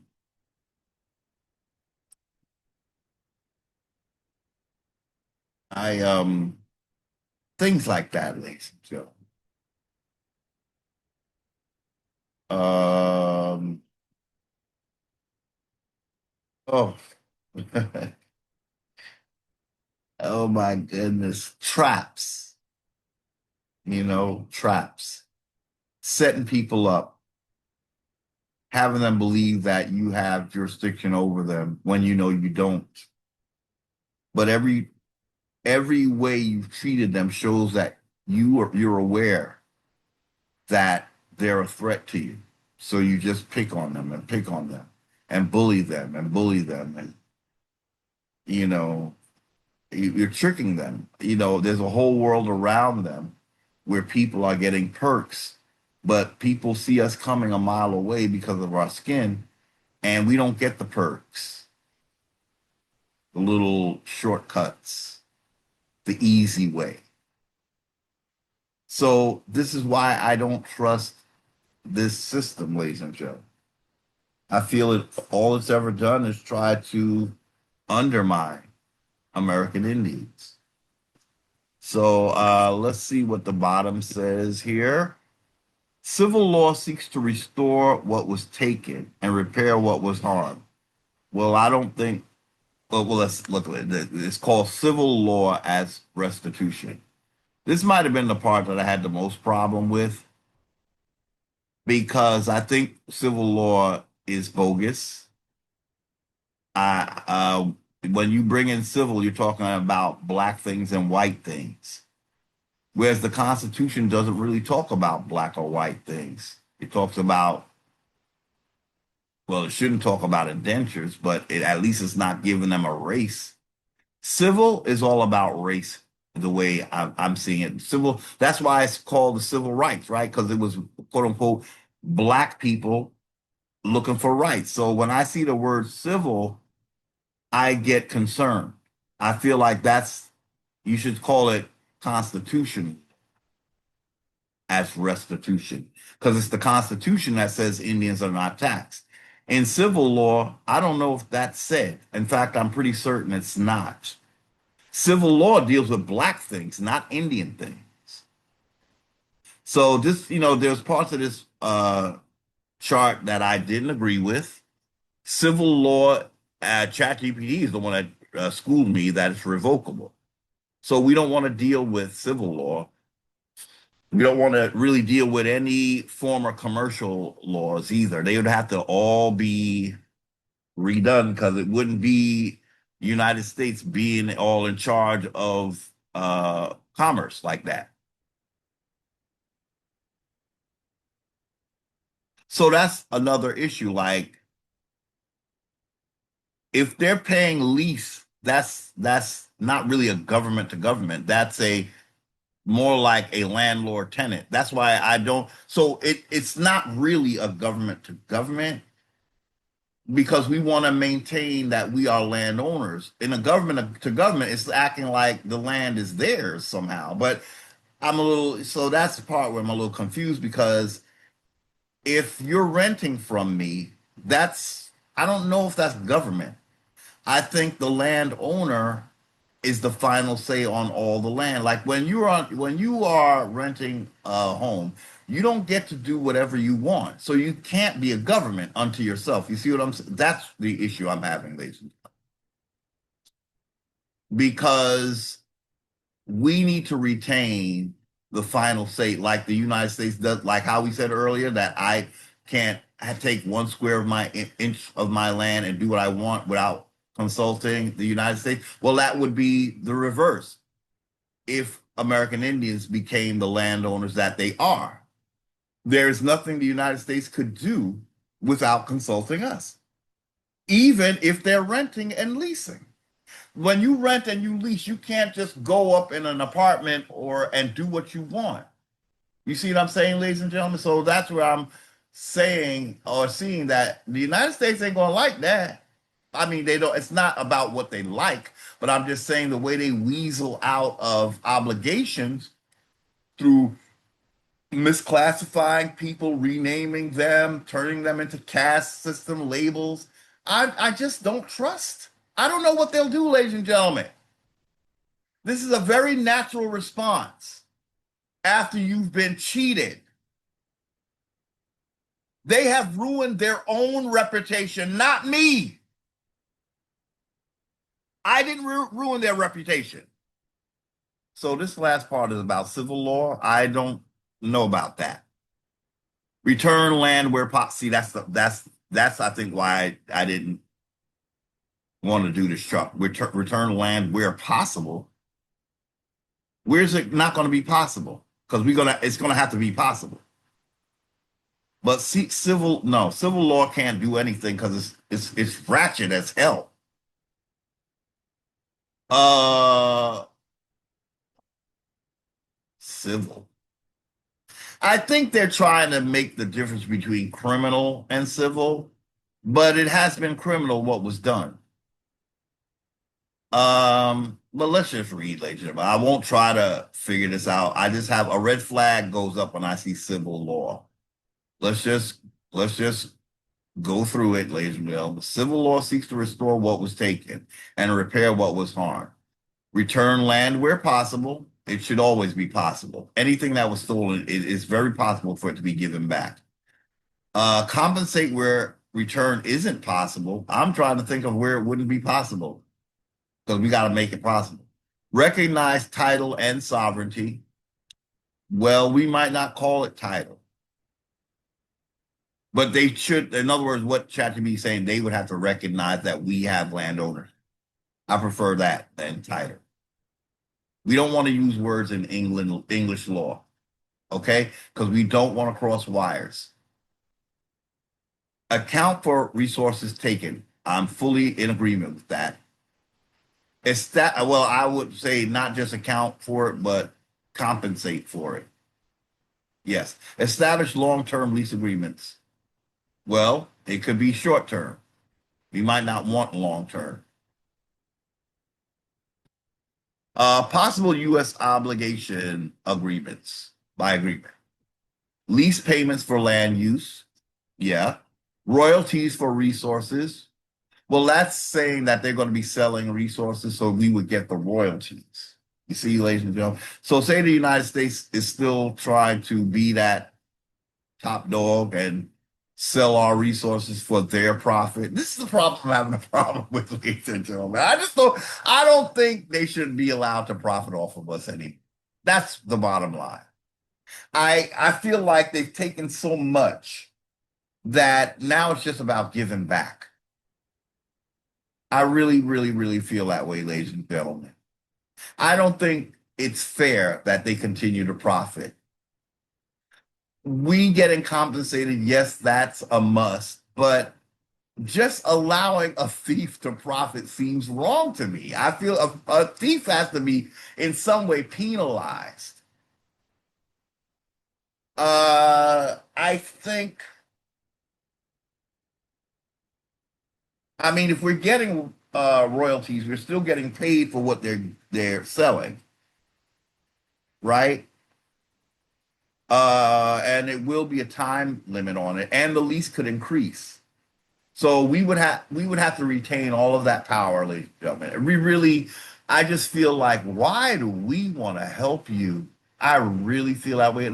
See, this is the kind of thing that only an American Indian can feel. Nobody else is going to feel this. They too busy looking at dollar signs, including a lot of Indians, unfortunately, or more claiming to be Indian.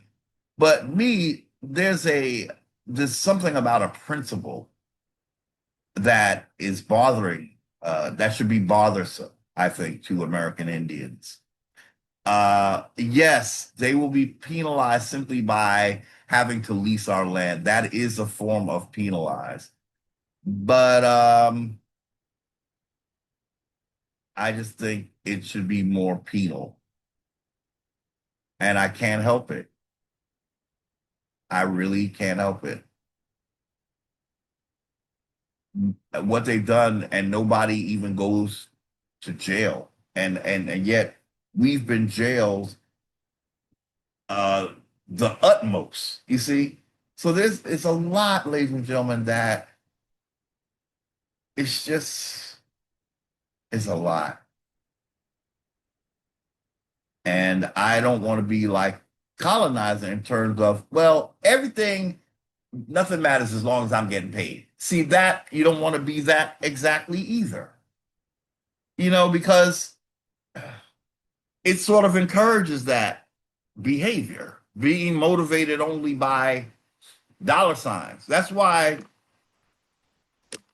you know, um, ladies and gentlemen, I am growing very close to my earliest retirement, and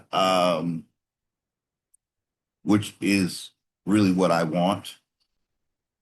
And I feel like I'm in the midst of where I'm going to be, baited. That's just how the system does. You're baited for dollars. And I'm realizing my mind is so not there that I cannot see myself being baited to work based, purely on, more dollars. I know some people I think, well, that's crazy. You're gonna need it, blah blah blah blah blah. Well, I'm looking to be an Indian, not taxed, so I know a lot of that.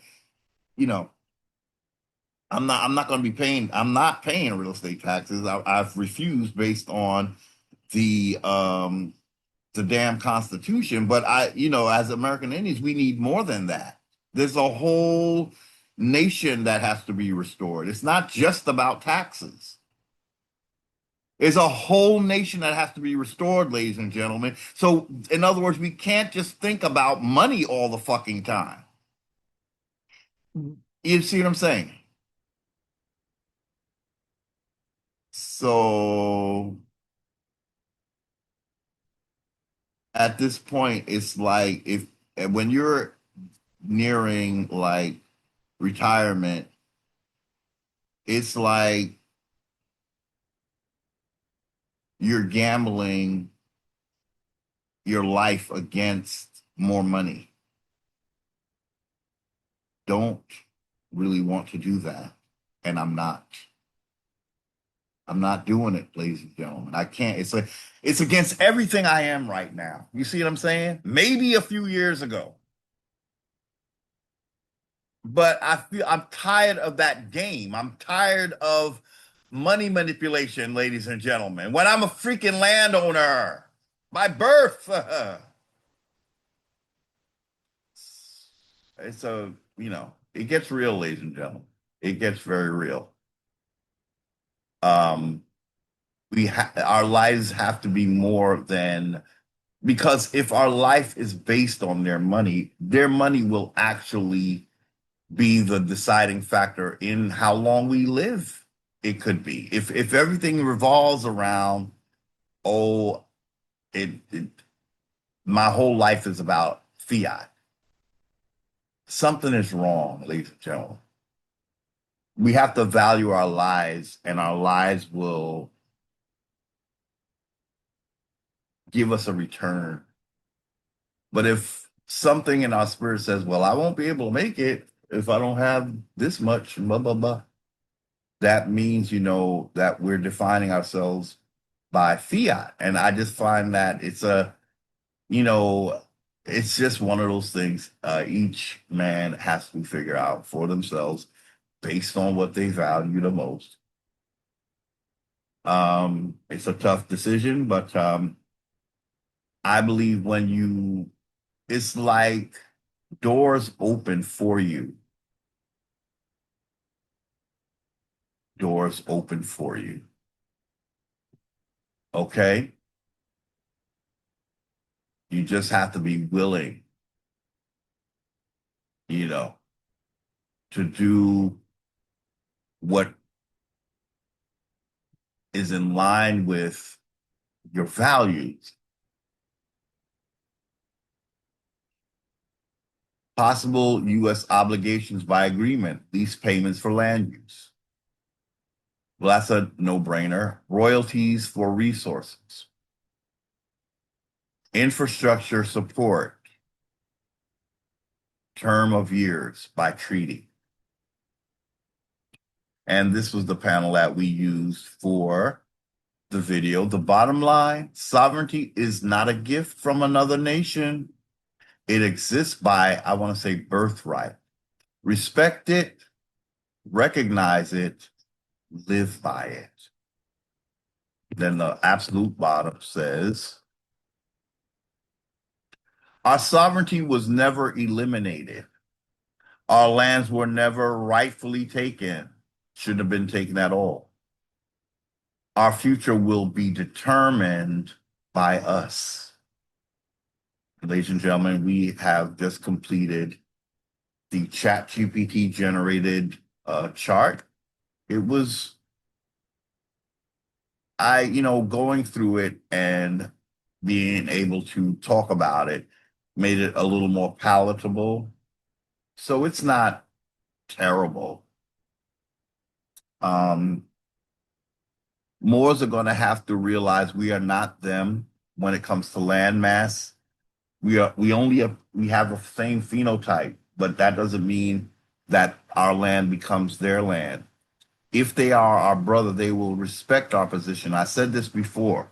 A brother usually wants what's best for his brother. I know I'm like that. I would never want to cheat my brother. Do you hear me? I love my siblings, and I am the oldest.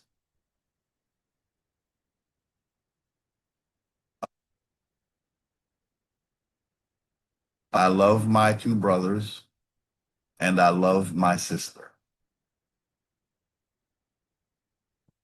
That is true love. It's not what a Moor has, ladies and gentlemen.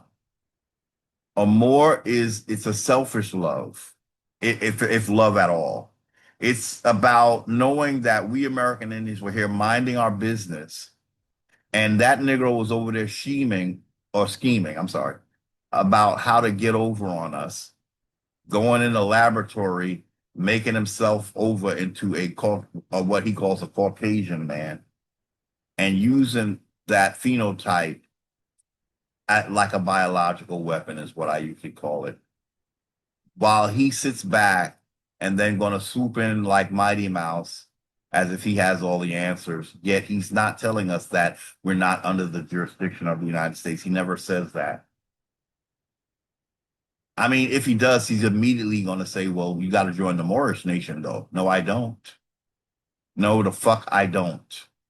That's why I can deal with a foreigner pulling the wool over my eyes. I refuse to deal with Negroes doing that to me. I really do. I really truly do. That's why I go off on Moors regularly. You hear me? Regularly. Because I know how easy it is for our people to be swayed and misled by them. So, ladies and gentlemen, we're going to stop our share for a minute because I think oh,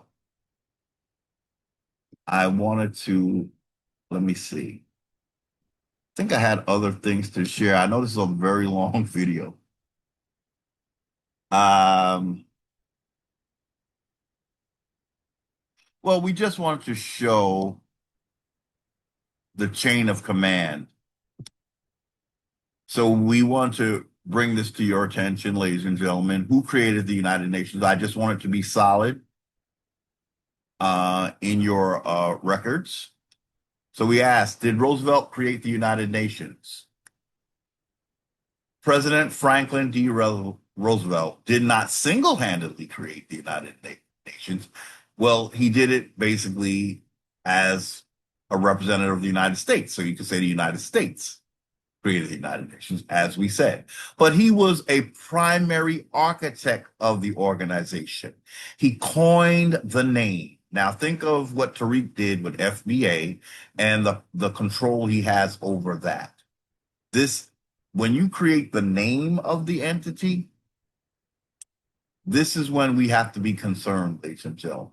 The United Nations really literally was given its name. It is the baby of Franklin D. Roosevelt. That's why American Indians do not have to go to the United Nations. We have the creator right here on our land. We deal with them. They will inform their United Nations. We never step foot in that international court of justice. Ain't no justice there for American Indians. Not when Franklin Delano Roosevelt created this. He was a primary architect. That's what it says. See it? Good enough, good enough. It shows who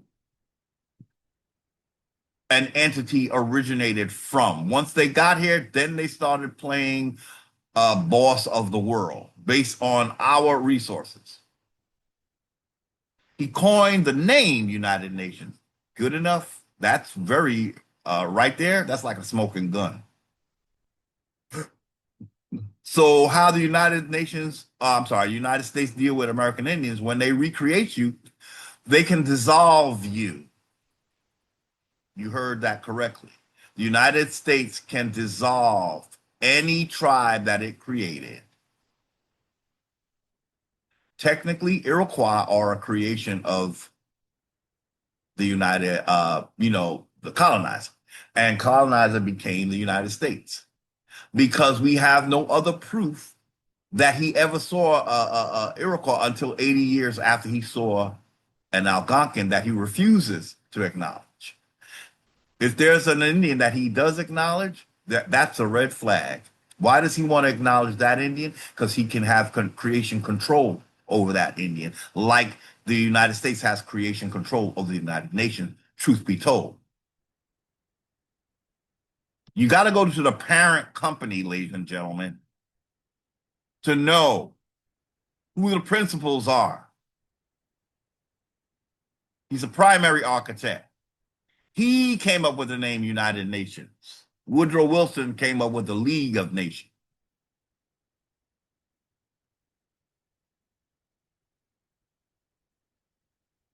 So, okay, so somehow I can't get rid of this here. Let's see. Okay. He's a primary architect. Outlined its foundational goals. When he made those goals, do you think American Indians factored into those goals in any beneficial way to American Indians? when they have made American Indians wards. So then how will the United Nations see American Indians? Just like they have been ever since they've been in business. Now, Africa has 54 seats in the United Nations. American Indians don't have any. So that tells you right there where you register in the United Nations. Now, we have some moo stuff going on, ladies and gentlemen, but we know it's moo stuff, right? Because who is it that says, oh, the Washita?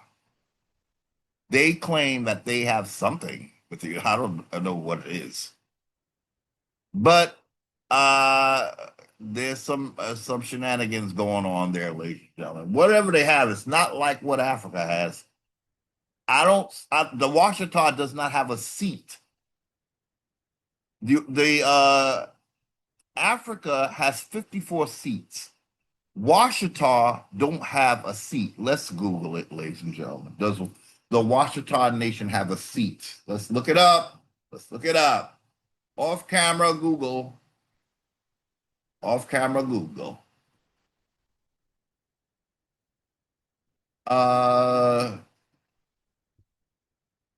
Do the Washita do the Washita Indians have a seat in the United Nation? Oh, this is going to be fun, ladies and gentlemen. Let's just get that answer first. No, the Washita Nation does not have a seat or official governmental representation in the United Nations. Only recognized only recognized sovereign nation states can be member states with a formal seat in the UN General Assembly. Oops, I told you they was in Moo the Fool room down the hall, the dark alley. That part of the building that the maintenance don't even go there. And it has an odious odor of foulty. That's where the Washita is. They don't. Let's read it again, because the Washita said they got something going on with the United Nations. The United Nations don't know about it. Let's see. No, the Washita Nation does not have a seat or official governmental representation in the United Nations. Only recognized sovereign nation states. I told y'all, ladies and gentlemen, the United States made you what you are, and you shall not change.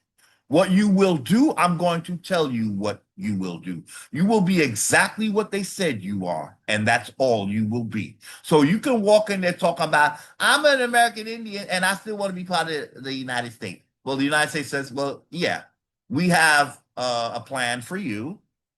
We have this lovely domestic dependent position. Yeah. We can dissolve you at any time if you act up and act stupid and talk about you want sovereignty and shit. You don't get that in the United States. You get a consolation prize. So, ladies and gentlemen, when you're a 501c3, you say it all the time. 501, all 501c3s, all civilized tribes, $5 Indian, whatever, Native Americans come to the front of the class. You guys are creations of the United States. You are things that they made up after they started dominating American Indians. But the domination wasn't enough. They had to rename you to really have the authority that they had. And you agreed to those terms. Now, the five civilized tribes think that they something special, but you are, and you seem to love being, colonizer's bitch. He created you. He Mr. Potato Headed you, and you are okay with it. So you go by what he says. First contact American Indians are going to say, you never created me, and therefore you don't have any authority over me. You're not going to Tariq me, okay? Let's continue. Let's read it again to prove that we are reading this straight from the AI on my phone. No, So wait. The question was, ladies and gentlemen, does the Washita Indians have a seat in the United Nations? They think they do. But AI says no, the Washita Nation does not have a seat or official governmental representation in the United Nations. Only recognize. I thought y'all was federally recognized, but you're still not recognized because the recognition you got was something the United States created. It's not the recognition as a sovereign. So this thing had the nerve to say only recognize sovereignty. I thought y'all was recognized by being civilized, being Christianized. Didn't Jesus give y'all a seat at the janky table that you? I don't want a seat there, please go, because I know the United Nations is just a little bitch of the United States. Go to the CEO, and that's all you need to do. That's the message here. Okay. Only recognize sovereign nation state. So you have to be a nation state. See, this is why, ladies and gentlemen, I'm not fully on board with using the term nation because apparently that might be a term that was patented or copywritten, and then you have to conform to what that shit is. So or they're going to think that you should. And so I'm very weary of using the term nation because they're saying only recognize sovereign nation states. We definitely not going to be a state. Indians don't use these terms. Only sovereign nation states can be member states with a formal seat in the UN General Assembly. Who has that? Africa does.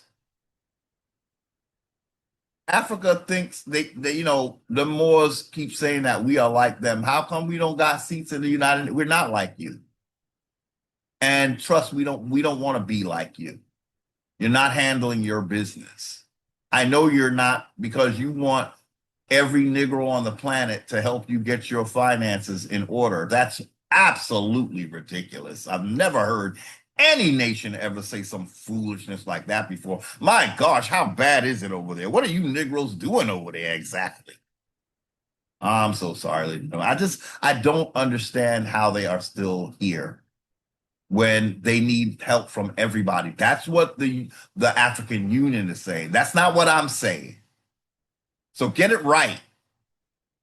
The African Union says the only way that they're going to get some financial stability and infrastructure or whatever is if every quote unquote Negro on the planet got to help.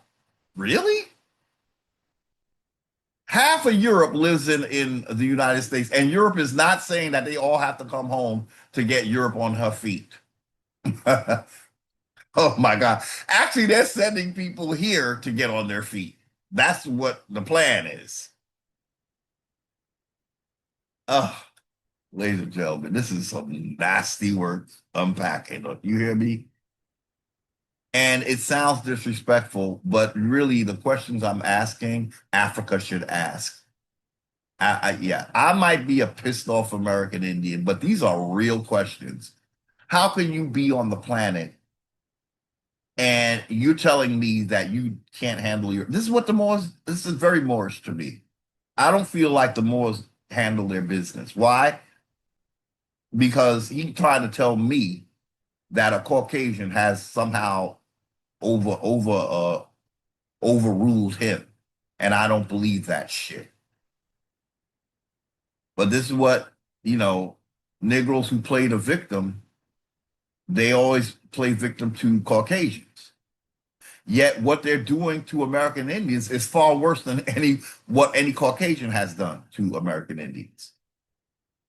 When you have me, because you look like me, when you have me in a position where I have to decide what continent is mine, you are doing more damage to me because you look like me.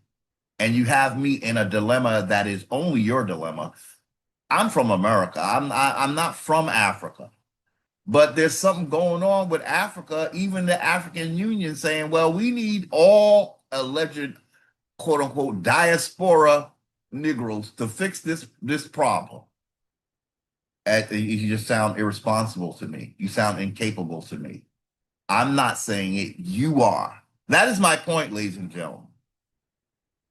So let's get back to there's more to read about these Washita who's not represented in the United Nations.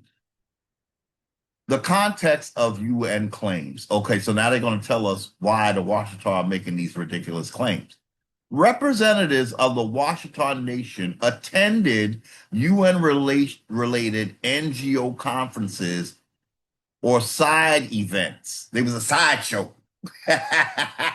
They wasn't runway, they was sideshow.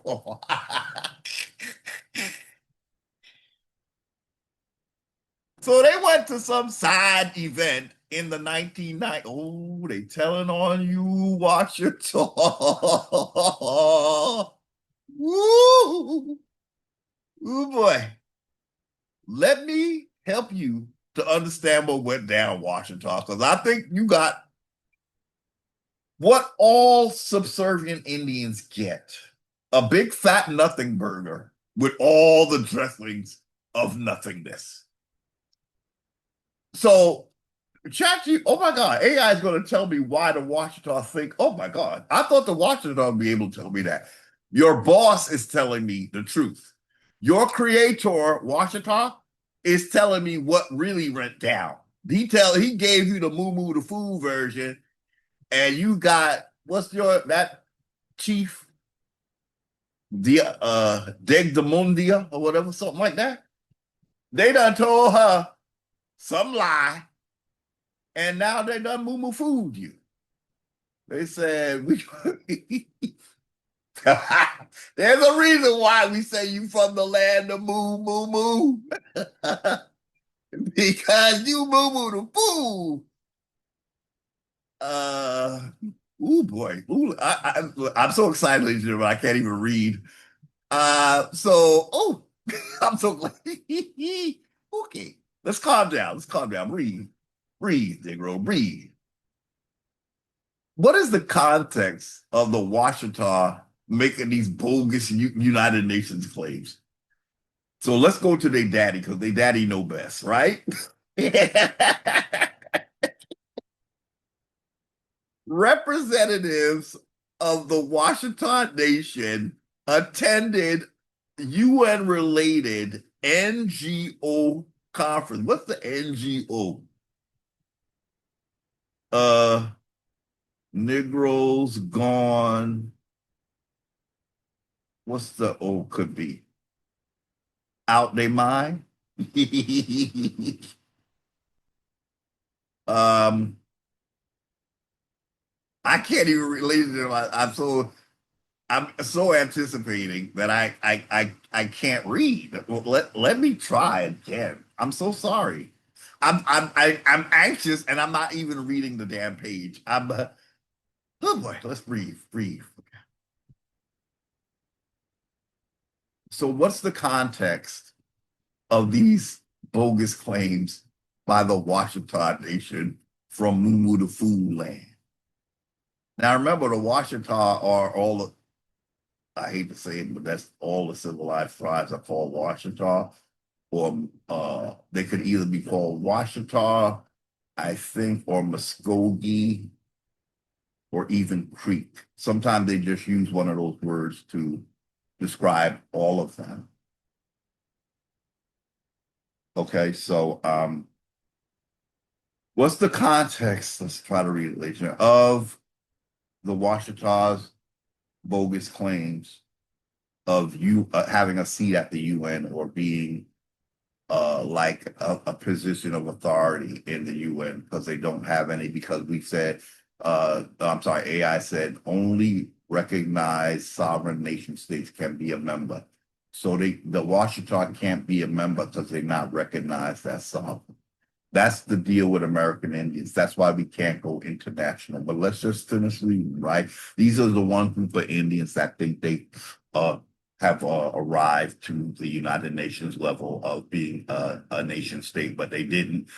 And just when they came to that place, a door slammed in their face And somebody told him, no, you go down the hall over there. You're not allowed in this part. We'll go down that dark alleyway down there, and then you got to jump over the puddle because we didn't fix the plumbing over there, and the toilet's all over backed up. But that's your room over there, so you could say you a member of the U.S. Okay, I'm so sorry, ladies and gentlemen. I don't mean to do this. I'm something is something in my excitement is preventing me from reading. It could be an ancient Iroquois voodoo spell.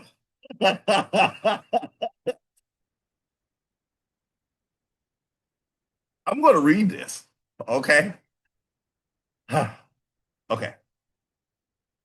Representatives of the Washita Nation attended UN related NGO conferences or side events in the 1990s during Indigenous peoples programs.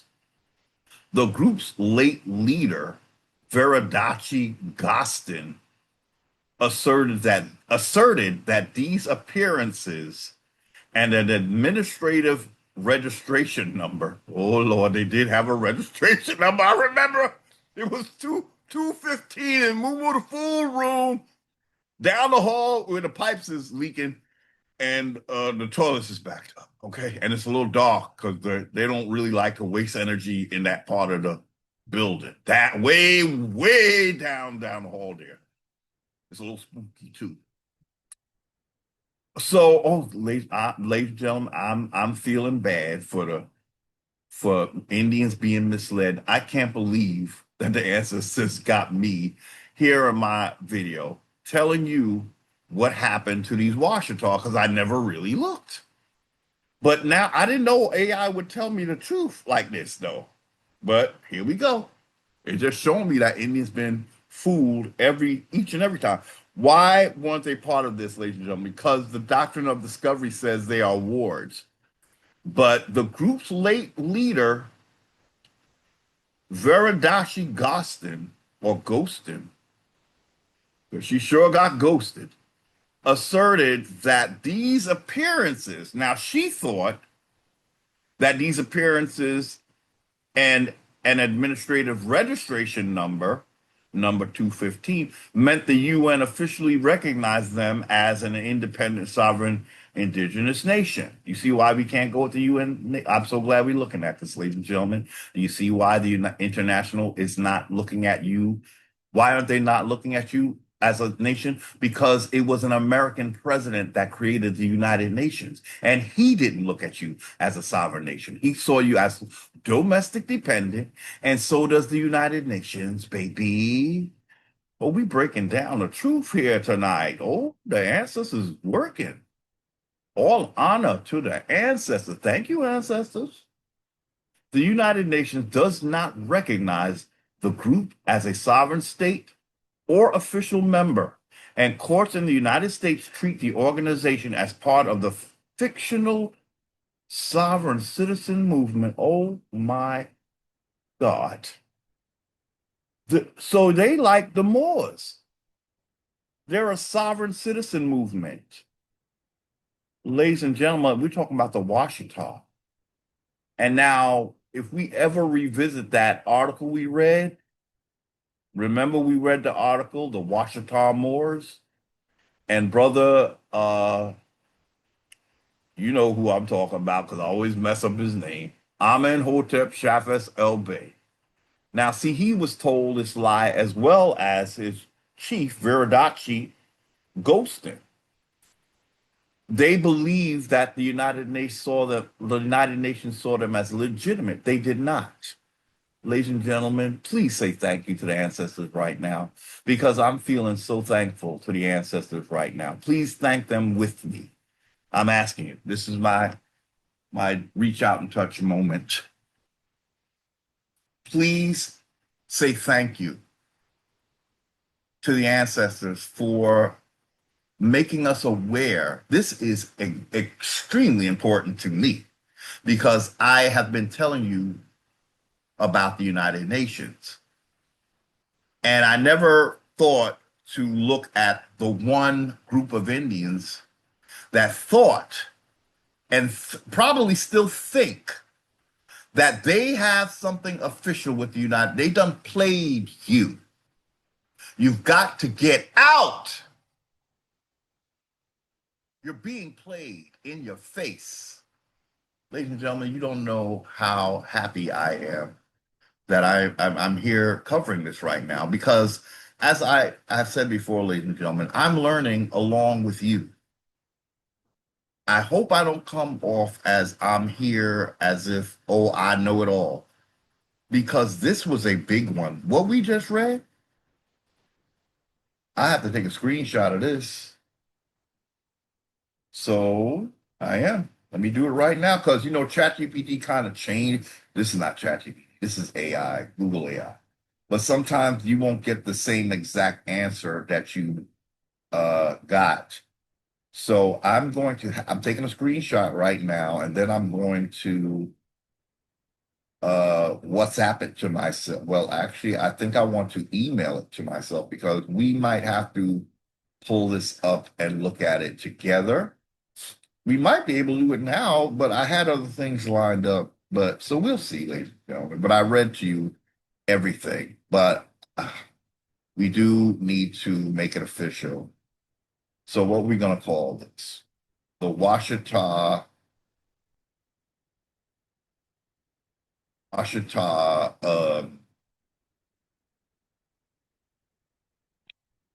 and the United, let's just say the UN, the Washita and the UN.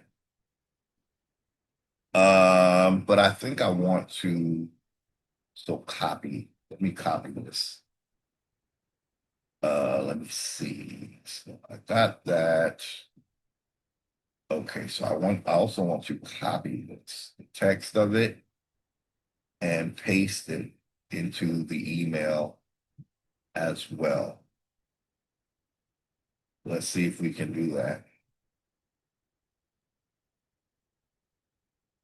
Come on now, let me do it. Man.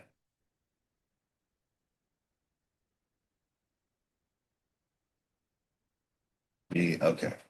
I'm trying to see if I can do it a different way.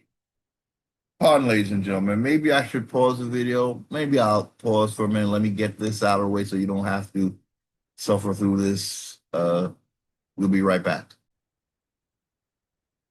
Gentlemen, I have a bit of a treat for you. I decided we're going to read that together.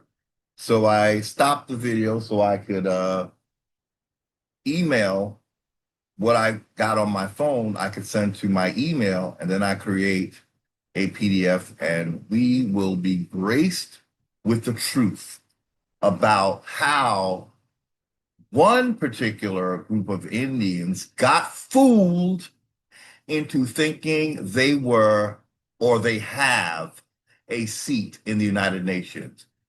Ladies and gentlemen, why are we doing this? It is very important. This tells us how the United Nations actually sees American Indians. So no, this is why we do not go to them for any remedy. They are in cahoots with the United States, and the United States is the creator of the United Nations. So when we deal with the United States, we automatically deal with the United Nations. I am just so happy that the ancestors graced us with the presence of mind to do what we just did. Because I don't think American Indians believe that the United Nations is not the go-to. We think, oh, but that's the world of nations. And the world of nations do not see American Indians as a nation. Why? Because they were all created by the United States. The thing that they are in, called the United Nations, was created by the United States. If anything, they're just going to fool us like they did the Washita Indians. The Washita Indians are claiming to be Moors. That's what Amenhotep Chavez El Bey said. We'll put a link to that article and you can read it yourself. He's saying that they are Moors. Moors do not when they're pretend when Moors make Indians over into some new thing, that thing doesn't get any recognition, not even on the international stage. The United Nations is the international stage. We have already been rejected as a nation in the United Nations. Now, who does have nations there? Africa. So when Africa comes to us talking about, oh, the white man is doing this to me. I need every Negro everywhere, all around the world. Help me. You're a goddamn liar. You're getting all the help you're going to get from the United Nations and all the nations that are part of it. You don't need American Indians because you're in a better, according to your little colonizer committee, y'all help each other. The only people left out of that is American Indians. What do you need me for? To fool me some more? No, thank you. So first, before we look at that, ladies and gentlemen, we're going to, oh, wait a minute now. Why didn't it bring up? Okay. What's going on here? Doesn't, okay, let's finish. We got to finish this anyway. So let's finish this. It all ties in. Okay. So we're going to finish this reading. Did Roosevelt create the United Nations? He did. Okay. He created the name. So somewhere there is a corporation that he owns as the creator of it. It's called the United Nations. He outlined its foundational goals, which was not to make American Indians part of it, but they played it with the Indians. Say, come on to our sideshow. Dun, dun, dun, dun, dun, dun, dun, dun, dun, dun, and then the Washita fell right. They went right into the fun house and thought that shit was real. Oh, my goodness. It's just terrible what they do to these Indians, y'all. That's why we don't want any part of it. We don't want to be fooled anymore, ladies and gentlemen. You feel me on that? We've had quite enough fun at the amusement park, and we would like to leave now and have our land back, please. Thank you. However, the UN was officially established on October 24th, 1945, several months after FDR died. That don't matter. It's still his creation. And whoever he gave the patent or copyright to, they got it right now. Probably every president. Who knows? FDR's role in the UN. The name. FDR first suggested the term United Nations. You best believe that is an incorporated name. Okay? Who's getting paid? Well, the creator gets paid. And whoever he decides to, share the profits with. In 1942, he first suggested the term United Nations to describe the Allied countries fighting in World War II. The vision. He worked with leaders like, of course, Britain. The British Prime Minister, Winston Churchill, to shape post-war global security plans. The structure, FDR insisted on giving major global powers veto power FDR gave them. You hear that, ladies and gentlemen? Who's the boss of the United Nations? Let's read that again. Franklin Delano Roosevelt insisted on giving major global powers veto power in a Security Council to ensure the U.S. and other key nations would stay involved, avoiding the fatal weaknesses of the older League of Nations. So the older League of Nations, it could kick out people. This one, it said, we're not kick outable. The United States, the United States is the boss. You're gonna kick out the boss and think that's gonna work for you? They said, no, no, no, no. I'm in it to win it. You ain't never kicking me out. That right there, ladies and gentlemen, that should tell you right now who's running the United Nations. I know you've never heard this before. Trust me, I haven't either, but my common sense is common sensing right now. I'm sensing a boss. What are you sensing, lady? You tell me. Tell me in the comment section. What do you think is going on? He gave the powers, he gave major global powers.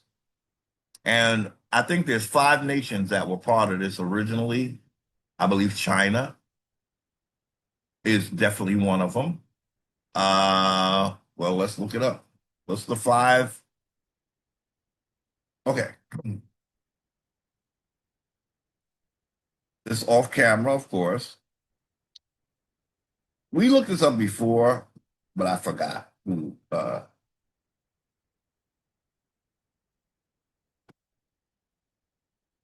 Here.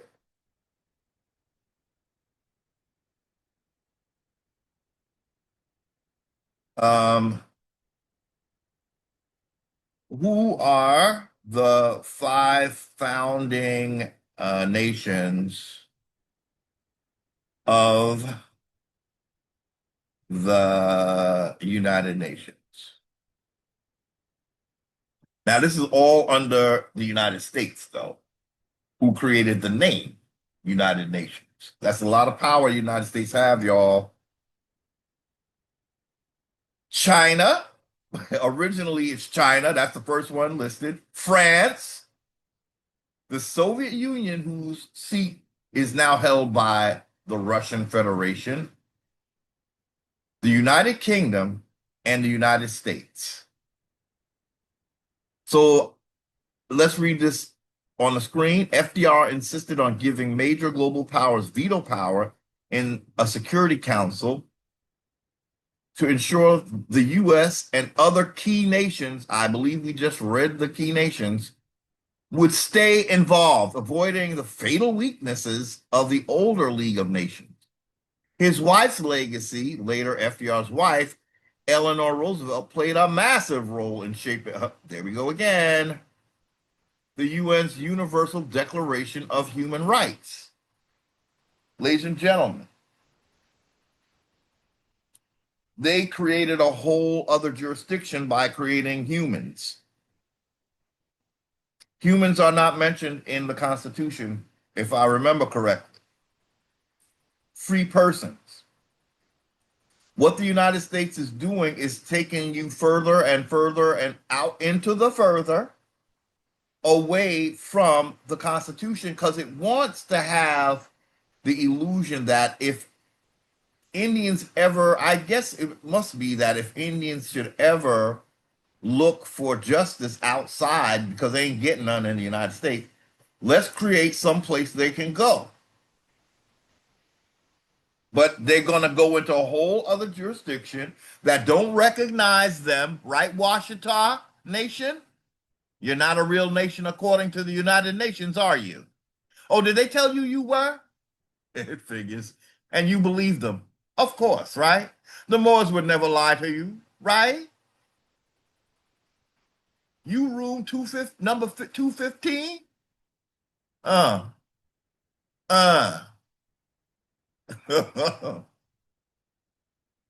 Okay. How's that working out for you? So, okay. Okay, let's read the rest. This is off the screen, ladies and gentlemen. While 51 nations total signed as original founding members in 1945, these 5 held special status as the drafters and permanent, that's what we just read, right? Veto-wielding members of the Security Council. Thank you. That's what I was looking for. I thought we might have to ask another question, but it told us. So look on the screen, ladies and gentlemen. Now, it didn't bother to tell us who the 5 nations were. Let's read them again. Let's see if we can do the finger count. I'm going to use my fingers. China, France, Russia, the United Kingdom, and the United States. So when you hear about a conflict with these nations, let's read them again. China, France, Russia, the United Kingdom, and the United States. Are they truly in conflict when they all are controlling the United Nations? When you go to the United Nations, them is your bosses, okay, ladies and gentlemen? You think you're gonna we're gonna go international and get some justice? Go speak to the Washita. Well, maybe they don't know. I actually speak to me. I just told you what happened. You could speak to me. I know y'all don't think I just talking for fun up on this channel. No, no, no, no, no. No, no, no, no, no, no. Let's read those nations again. It was China. It was France. It was Russia. It was the United Kingdom and the United States. The diva's the showstopper. She's the one that comes on last, right? It was all five of them that made the poor Washita think that they have arrived. Playing in your face. Ladies and gentlemen, do you understand now why we will not be going to the United Nations? All we got to do is go to the United States. That is the United Nations. Okay? It's the Drusilla sisters. Five of them. The most disharmonious singer group you ever did see. Well, let's just say they sing and you lose your land, your identity, everything, your resources. So there's your United Nations. If you want to know who's really running the show, the creator is the United States. Again, that's China, France, Russia, the United Kingdom, and the United States. They are the members of the Security Council. They have veto power. All of this they got from what? A creation of a president of the United States. Who's running really? Who is running the United Nations? It's the one that owes the most in back dues. Talk about this all the time. The United States owes the United Nations the most in back dues, member dues. But they have veto power. They're the founding member. Do you think they really have to pay dues? I created you, Mr. Potato Head. You know it's true. I made you. Go sit down and stop playing with me and go play with them Washita. Ladies and gentlemen, do you understand? We will not be going to the United States. I'm sorry, to the United Nations because we will not find justice there. So now oh wait, we didn't finish reading. Look, we so going all over the place. So then after he died, the wife took control. They saying so, well, what we read is that he created, but he died. Yeah, well, his wife took over. Okay. How it was actually formed. The UN, it was actually formed April to June of 1945. Representatives from 50 nations met at the where did they meet? Right? To the baby daddy, where the baby daddy is, on our land in America. This is where this thing was born, okay? Representatives from 50 nations met at the San Francisco conference to write the UN Charter, baby. The UN Charter was written on my ancestral land. FDR's death FDR passed away April 12th. So he started it going and he said, I'm sure I could trust y'all to keep this beast going. And you have my lovely wife here, and she's going to make the UN Declaration of Human Rights. And then they made one for indigenous people that they didn't recognize when the Washita was up in the piece. That was what they said. Wait a minute, that was what was the year? We'll find the year. I think it was 1990. 1990 something. So, oh, FDR passed away on April 12th. Oh, so 12 days after he created it, he kicked the bucket. Okay, but it's still his creation, right? Yes. Okay. Okay. The official start. Well, no, I'm sorry. FDR passed away on April 12th, 1945, before the conference finished. It was a 2-month conference, and he died before it finished. The official start. President Harry S. Truman supported the final words. It's all American presidents doing all this and inviting their friends. So allegedly, they broke free from Britain, but then they became good old boys in the United Nations and invited some other friends. And China. That's what's kind of bugging me out. I, because a lot's been said about the position of China, but she's on equal footing with you. Pretty much, she's a permanent member of the Security Council, right? Um, President Harry S. Truman supported the final work, and the UN Charter took effect on October 24th, 1945, after enough nations approved it. Hmm. If you'd like, I can share more details about the specific meaning, like Dumbarton, Oaks, and Yalta, where the UN was planned. Eleanor Roosevelt worked with the Human Rights Commission. Hmm. No, thank you. So, do we have this up? Okay. Do we? Oh, we have it up. Okay.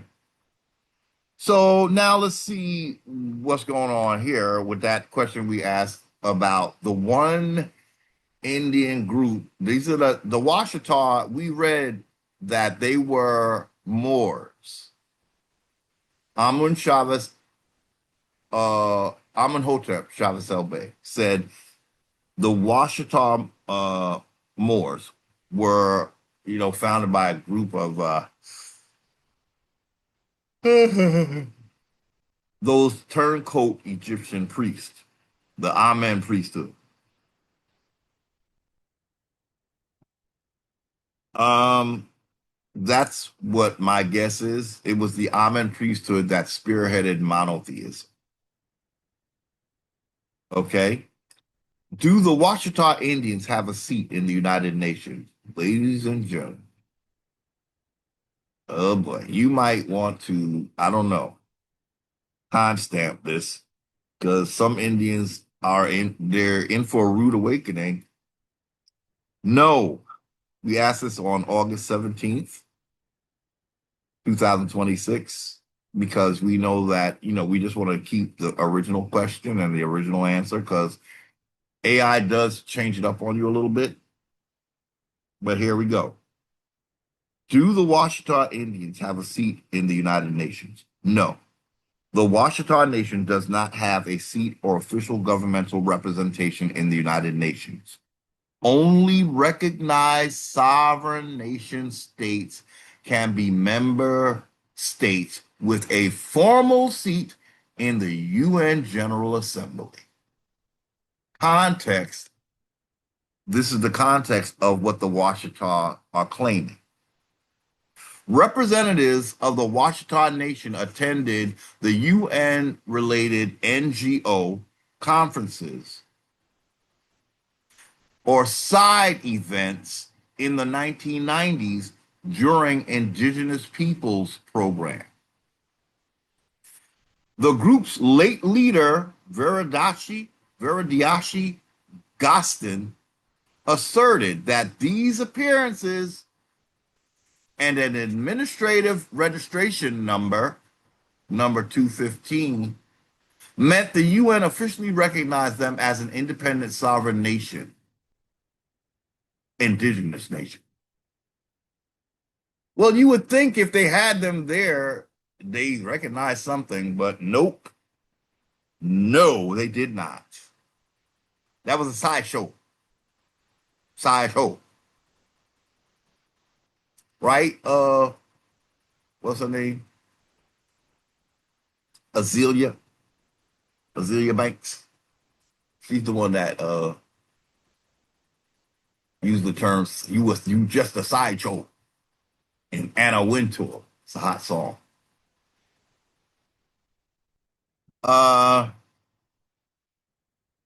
The group's late leader, I wonder if she died believing this bullshit.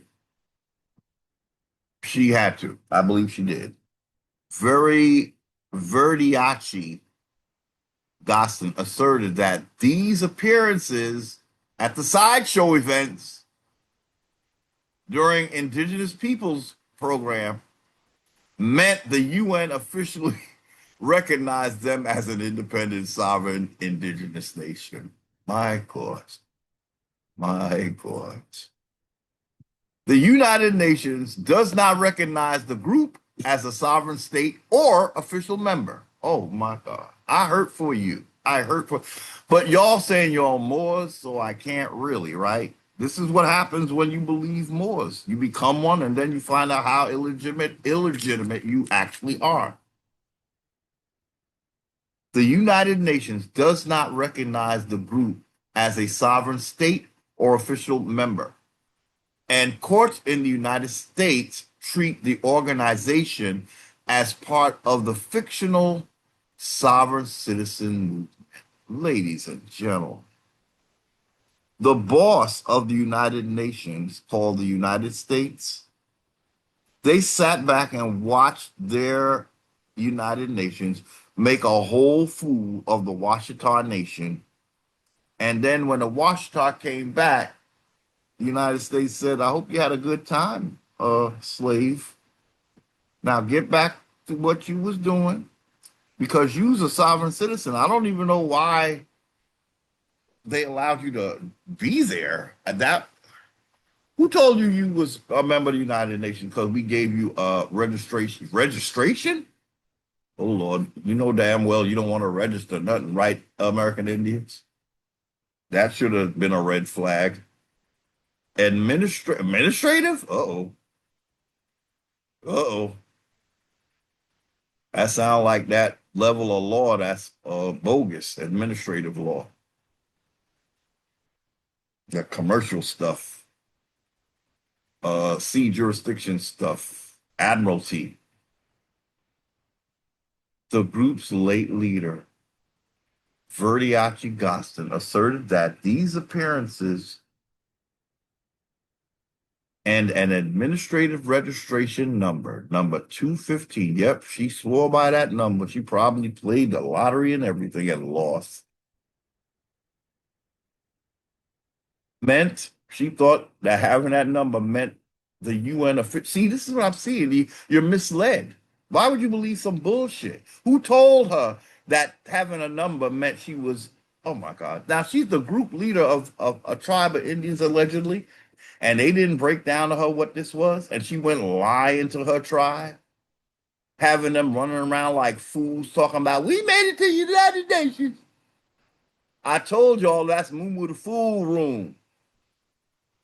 Oh my goodness. And nobody told y'all. They just made you run around think that you got something. Your award. Award. WARD. You've been that ever since Cherokee Nation case was in 18 what 31 was it, or was it 1823? Was it the first one? Cherokee Nation versus state of Georgia? No, that I think it was 1831. The first one was McIntosh. Something about McIntyre. McIntyre? Oh boy, don't get me to lie. But yeah. So by 1990, you still award up to this day. Everybody that think that just because they make an appearance in a official setting of their master, that means they have arrived. No, you didn't. No, you didn't. You lucky they didn't put a freaking Swiss maid's outfit on your ass when you showed up, ready to serve. Oh, y'all thought you was gonna be served? That's what you get when you don't take your birthright with you. They son your ass. SON.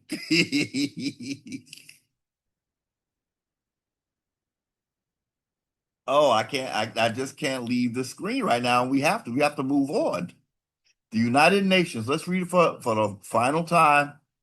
The United Nations does not recognize the group, the Washita, which is all the civilized tribes, ladies and gentlemen, are under the banner of the Washita Nation. That's the Cherokee, Choctaw, Chickasaw, Creek, Seminole. That's the make up the Washita Nation. Five civilized tribes. That's what we read. The five civilized tribes are Moors. And then, we got that from the Amonhotep Chavez El Bay article called The Washita Moors. United Nations does not recognize the group as a sovereign state or official member. And courts in the United States treat the organization, it's an organization. The Washita Nation is an organization, not a nation. They treat them as part of the fictional sovereign citizens movement. Now, these people are claiming to be Indians, ladies and gentlemen.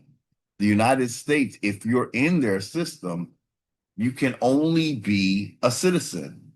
But even if you're an Indian claiming to be sovereign, they're going to say, you into that sovereign citizen bullshit. You can't. So the United States is telling you, you can't be in the Republic and be an American Indian. That was our message yesterday, ladies and gentlemen, out on the sidewalk. I don't know if we conveyed it. So that's why we're here again, as we will always be, to make sure the message is fully understood. You cannot be sovereign and be part of the United States Republic at the same time.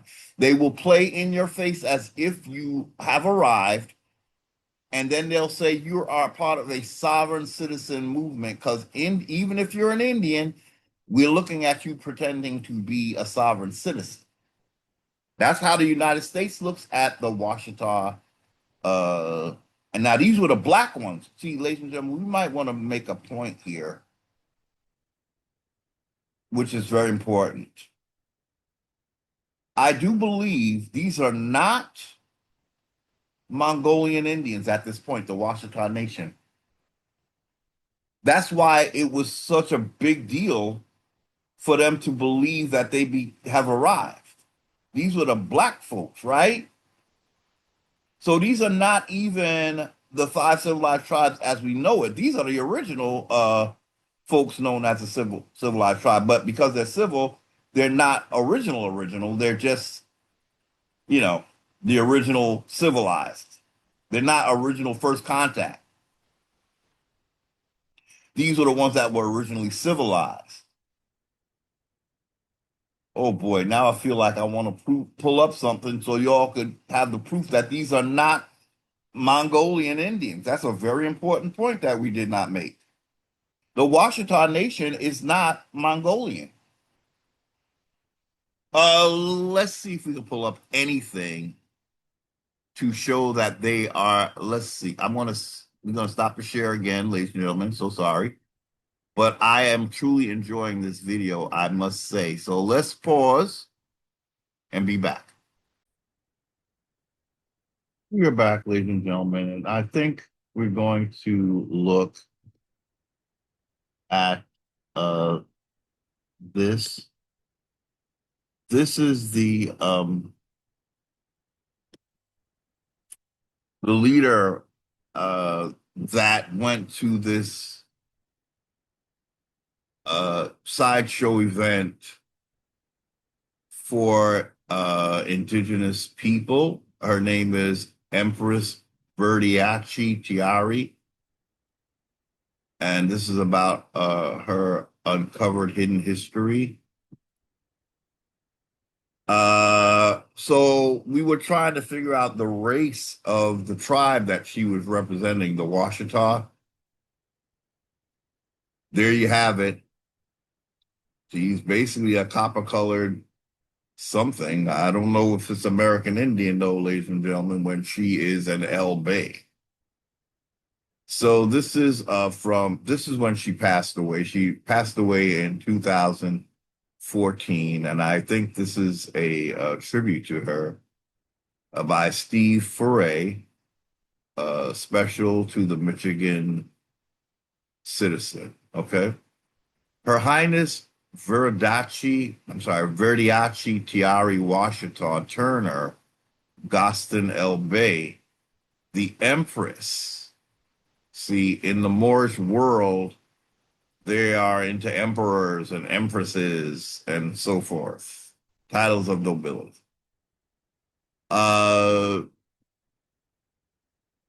She was the Empress of the Washita de Dug de Mundia Empire, the leader of the Imperial Washita Nation of MUURS. Now, ladies and gentlemen, Tariq Taj Bey has confirmed that this is an older than the North African Moors.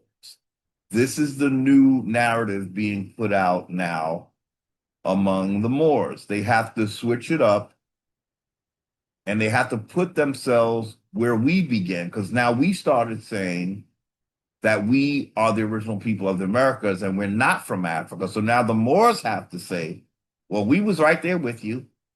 You see how they attach themselves?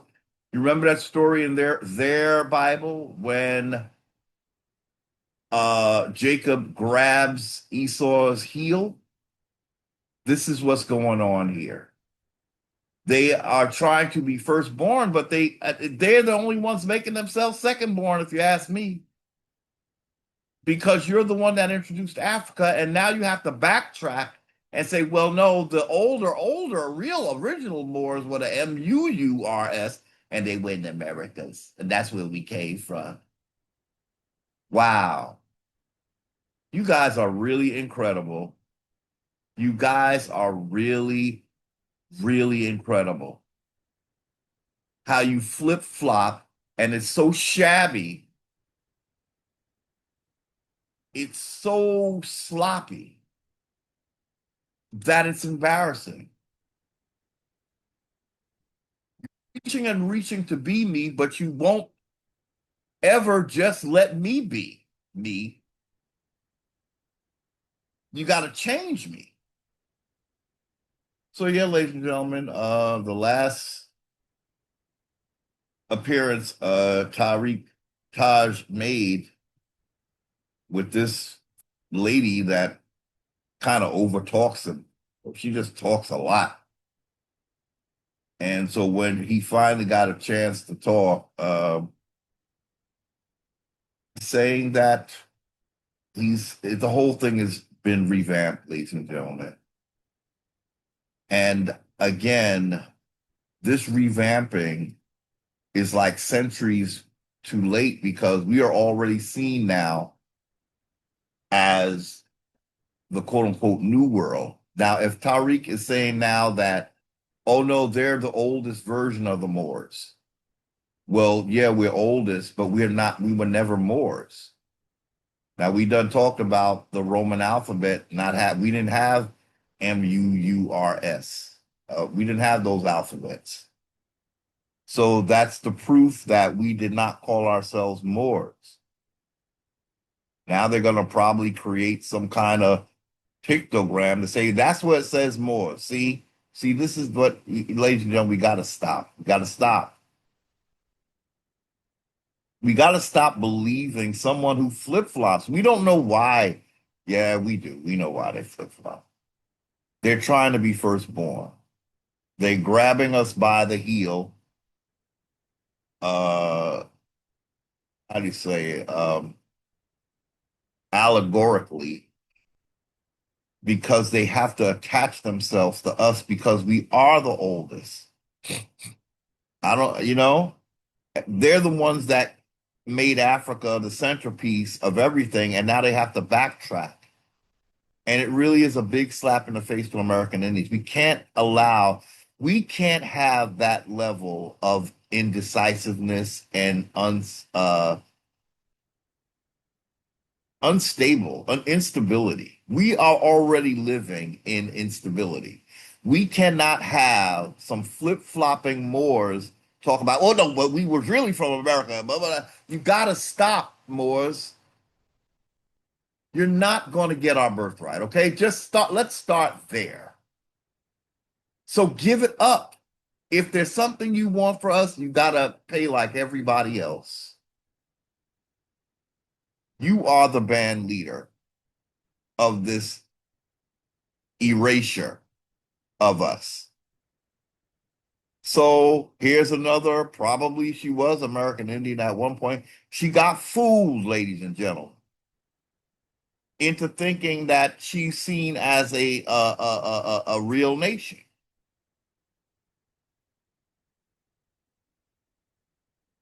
Or she is actually someone from North Africa. I don't know, but I just know that because of all of these loose ends and could be maybes and oh my God, they look like us, so they must be. I can't. I got to throw the whole thing away, lady. We got to stand up for ourselves. Those who are attaching themselves to us, they're gonna keep flip flopping to lie to the world, whatever lie they need to tell. But we have to say no. That has nothing to do with us. These are people that look like us. And for some reason, they just want to be us to the point of they realize if we can't beat them, then we have to just say that the MUURS was in the Americas. That's the only way. Because now they won't accept that they're from Africa like we've been telling them. Why were you telling me that?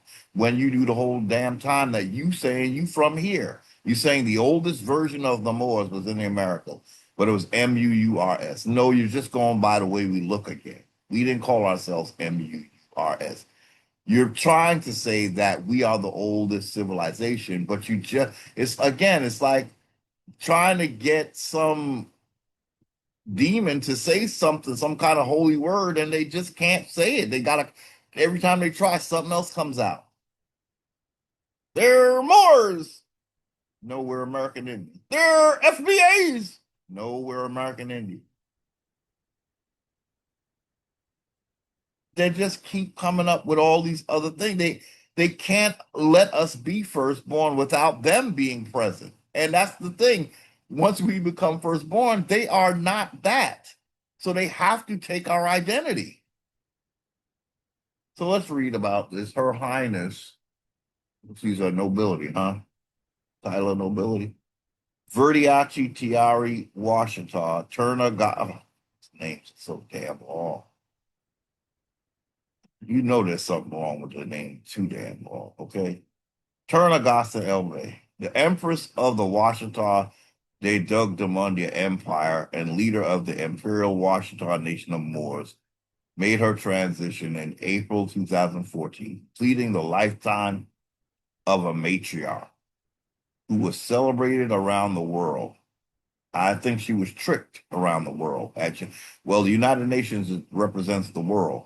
of the what they call the old world. So was she celebrated or was she bamboozled? In her time, Empress Verdiachi was a published author. Please don't tell me she wrote and said that she was a member of the United Nations. Please. Why are y'all doing this to her? Why are you more? I don't know, lady. I, I just don't know. In her time, Empress Verdiachi was a published author, archivist, historian, international diplomat. And let's not, please. Oh man, she thought she was, but they saying that she's not a real nation. She couldn't have been an international diplomat. She was an international domestic dependent sovereign citizen, etc., etc. Board, judge. Oh my gosh, he's a mayor. What the hell are Indian doing being a mayor in this republic that's not an American Indian republic? But see, she would have been one of those that believed that this is our republic. And what did the republic do to her? Made a fool out of her. It's what happens when you start following Moors. You're going to be made a fool out of.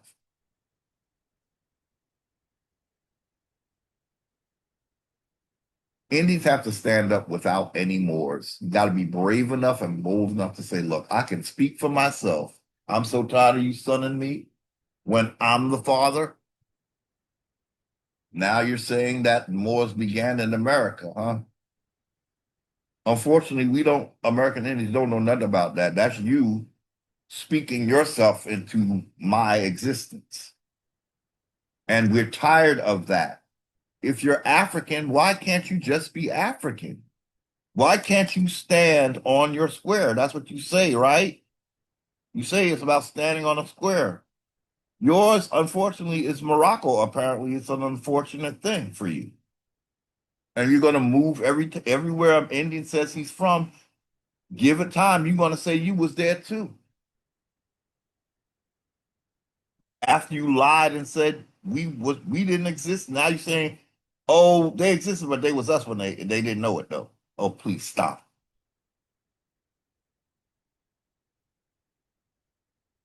A businesswoman, a community. I just think she was made a fool. I think they made a fool out of her. All these accolades just mean so there was something not quite reaching. Something what the elevator, you know, community leader, tirelessly working for the legacy of the Washita Nation as the oldest civilized people of North America? I don't think so. That would be Algonquins by firsthand account of Europeans who found us here. They didn't find Viriadachi. They didn't find no Washita. They found Algonquins with a whole writing system. Oldest civilized. Civilized? Oh, well, maybe that's the game changer. Because civilized means you're not oldest. To be civilized, it had to be after colonization. So there's no way, that you could be old and civilized. You could be a sellout. The oldest civilized people. Civilized Indians didn't exist till what, the 1800s? When, when did civilized Indians start to become a thing? They met the Cherokee. Oh boy. I'll have to look it up, ladies and gentlemen. Uh, but we know that the civilized tribes didn't get their writing until 1825, so they cannot be much older than the 1800s because they only started writing as civilized Indians in the 1800s. But there were uncivilized Indians discovered here in like 1584, 1585, and they were dark skinned and they resembled Ethiopians, although they were not Ethiopians and they were Algonquins. Uh, the oldest civilized, so they're part of civilized. Now they don't. Oh no, they are the civilized tribes. Oops, I'm sorry. They are one and the same. Sorry. As the oldest civilized people of North America to be restored in the history books. She established for the people in America, call them Black, African, Moors. No, no, thank you, no, thank you, no, thank you, no, thank you, no, thank you, no, thank you, and no, thank you, and no, thank you. You do not call me none of those terms. I'm not foundational Black. I'm not Black, period. I'm an American Indian. She established for people in America, call them Black, African, Moors, Negro, colored, African American, whatever you want. No, you don't call me whatever you want to call me. You call me what I tell you to call me, American Indian. That's the problem with these folks. The fact that long before the Indians came here, we are the Indians, but they're talking about Native Americans. Long before the Native Americans came here, long before they imported these slaves from Africa, oh, please, we were coming from the Caribbean. Or before any European explorers came here, the United States and North America was populated by a group of people called the Moors. Oh, they're lying, lying, lying, lying. And in Western society, they called them the mound builders, says Dr. R.A. Umar Shabazz Bey. The mounds built by the Washita Moors are found throughout the United States, including Michigan and the Metro Detroit area. Most have been desecrated.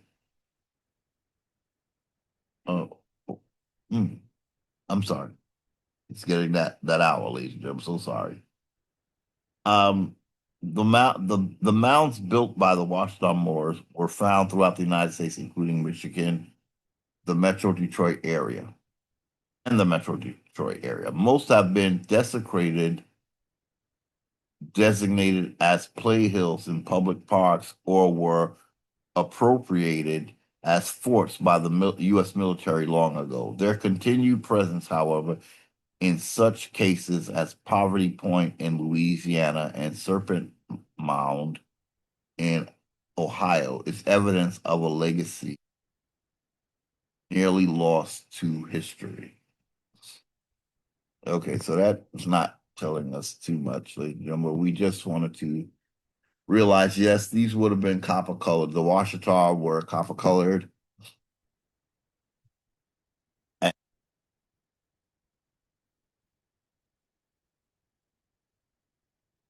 I think that's enough proof that we need to show their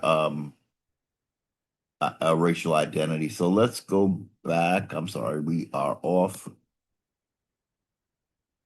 Okay. So we pulled this up also. The Washita Nation, the Washita de Doug Demundia is an African American group. This was AI answering, ladies and gentlemen. They're called African American, and they're okay with that. That's how you bring in Negroes from other places into your homeland. The Washita Nation, the Washita Demondia, is an African American group. We just asked this of AIO, tied to the Morris Sovereign Citizen Movement. They claim independent sovereign status as indigenous mound builders who own the territory of the Louisiana Purchase. Law enforcement and legal systems view their claims and alternative documents as legally invalid. Core beliefs and claims. Indigenous status. Adherents state they descended from ancient mound building cultures and ancient civilizations rather than being African slaves. Territorial existence. They assert ownership over vast resources, I'm sorry, vast areas of the central United States, included in the 1803 Louisiana Purchase. Sovereignty members, sovereignty. Members believe they are exempt from federal, state, and local laws, tax, and municipal regulations. Oh, ladies and gentlemen, we may have to end the video soon because getting into that trail off area, and we had so much more to talk about. We've done a lot of talking, but basically, we're seeing that these Washita are Moors, as just like Amun Chavez, I'm sorry, Amenhotep Chavez El Bey told us. He said that these are Moors. The Washita, five civilized tribes, are Moors, is what he said. All five of them are civilized tribes. So, uh, so they assert ownership over vast areas of the central United States, including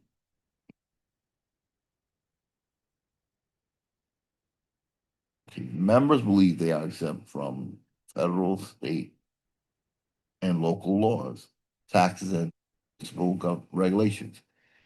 American Indians are, but you're trying to be both American Indians and African.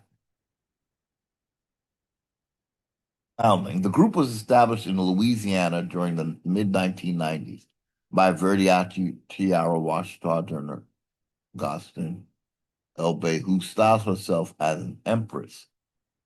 The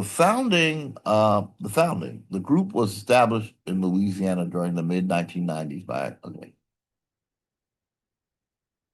sorry, um, 1900s by Verdiachi Tiara Washita Turner Gostin Elbey, who styled herself as empress. Activism. Members have historically issued their own pseudo-legal identification cards, vehicle registrations, and passports. She had the right idea, but she's doing it in the United States. When you do it in the United States, they think of you as a sovereign citizen. So this leading to conflicts and arrest when used in place of official government documents. Ladies and gentlemen, this is perfect what we're reading. You have to understand that when you try to attempt to be sovereign in the United States, they're going to come for you. This is what Anna learned when she was trying to resist, having to pay taxes as a United States citizen. She realized you can't be uh, a United States citizen and be sovereign at the same time. So they are choosing to not be United States citizens, Anna, and these type of folks. So in the United States, you cannot be sovereign. They will say you are a sovereign citizen breaking the law. Outside of the United States, you can be whatever the hell you want to be, but American Indians must, in order to claim our lands, we have to uh, be American Indian again. And none of these laws would apply to us, and our sovereignty would stand. In the system, your sovereignty cannot stand. Outside the system, your sovereignty is standing. Uh, so they were in Louisiana during the see, this is too young, mid 1990s. They done found Algonquins here as far back as the 1500s.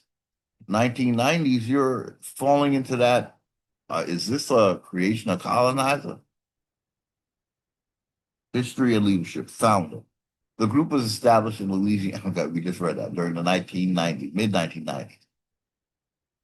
Activism. Members have historically issued their own pseudo legal identification cards, vehicle registrations, and passports, leading to conflicts and arrests when used in place of official government documents.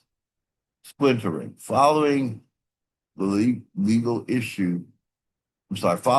issues and the death of foundational figures, the movement was has fragmented into various localized groups offering the science Moorish, I'm sorry, the similar, I'm sorry,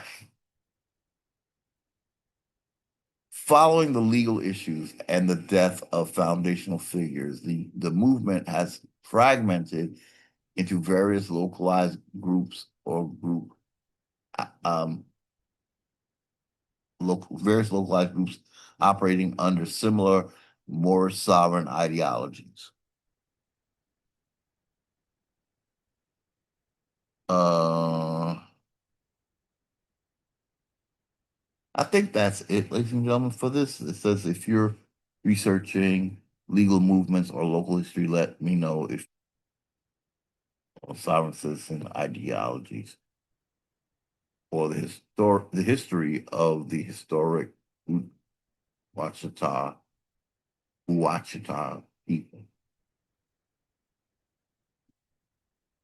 Okay, so these were the copper colored ones. They are also identifying as Moors. Okay, well, we were not Moors. American Indians were not Moors. On that note, ladies and gentlemen, we might take a break and come back, but if we don't come back, we may have to finish another time. I'm suddenly very tired, but I want to say thank you in advance. And if we don't come back, uh, we will be back shortly. Well, probably tomorrow, but um, we're going to take a break and decide if we can go any further. Uh, thank you uh, for hanging so far.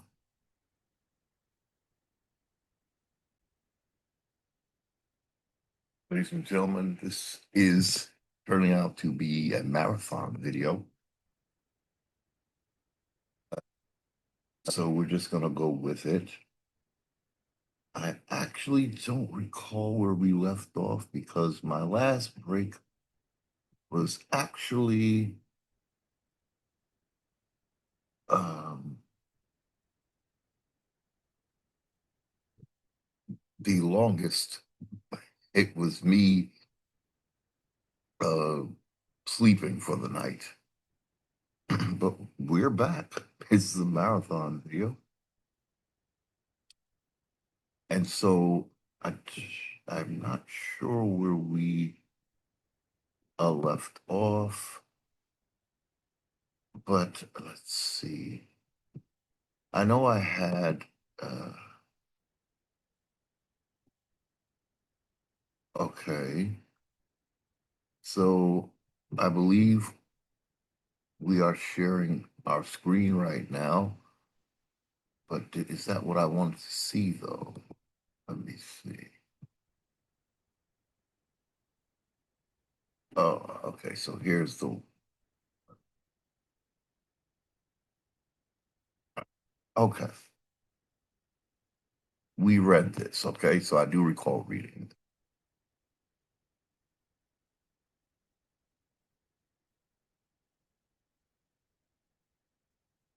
So the I don't think we went to the bottom of this document, so we wanted to read did we? Read it, but I was so incoherent. as I was trailing off. But let's read the last three bullet points about the history and leadership of the Washita Nation. Founding, the group was established in Louisiana during the mid 1990s. We did read this by Verdiachi Tiara Washita, Turner Gostin Elbey. Now, this is the person that Amun Hotep Shafis Elbey is actually, recall him talking about her marriage to King Louis of France or somebody, something to that effect. He was recounting their lineage to the French.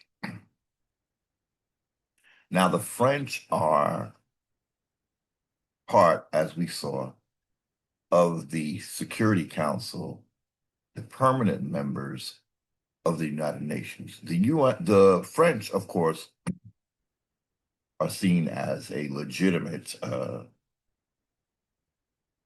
nation. Now, if it is true that, I have no reason not to believe Amenhotep Shabbos Bey, if it's true that this Verdiachi Tiara Washita woman has married into the French, again, as we said so many times, it is the Moorish side of your family that gets elevated, while if this woman is actually American Indian, while your Indian side gets demolished, deleted. They're not considered a legitimate nation. Yet the Moorish French Huguenots, do they call them? They are a legitimate nation in the United Nations, but they have forgotten their Indian side. If these people are actually Indian, they're left out. And I guess I would have to think that being left out is the telltale sign that you're probably of an original Indian ancestry, because you are left out. Now, the French side of your family, they are in, you are out. You got tricked into thinking. Why would this woman think she was part of, she does not know, she does not understand. So many times we try to tell American Indians, you simply do not know this legal system. You simply do not understand it. You're being told this, you're being told that, and the people that know better are allowing you to be made a fool of. This is why American Indians have to get out from under the jurisdiction of the United States. Again, ladies and gentlemen, this wouldn't be an act of rebellion. It wouldn't be criminal. It would actually be constitutional for American Indians to get the hell out. Of course, the United States is not going to like it. They've been lying and cheating us for years.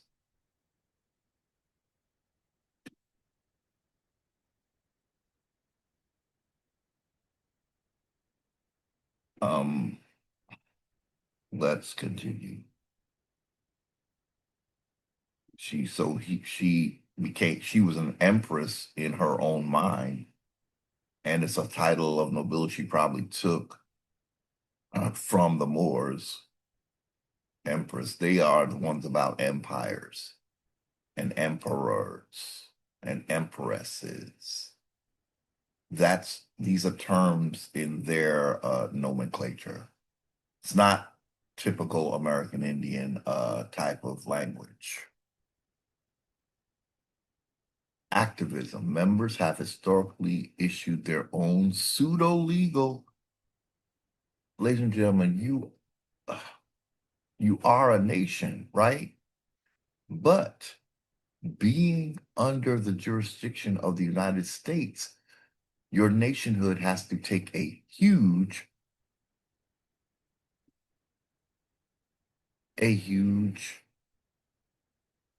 demotion.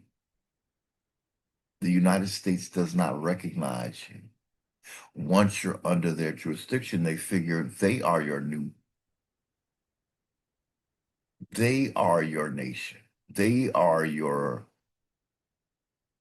guardian. They are your boss. So you cannot be head honcho in the presence of the United States. That's why you have to get out. You have every right to, once you remind this United States who was here when they arrived.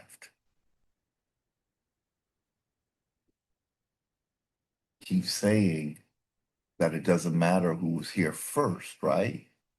But then they want to bombard us with the fact that they believe, so it's not a fact, Mongolians were here first. If it doesn't matter who was here first, why do you keep making Mongolians like they were here first? Because you know damn well they weren't. Again, ladies and gentlemen, we did the ChatGPT conversation and we asked ChatGPT, what Asian nations claim to have, quote unquote, discovered the Americas before Europe did that brought these Mongolians here? They're saying there is no written history among any of the Asian nations, including Siberia, including Mongolia. Why wouldn't they have talked about discovering the Americans if they were here first? Where's this narrative coming from? It's coming from the United States. Who did the United States run into? Who did their uplinks run into when they did come here? To people who looked like Ethiopians and who were quote unquote dark, like quote unquote Ethiopian. So what's going on with you talking about these Asians that on the other side of this continent, even if they were here first, they're not the first things you ran into. You have to respect that what you found here with your eyewitness account. You don't come here, step all over the people that you met here to tell them about some Mongolians that never wrote in any of their histories that they came to the Americas. The United States is or any other people that they can put as being here before us. And it's just, that's not true. But you see, it matters who was here first. That's why the United States prefers to think that Asians were here first. They don't want to give American Indians the respect that they're entitled to.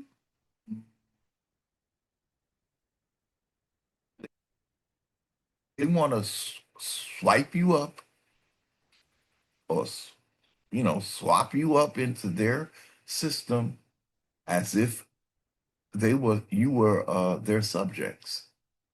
You're not their subjects.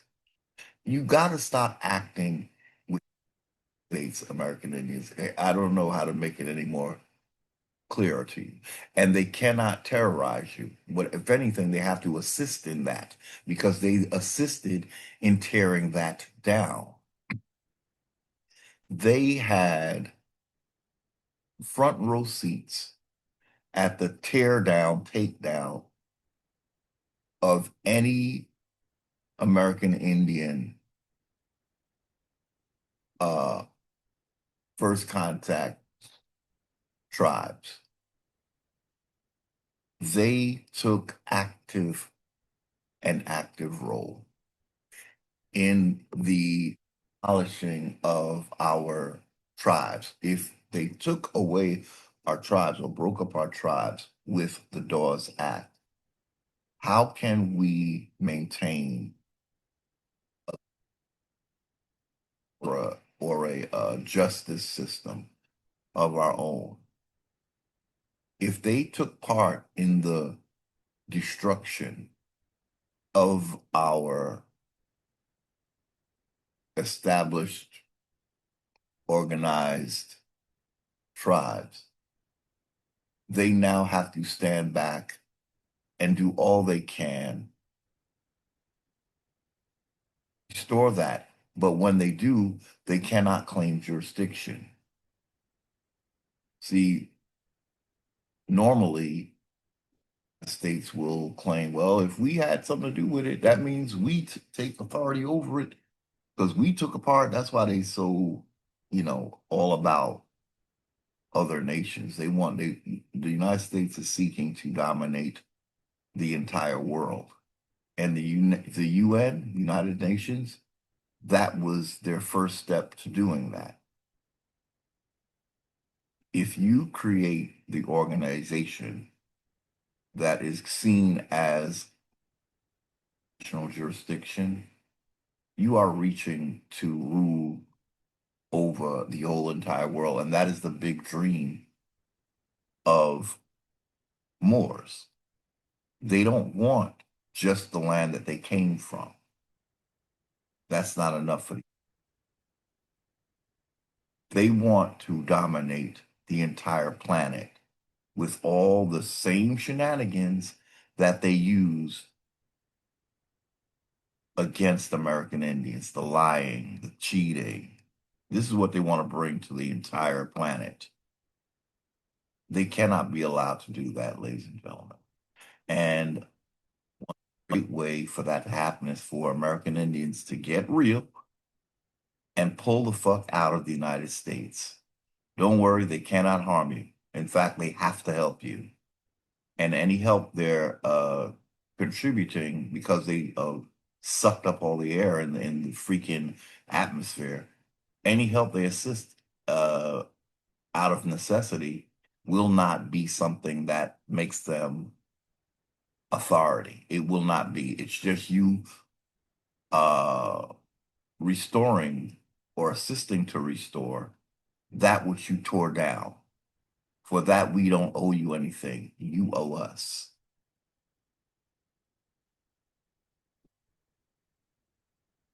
So the members of the Washita Nation have historically issued their own pseudo legal identification cards. Now, when we do stuff like that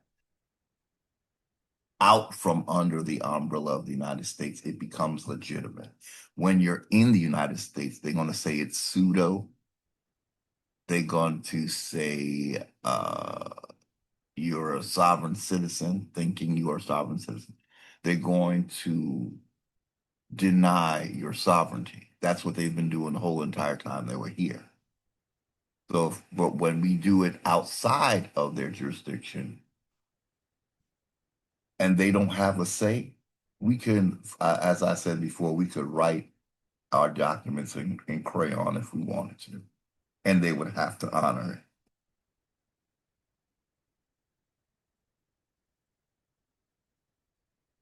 it. Um, on that note, well, let's finish this first.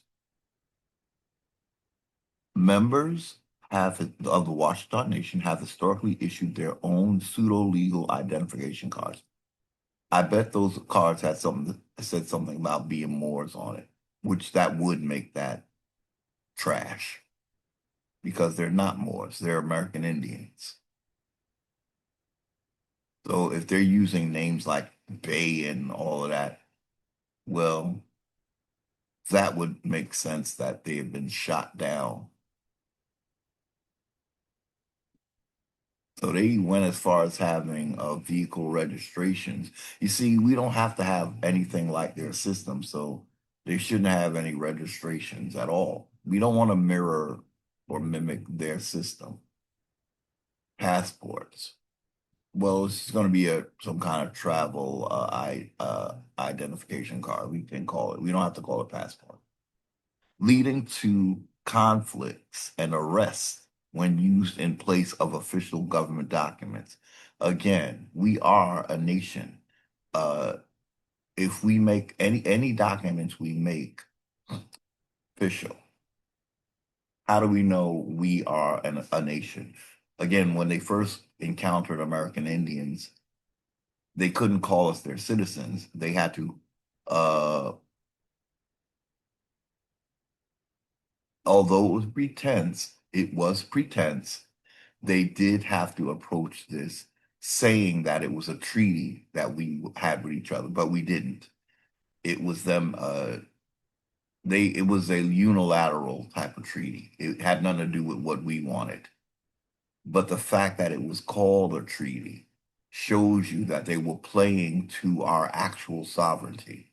They knew that they had to make this look like it was legitimate. So they said they were in a treaty relationship with us.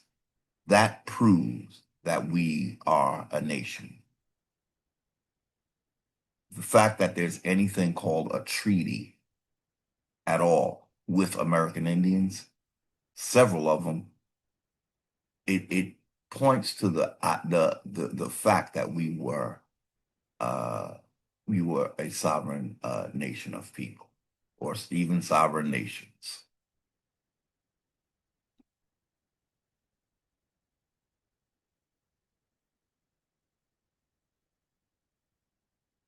So our documents would be official. They are. They are. Once we are outside of the in the jurisdiction of the United States, they say, we already made those for you. What the hell are you doing? Outside of the jurisdiction that we're insisting upon being, they have to accept these documents.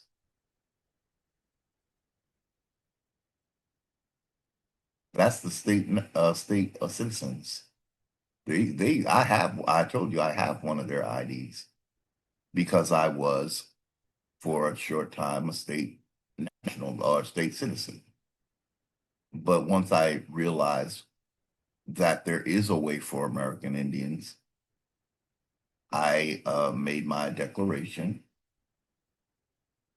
and that video on my channel is the most mysterious video. Now, that is the first thing that starts playing um, when you go to my channel. Yet the numbers of viewers, it always resets back and it goes back. I know that they won't let it go over 1,000. It's 940 something.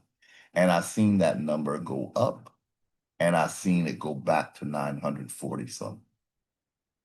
So somehow YouTube is resetting that video so that it never goes above 1,000. That should probably by now it should be the most watched video because it's the first thing that starts playing. In other words, that video, it should not be at 941 as long as it has been. And again, I've known it to go up to 960 something.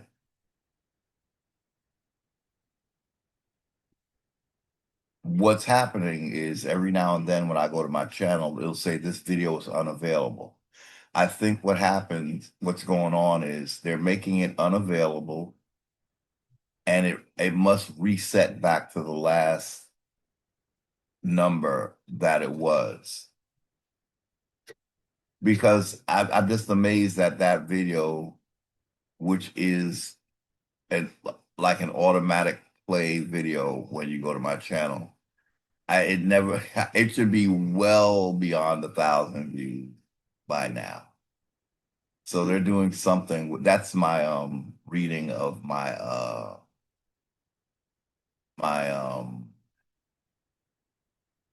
what do you call it? Public notice. Okay.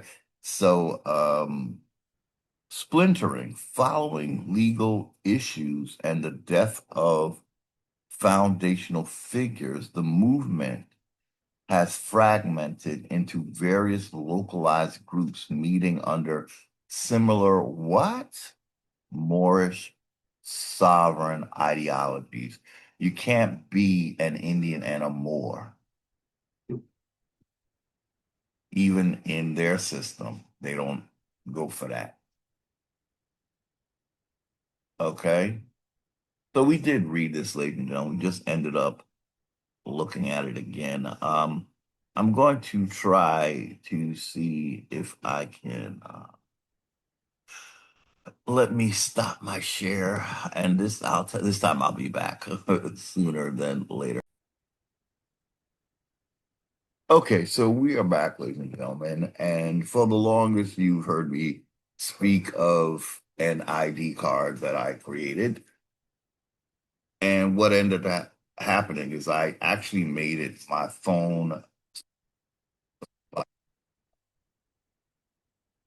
front of the card, which is fine. I'm a sovereign. This is my ID. But the one I'm about to show you, the first time I went to do the big reveal of this ID card, the video got a strike. And I thought it was an unfair strike because up until that point, I could refer to the jab, and as long as I didn't say that other word, the V word, the video was okay. For some reason, this particular video where I had the big reveal of my ID card, because I said something using an alternate word, mind you, the video got struck. And so I thought, how convenient. The one video where I was on my P's and Q's, never said the V word. I've said jab several times and no strike. The one video where I do exactly that, show my ID, that gets stricken a strike. So we're gonna attempt this one more time, ladies and gentlemen. Now, the thing I'm about to show you, it is the old version of my ID. The new one has my picture on it. This one, I guess I didn't save it on my PC. Should be, but I don't, I didn't look. I did a search in my documents for ID, and this is what comes up. So we're just gonna go with a version of my ID. It is not the latest version. Again, the latest version has my picture on it. So let's take a look. I think this is I think it's the front of the ID, I believe. Uh, so also, I think this is a version where I might not have caught all the typos, but there you can see is a draft of my personal ID that I created because I have a right to, as a nation, a man, part of an American nation of Indians or several nations. Now, ladies and gentlemen, we do want to be a little bit careful, again, using that word nation. We don't know how that word is being, don't really want to be like other nations, like, ladies and gentlemen, because the other nations are guilty of genocide. And we don't want to be associated with anything that is associated with genocide because we have not done that. We are the victims of nations that form the United Nations, and really together they are all complicit because unfortunately their creator was a genocidal and is a genocidal United States.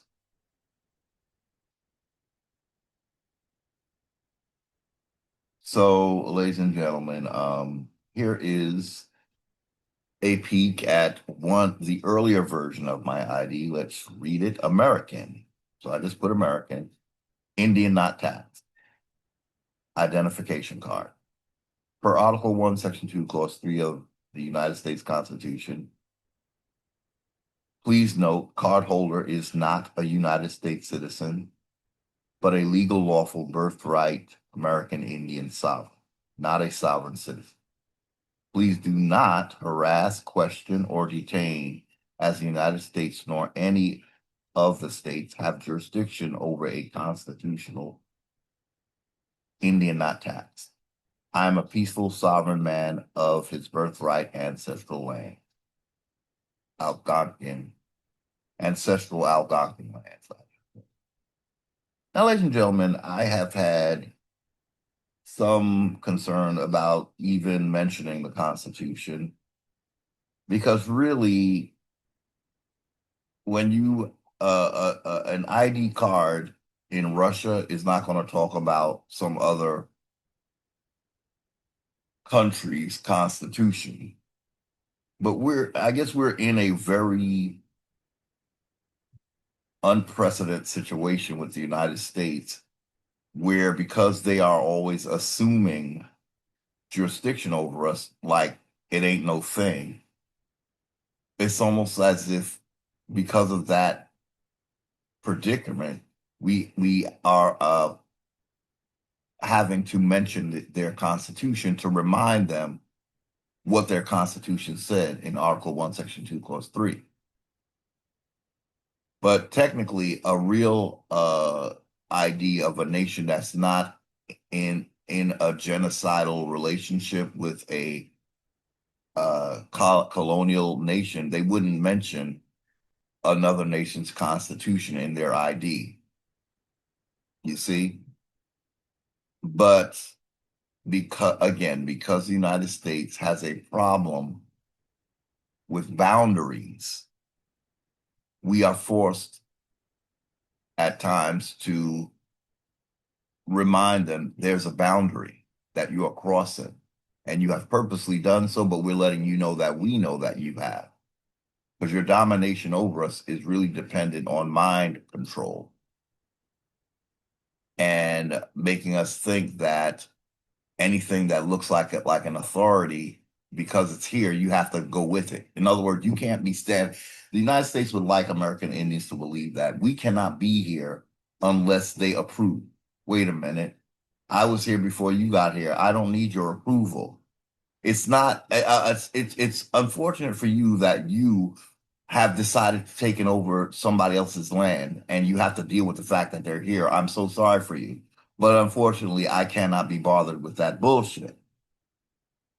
You don't count me. You don't have any birth certificates for me. I'm not supposed to be in your system. Ladies and gentlemen, we're being used somehow as a form of collateral in their system.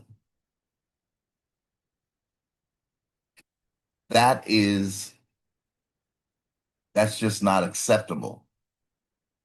If they're putting a price tag on birth certificates of American Indians, we are extra pocket change in their pitiful system. And they're saying that we are subject to the public debt. No other form of a citizen besides United States citizens have this little clause where they cannot question the public debt. We say this all the time because we want it to become well known by American Indians. They don't tend to talk about that clause in the 14th Amendment where you cannot question the public debt. They say, well, they don't really enforce that. Oh, what? The IRS doesn't enforce grabbing money from us? What? What planet are you on? People sitting in jail for these damn taxes when they're Indians not taxed. So, ChatGPT tried to defend that clause in the in the 14th Amendment. If it's there, they're going to go by it, period. And they're trying to say, well, they don't really enforce that. That's some bullshit. As long as it's there, it's like, again, it's like when they decide to dispatch the meter maids. Yeah, the meters are there, and sometimes people don't put money in the meters. But when the United States decides to enforce these bogus laws that don't apply to American Indians, they go full force. And they'll send a meter maid out one day when you least expect it because they want you to get used to not paying so that when they do send them out, you get tickets.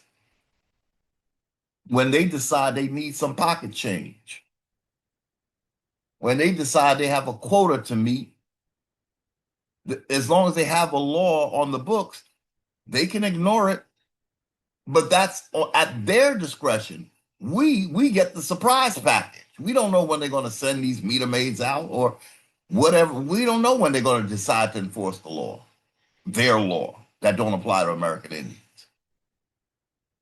So they bait you.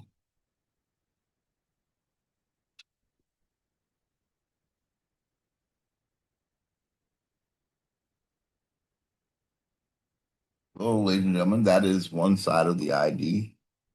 Um, I have a shoot. Okay, that Zoom bar's in the way again.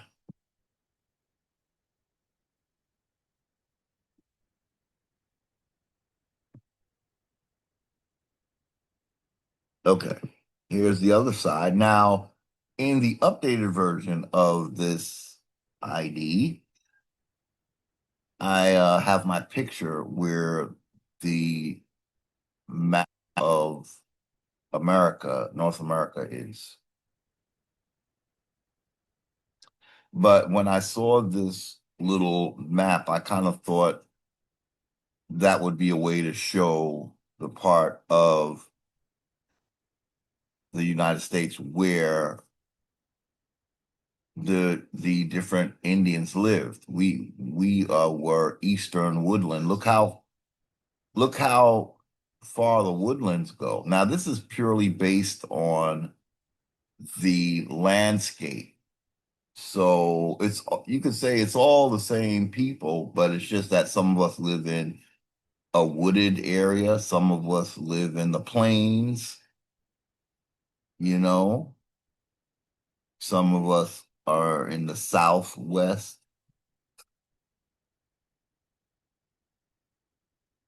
And I don't know what is that. Yeah, I can't see. I put the a word in the red area, so I don't know what they're calling that part. I guess it's the western Indians. But we're all American Indians and we're all copper colored. That's why in the United States system, anything that can be called a Negro is now associated with being a slave. That's a direct reflection of what the original people of the Americas look like. If they are now known as slaves, that's who you know the true Indians are. They have been locked into a permanent caste system. We are seen as slaves in the United States. It's just another way they can say that we're not here except as property. So again, they keep attacking our sovereignty, which they don't do to Native Americans. Native Americans are not seen as slaves. They may be treated as wards, but it's the ones that they heap on these uh deteriorating type of additions on. So the real American Indians are not just wards, but they're slaves, they're indentures. That's how you know who the real Indian is. There's a heap of negating nation negating conditions associated with them. They're seen as a phenotype, and they have to be the lowest of the phenotypes. Native Americans are not the lowest of the phenotypes because Asians are not considered the lowliest in the United States. They're the ones that the United States keep trying to say are the original American Indians. So they're not the lowest. You have to go see who is being held down in a number of different ways, and that you have now found, I should say, who the true American Indian is. The United States diversifies when it comes to uh, discriminating against the original people of the land.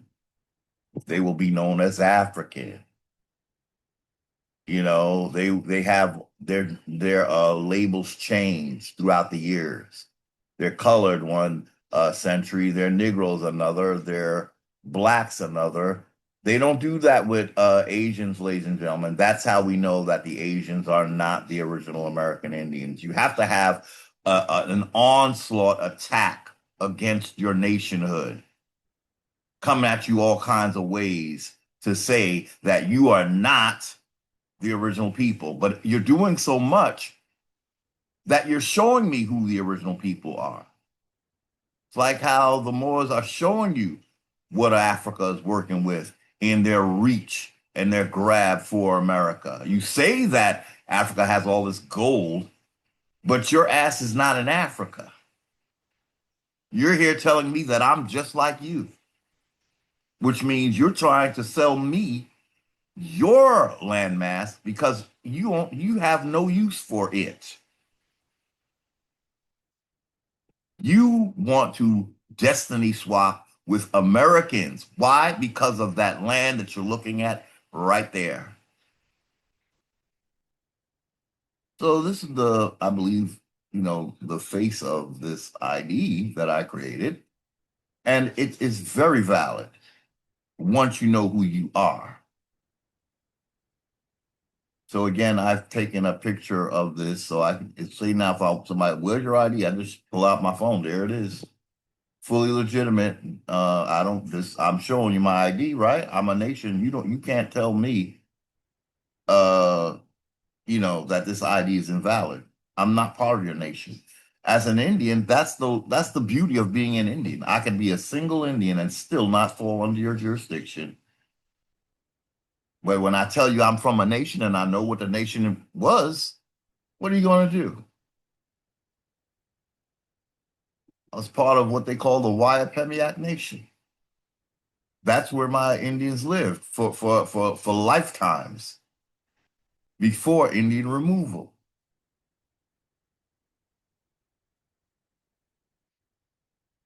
So this side says, birthright American Eastern Woodland Sovereign Algonquin. I am a son of the Waipemiac Nation of the Pascatonk tribe. I'm sorry.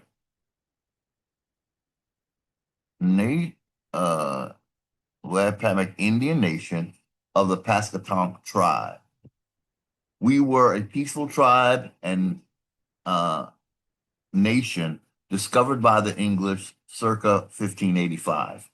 I am a birthright inheritor of the entire Eastern Woodlands on which I live on as birthright land owner, along with other federally misclassified per the 1790 census. Well, it started with the 1790 census. So that would be, we could modify that to make it sound like what actually was. So the misclassification started with the 1790 census, but it was, we were being put into a position of a indenture. So they counted us based on them seeing us as indentures. Okay. But later on it would be as black, Negro, or colored. All land, foreign holdings, what? All land, foreign holding U.S. entities have been voided by the papal bull of March 30th, 2023.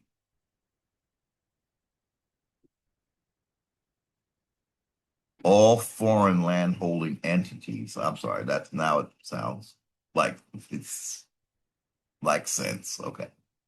I just forgot what I had said. Okay, so all land for I should put all foreign land holding U.S. entities have been voided by the papal bull of March 30th, 2020.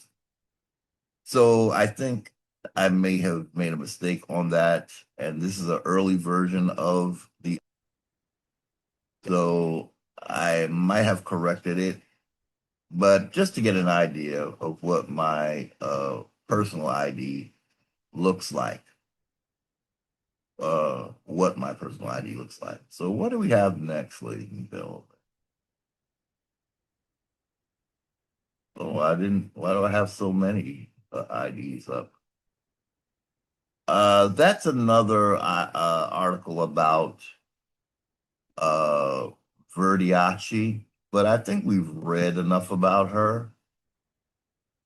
But they're calling her movement Washita Nation and Sovereign Citizen Movement. Maybe we do need to understand what when you're in the United States and you say you're an Indian, this is how they see you.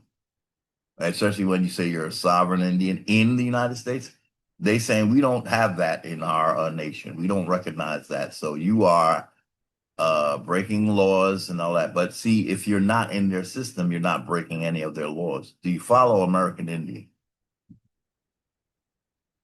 To not break their silly laws, you have to be outside of their silly system. Does that make sense? In other words, they can't accuse you of breaking their laws once you tell them that I'm not part of your United States. Try another fool because it's not going to work with me. So, ladies and gentlemen, Washita Nation and Sovereign Citizen. Oh, we did read this one. This is the one by the Medium, the article Medium. But no, did we read it? No, we didn't. We didn't read this one. I don't believe we did, but it's not the full article, okay? Because this was behind a paywall. So she thought that registration number 215 from I guess it was 1993. They had this woman believing that that was her seat number, seat 215, or you know, nation 215. It was just her registration at a sideshow, a program that they had for indigenous nations, which I don't know why they call them nations when the United Nations doesn't recognize them as nations. Why are you playing if she's not a nation, why do you have her at an indigenous well, let me correct that. They said it was indigenous peoples forum or some shit. So they didn't see them as nations. But that's how they found us, right? American Indian. They found us as a nation or nations, right? But then they said once the United States steps into the scene, suddenly your nation melts like the Wicked Witch of the West, right? You got to tell them, nope, we're not melting. But yeah, they had her thinking that that was a chart. It's not a charter. They have it looking like it's a charter. United Nations Charter 215. You know, it's not a charter, your registration number. And they had you believe in something else. Well, they didn't explain it to you? Well, no wonder you think you're a Moor as well, because somebody's not explaining something to you, dear.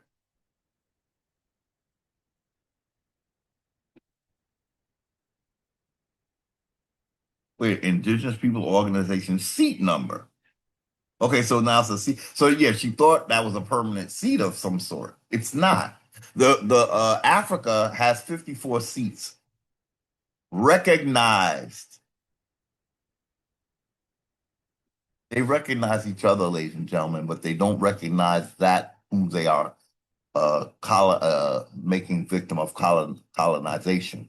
They can't recognize you because you're under colonization. Now, those other nations, they are of their free will. Colonized people, they're wards. Okay?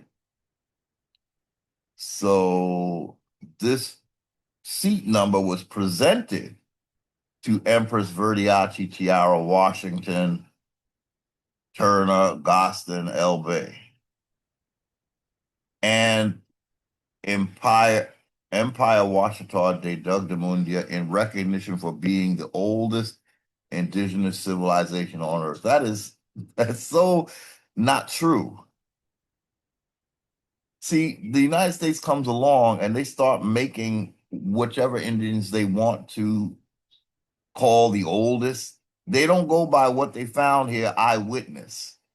They come into your land and then they seek out or create the Indians that they are going to raise up, however, fool.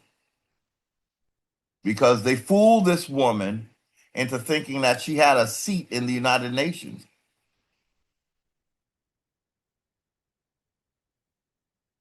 or anything that made her like a nation. They did not see you as a nation, man. They did not see you as a nation. They saw you as a ward. They saw you as a domestic dependent thing. They called you a domestic dependent nation, so that means you're not like other nations. What allowed them to call American Indians these other misnomers? The doctrine of discovery. So there's the woman that they managed to fool. She is now deceased. But she's making all the claims that a Moor would want her to make. She even got a red, black and green African something going on over there with that flag. You're not a nation. That flag ain't real. Oh, so it's a members only story, so we can't read the whole thing. But let's read what we can read. Cynthia Varady, though that's who wrote this article. All that glitters is prose. The Washita Nation is a sovereign citizen group whose figurehead, Empress Verdiachi Tiara Washita, oh God, this name. Let's start again, ladies and gentlemen. I don't know if I want to say the whole name. The Washita Nation is a sovereign citizen group whose figurehead, Empress Verdiachi, claimed to be descended from Moorish people who inhabited the Americas 10,000 years before white settlers arrived.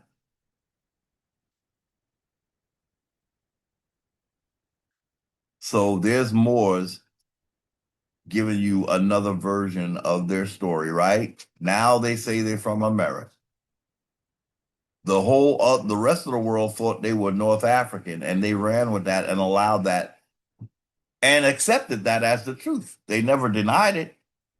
But now that Indians are waking up, they have to snatch our newly awakened minds if they can. So now they have to say, we was here too. We just never said nothing until you woke up. Now we saying we was here. You don't remember?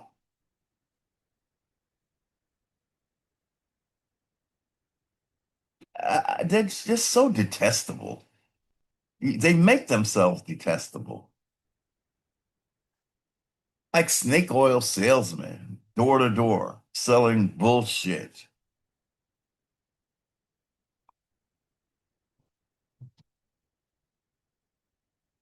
Every time we make a claim, a Moore is going to pop up and say, "Yep," and I was there when that happened too.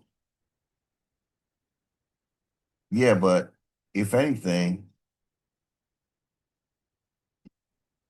Paul Moore.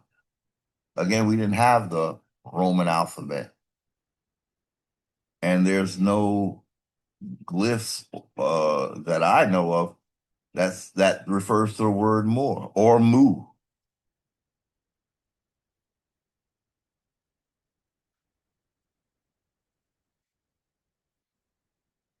So they claim to be descended from Moorish. We're older than Moorish people. We can't descend from Moorish people. They descend from us. That's why now they're backtracking, saying that, oh yeah, the MUURS is older than the MOORS, and they was in America. Again, why are you saying that now? Remember when we didn't exist in your world, the MOORS? Remember we didn't exist because we were the new world, and then you sent your Europeans over here. You remember that? So how come? How are you claiming to be us when we didn't exist to you or your people? You know, the Asians and the Europeans. What did you tell them? Why did you lie to them? If you're saying now that you're somehow you originated in the Americas. Again, even if that were the case, you were not known as Moors over here.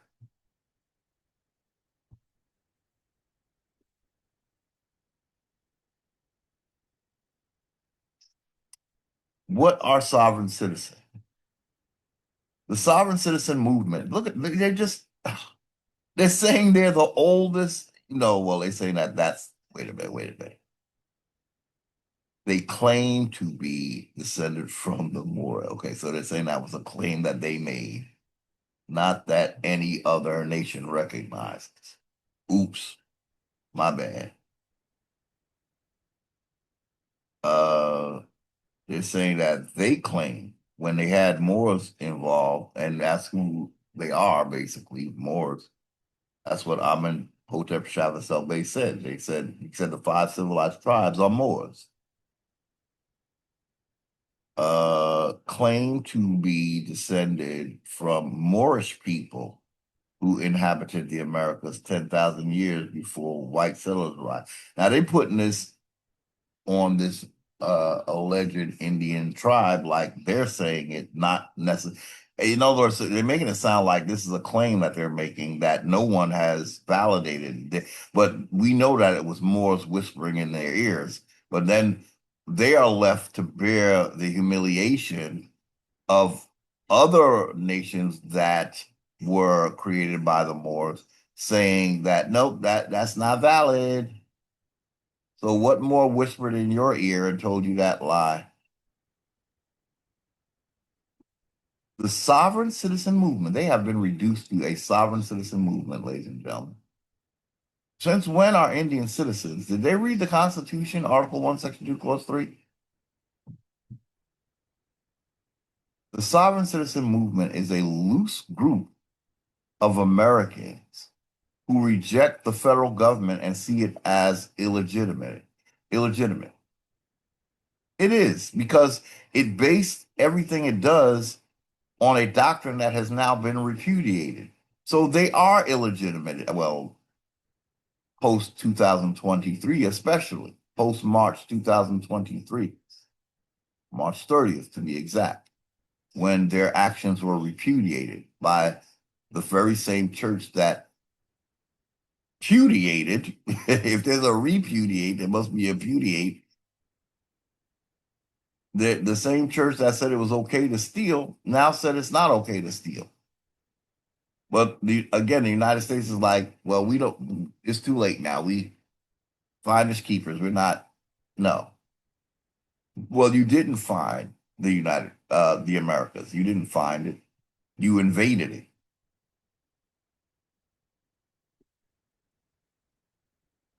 and we were here when that occurred.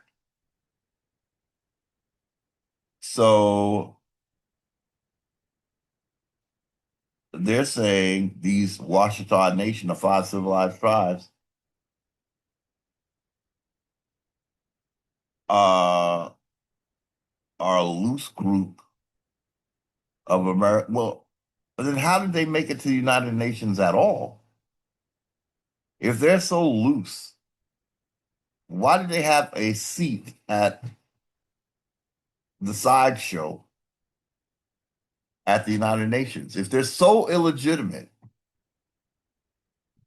well, in the United States, they're illegitimate, but also because they're claiming to be North African, that makes them not American. You see, you can't say you're American when what the world understands about the Moors is that they're from North Africa.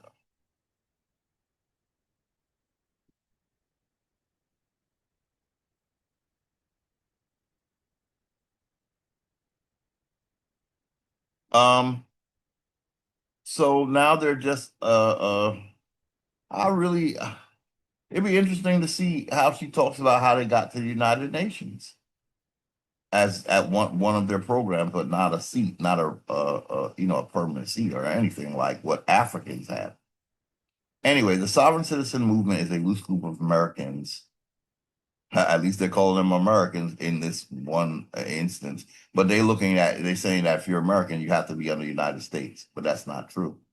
The real Americans are not under the United States. So they're a loose group of Americans who reject the federal government. The federal government rejected them because Article 1, Section 2, Clause 3 said you're not supposed to count us and we're not represented in the United States. So it's not, anyway, ladies and gentlemen, I just, all these conflicting, contrary ideas are just kind of overwhelming. So now they're saying that these Washita reject federal government and see it as illegitimate. Sovereign citizens view themselves as answerable only to themselves and interpret common laws as they wish. Common law is English law. So it's interesting they're saying that they're trying to say that the United States laws are just common to American Indians like that. No, they're not. They're foreign to us. They feel they aren't subject to any government statutes or proceedings. Sovereign citizens don't recognize government established currency and reject the idea of taxation. They argue that federal citizens have forfeited their rights by accepting aspects of federal laws, social security numbers, driver's license, taxation, etc. It's so funny how everything they're saying is exactly what we're not supposed to have. We're not supposed to be, if we're not represented in the United States, why would we have a social security number? Unless we are like a bag for them. We are extra pocket change. But we're not, you see, ladies and gentlemen, how by grabbing us, but we're not really represented in the government, but we're just there. Why are we there? They see us as permanent indentures. What are indentures? That's money, extra money. They put a price tag on our head.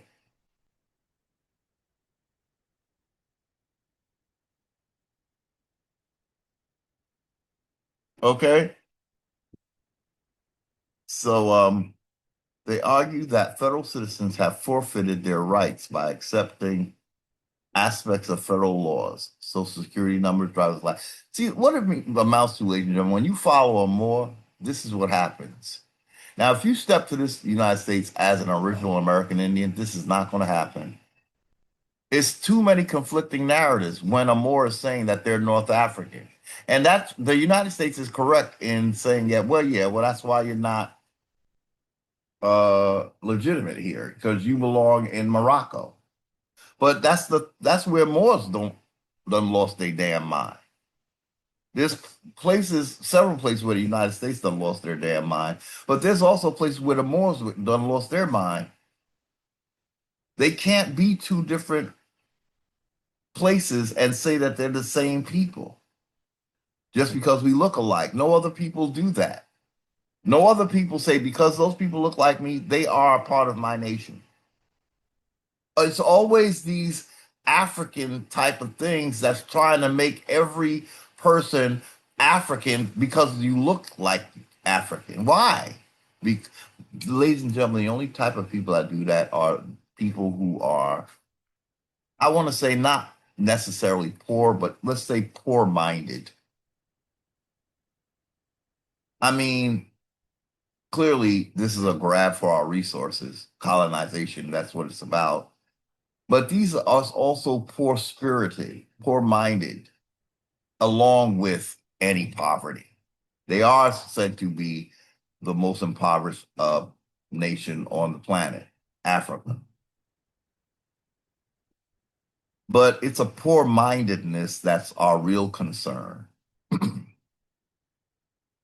The kind of mind where you always got everything that looks like you is somehow you see it as a come up. Like, well, you if you're American, you look like me. That means I'm probably American too, and that means that I have access to what you. No, no, no, no, no, and no.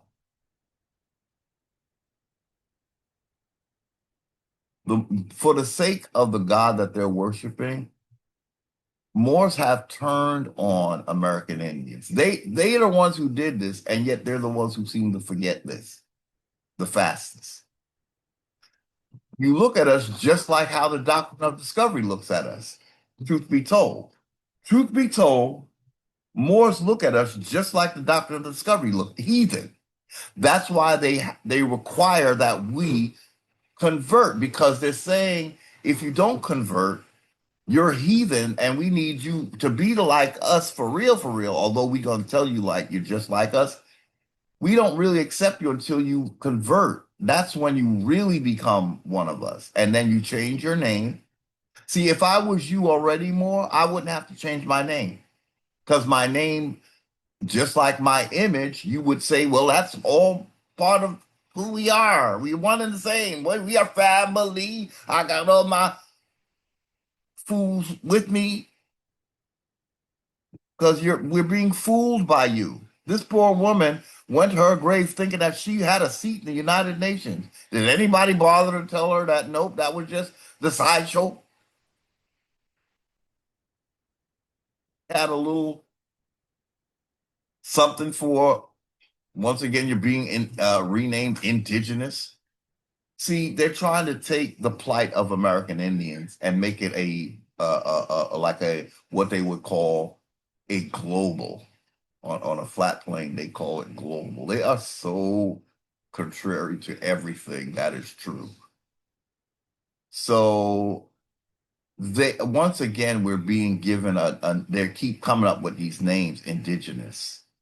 We're just American.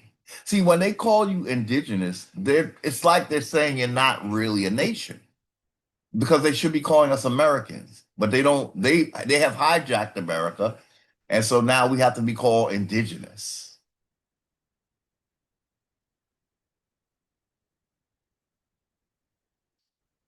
Um, but then everybody on the planet is called other people that have like say the Australians, they're called indigenous too. So we don't want what you don't want as a distinct nation, ladies and gentlemen, is some boilerplate type of designation that applies to every other disadvantaged people on the planet. They call them indigenous. Just call me American.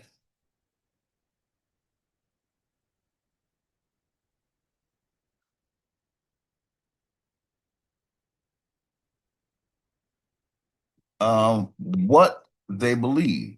The sovereign citizens movement is predicated on the idea that the founding fathers created a common law system. At some point, the US government secretly replaced this common law with a new system. This is exactly what state citizens are saying, though. They're saying that once United States citizenship was created, it took away the type of government that they had. it put the federal government in the driver's seat and it put the state citizens in the passenger seat. This is what state, that's why they don't want to be United States citizens. Only delusional Indians want to be a United States citizen. The people that are higher in the caste system, they know that that citizenship is bullshit and they reject it. But the low bottom feeders, they think it's the best thing in the world. They don't realize they're eating dog shit. They think that shit is filet mignon. And you have idiot delusional Indians defending their United States citizenship. You're not even supposed to be a citizen if you're an Indian. The hell happened? Why are these people so determinedly ignorant? Intentionally ignorant, willfully ignorant.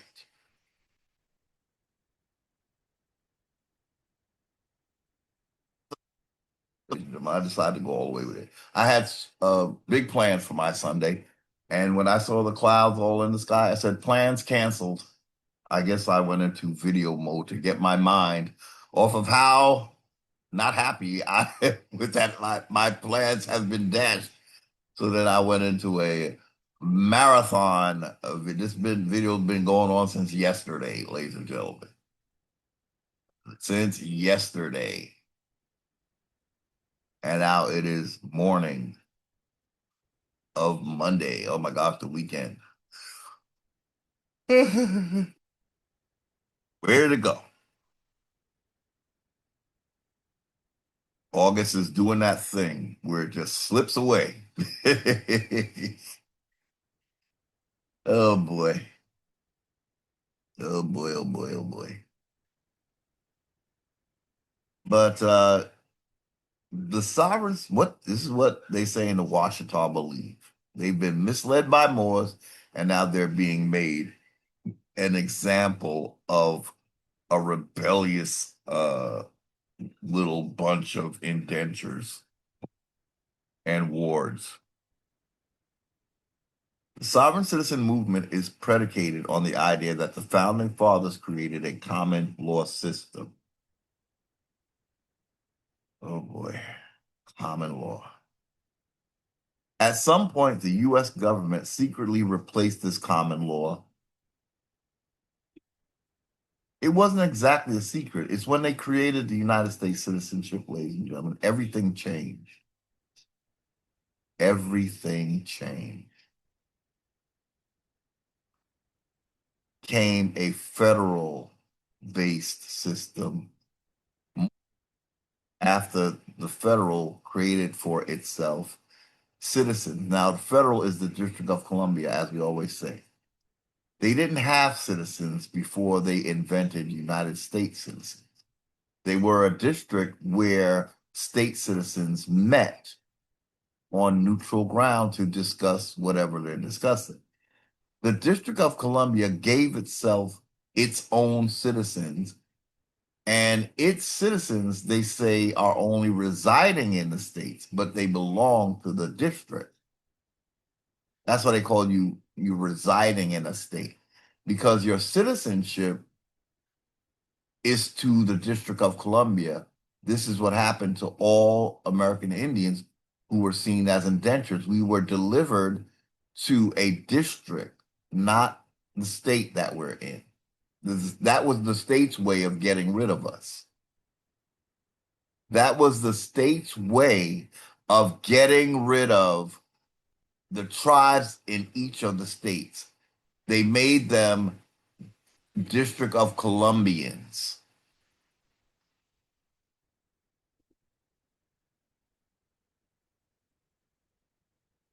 The states are very slick now that I think about it.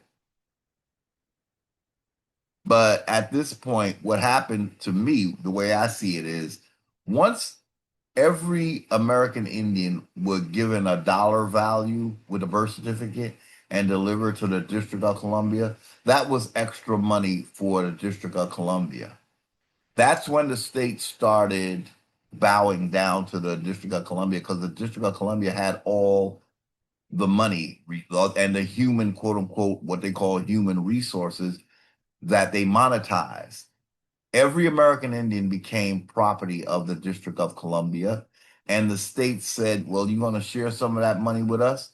And the District of Columbia said, well, make me your king and give me your sovereignty, and I will give you, uh, you know, payments in the terms of my permanent indentures called American Indians that I have monetized.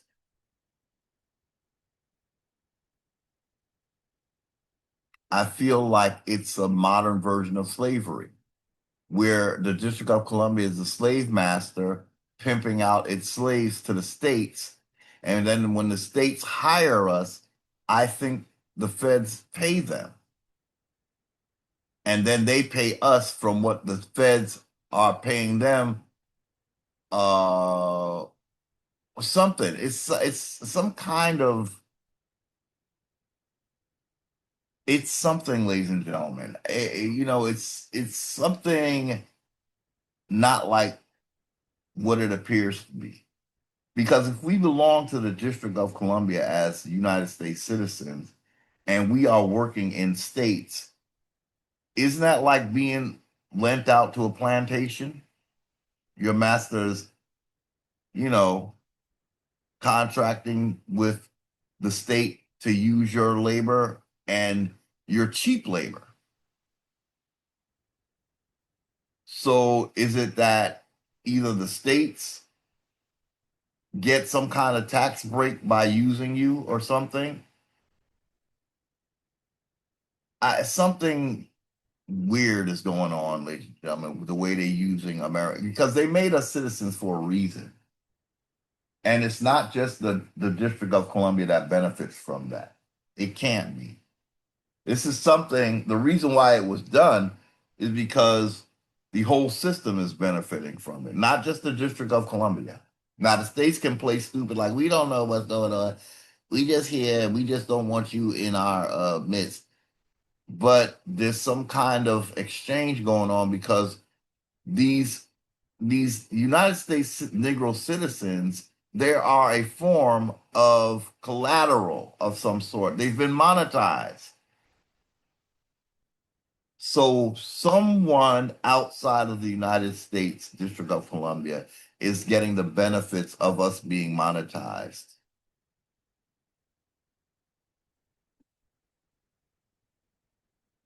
Sovereigns, wait. At some point, the US government secretly replaced this common law with a system based on admiralty. Yeah, it's a commercial system. And it's sea jurisdiction, which is admiralty.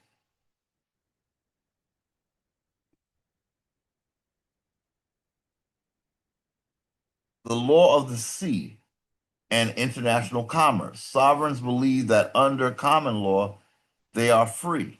So, see, that is the lie. The only laws that will make you free are the laws that you create for yourself. It's somewhat what happened with the original state citizens when they made the Bill of Rights. They created those. So they created the laws that made them free from being subjects to England.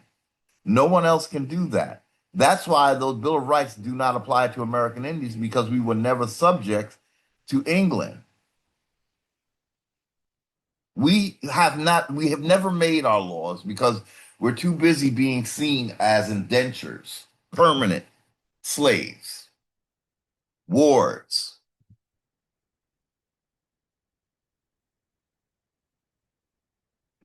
And the Bill of Rights was basically created because, well, let's say the Declaration of Independence was created. And I think what they used was examples of how they were being dominated, and they made laws to counteract how they were being dominated by England. So you gotta get a copy of some of these original state what do you call it, constitutions, because they really tell you what these states were going through when they were subject to England, and how King George would just run amok, and everything that he did against them, they listed in their constitution of what they will not no longer accept. So the state constitutions tell a very interesting story, whereas the United States Constitution acts like none of that ever happened. But these state constitutions, all they're talking about is how they want to break away from King George.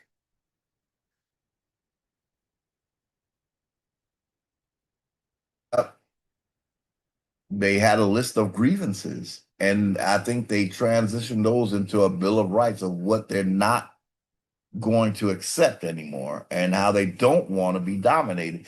King George made the subjects not want to be subjects anymore. That's when they broke away from England. Up until that point, England, I guess, had finessed it a little bit where the subjects were kind of okay with it. But then King George came along, and it's almost like unanimously the states were all against what they really needed to break away from England after King George. That he is why they had a Revolutionary War. He is why they sought independence. Yeah, I was shocked. I just didn't notice. It took one rabid king for them not to want any more kings. Like some people try to limit it. Oh well, King George was the only one that they had a problem with. They all the other ones, like King James and them, they was okay. No, no. All it takes is one fuck up for normal people to realize, uh-oh, if this can happen, I got to get the fuck out. American Indians, that is in the tea leaves for you. But you got these delusional Indians that are telling you that the way out is to be a 501c3. Oh, no, the hell it's not. You are a corporation as a 501c3. You are directly affected by the federal government. They validate what everything you do because they're your uplink corporation. That's how they get to what they call regulate you in commerce because you are a little corporation. They got to regulate that ass. You are not in your birthright as a 501c3. You are in the beast and you're mimicking the beast. Everything the beast does to make money, you were going to do. You're going to cheat people. Yeah. You're not going to want to give them the money they put into your little corporation back. After you said you give it all back, if you want to leave, I'll give you your money back. Blah, blah, blah, blah, blah. This is what I've heard in my dealings with 501c3s, ladies and gentlemen.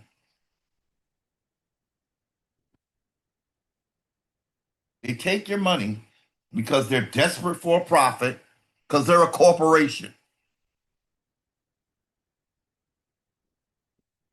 They care about you being an Indian, although it's an alleged Indian tribe.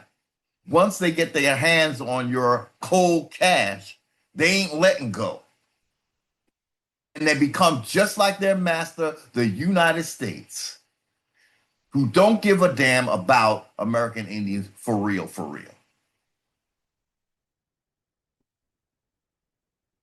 When it comes to the almighty dollar. And then they stay stuck. They didn't know, and that's how you know they're Moors. Because you can preach to your blue in the face, and they'll just sit there, nod their heads, and go back to doing the bullshit that Moors do.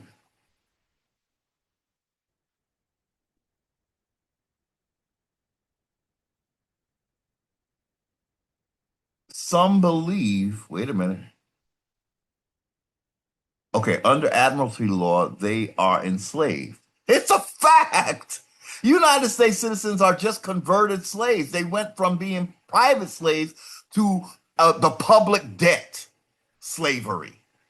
Public debt. They cannot question the public debt. So they are enslaved. And secret government forces have a vested interest in keeping it. Of course they do. When you have a slave that is under some kind of MK Ultra mind control, thinking that they're not slaves, of course you're not going to give that up because you have a virtual idiot who doesn't even know he's your slave.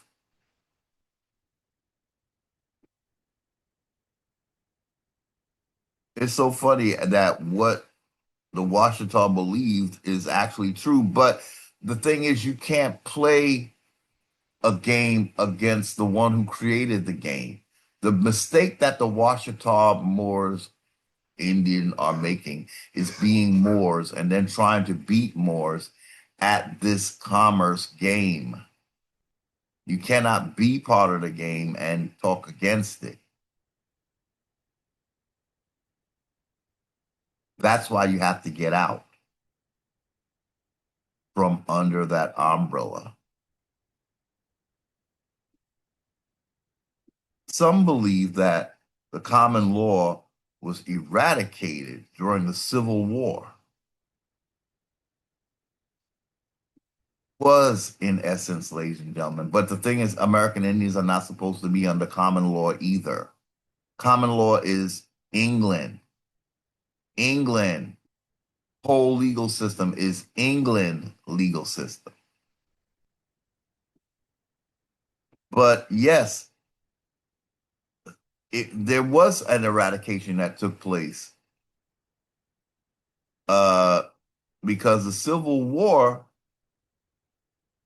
created civil rights, right? So you're going from what would have been seen as common law was constitutional law. Constitution law didn't have, there was no civil rights. You didn't need them if you were a free person. You needed them if you were considered a slave. Slaves needed civil rights, but not really. I mean, I'm just saying that's what the United States, that's how they thought. That's what they made it into. They couldn't give you the same rights that free persons had because they want you to be in a condition of slavery. So they created civil rights after the Civil War.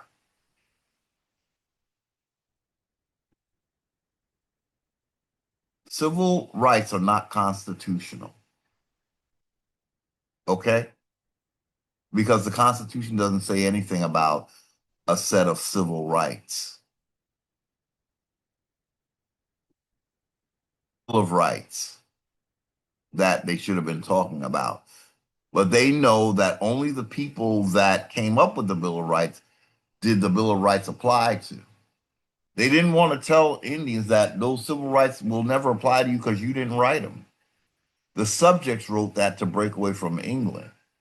But England got a different way. When England comes back after the white people have declared their independence, Britain comes back and claims all the Indians in her District of Columbia citizenship. So it was like a trade. The United States said, if you let us be independent, we'll deliver the American Indians to you, and you can have them as your new subjects and debt slaves. And Britain said, well, you got a deal. That's exactly what we were going for anyway. That's why we had the forefathers guide you in how to create your new government for only you if you're white. We want the niggas under our jurisdiction. So we're going to put you on their land. You're going to play like you're fighting against England. And then when the fight is over, you're going to deliver us anything called a Negro. And we're going to call them Negro, colored, black. And finally, the grand dame of misnomers, African American. Some believe that the common law was eradicated during the Civil War. Common law does not apply to American Indians. It applies to subjects of Britain. So don't get happy when you see the words common law. It don't apply to American Indians either.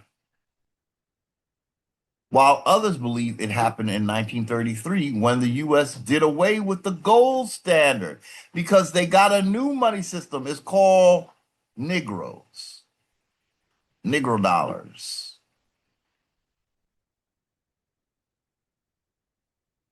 They are worth more than gold, ladies and gentlemen. Gold can't work. You got to work the gold. And that's some heavy work sifting through with these sifters trying to find little pieces of gold. Why do that when you got a whole continent of Negroes that actually know how to use their hands and work for us? Gold don't got no hands and arms and legs and stuff. We need these Negroes to find the gold. So they are worth more than gold. Why back our money with gold when we got, see, they realize a gold standard don't make no damn sense because gold is so fucking scarce. But Negroes come a dime a dozen when you take over their country, don't they? So they're actually going, actually what they're doing makes sense. Because do you recall, ladies and gentlemen, in my video that we shouldn't have a wealth system based on what is scarce. We should have a wealth system based on what is plentiful. Well, the United States knew that before I did. That's why they made my ass a damn slave. They said, we like 10, 10 moves ahead of you, nigga. We know that already.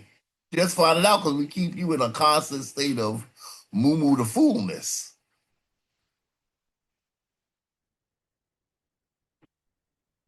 So they understood that, ladies and gentlemen, and they did away with gold because they had niggas. They said, we got gold that can pick cotton. Do all of that manual labor that gold can't do. The gold don't work for us. We just sit there and admire it. These niggas, we can rape them. We can make more slaves with them.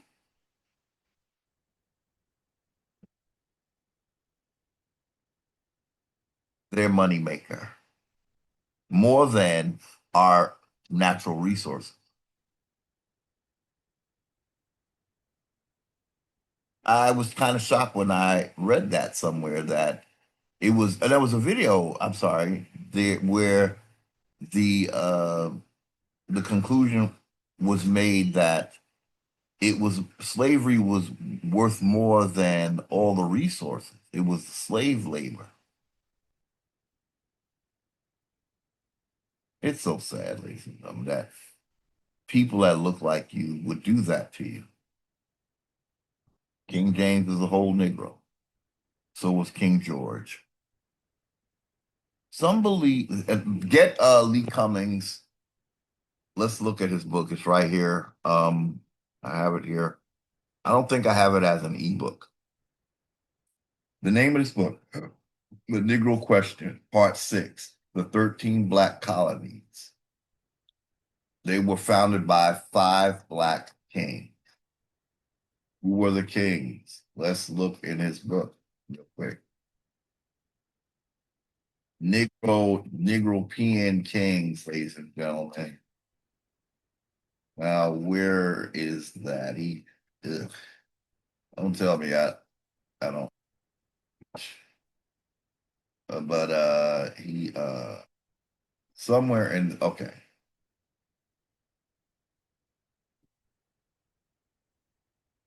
Okay. He traces them back to the Bruce, that first uh Negro king, Edward the Bruce, whatever what they call him. Robert the Bruce. So uh sorry. Uh I'm sorry, ladies and gentlemen. I'm maybe talking out of turn because I thought I saw, but he does connect them back to. the very first, you know, kings of Europe. Uh, I'm trying to find the part where he names the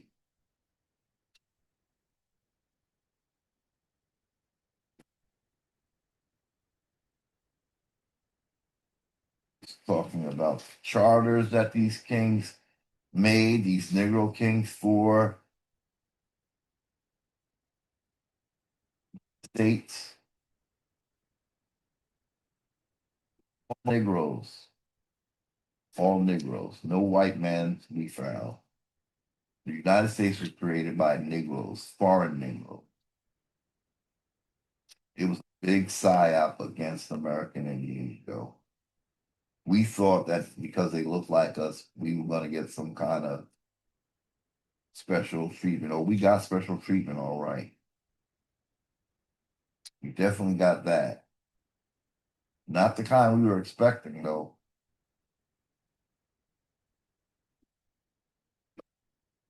13 black colonies, but he called it that because of the kings that founded the colony. There were 5 black ones. And I got the book here in my hand, and I got so many tabs in it that is okay. Here's the black founding fathers of the 13 colonies. Let's read the top of this page.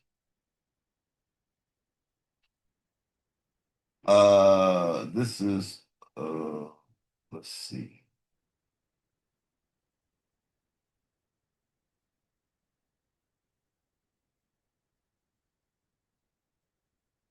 The inhabitants of Britain belong to very different races. Britain was inhabited by the Black Basque from ancient times. The Basque were Spain, right? The Basque of Spain, Moors. Let's read it again. Let's start again. This is page 166 in Lee Cummings' The Negro Question, Part 6, The 13 Black Colonies. Why are we reading this? We're showing you that it wasn't a white man that brought this insidious slavery system to the Americans. It was 5 black kings.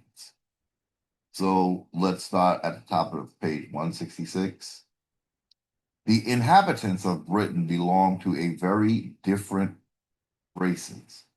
I'm sorry, I keep putting a. It's the inhabitants of Britain belong to very different races. Britain was inhabited by the Black Basque from ancient times, and in their books they call themselves Britons and Roman citizens. These images of the Stuart kings, Scottish Highlanders, excavated at the Bucklebury Bank of London, proves that King James and his seed, this weird term, biblical term he using, his seed, were black. I have presented the facts as they emerged out of the ground, along with eyewitness accounts, like Ben Franklin. It is time for you to put on the robe of a judge and to sit in the judgment seat. The only advice that I shall give to you is the words of the Christ. Oh Lord. Judge not that you be not judged. But if you judge, judge righteously. Love quoting a scripture on us. That puts us right into the spell. So the black founding fathers of the 13 colonies were King James Stewart, King Charles the First Stewart, King Charles the Second Stewart, King James the Second Stewart, and King George the Third German, King George the Third, a German king.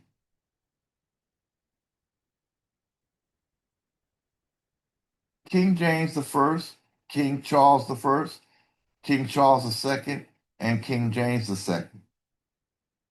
and the Black German King George II are the true founders of the 13 British colonies. These Black kings are the real founding fathers of the 13 colonies. So when I tell you that you're being dominated by Moors, do you understand what I'm saying?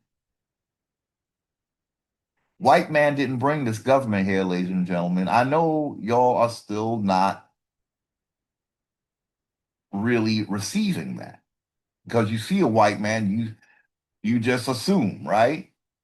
But who brought the white man into existence? Who's saying that? If you're in the Moorish religion, who is saying that they grafted the white man? Do you not see what is going on, ladies and gentlemen?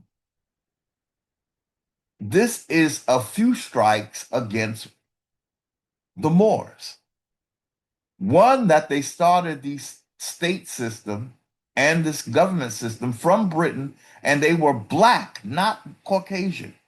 The other, they're saying that they actually grafted the lighter races into being, and then they want to flood otherwise Negro continent with these folks that they brought into existence. Do you not see what the Moor is doing in your face?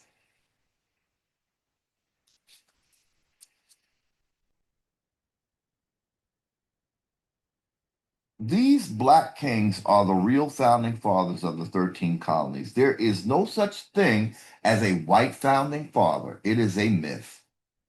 Ladies and gentlemen, I am telling you, and so is Lee Cummings. He helped me to see it more clearly. But I really, you begin to see, all you gotta do is listen to a speech by a Farrakhan or a Yafa Bey. They're both part of a religion that Moors revere called Islam. Farrakhan is Islamic. Yafa Bey is, she's trying not to be because the more she talks, I think sometimes she stops and realizes, my goodness, we really fucked over these American Indians. We didn't we? As Moors. And then they're going to tell them that they're just like us. But these are all, they're coming from a source, ladies and gentlemen, is what I'm trying to tell you. It appears to be that the Islamic branch of the Abrahamic religions are the ones that are spearheading the campaign against American Indians, okay?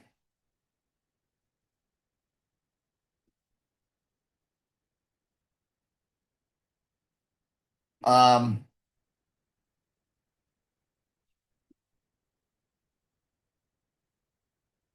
okay, we'll just read the rest of this page. There is no such thing as the white founding fathers. It is a myth. If you are a history teacher, social studies teacher, or a pastor or a church, I don't fault you for what you teach. You have been teaching what you were taught. That is not your fault. I believe that what was the apostle, it was, I believe it was the apostle Paul, oh Lord, here we go, who said, when I was a child, I spoke as a child. When I was a child, I spoke as a child. But when I became a man, I put away childish things. Oh boy, already it's put me to sleep. You see? Already I'm being put to sleep just reading that, y'all. Starting to yawn again. Okay. But when I became a man, I put away childish things. What the government sponsored school systems taught us about European and colonial history is childish and can't be proven. Verse 12, for now we see through a glass darkly. We have been looking at history through a dark glass. Books and images provided to us by the Texas State School Board. What? Oh boy, he called out Texas, y'all. Texas has a whorehouse in it. Ain't nothing dirty going on. Why is he calling out Texas? I don't recall this part.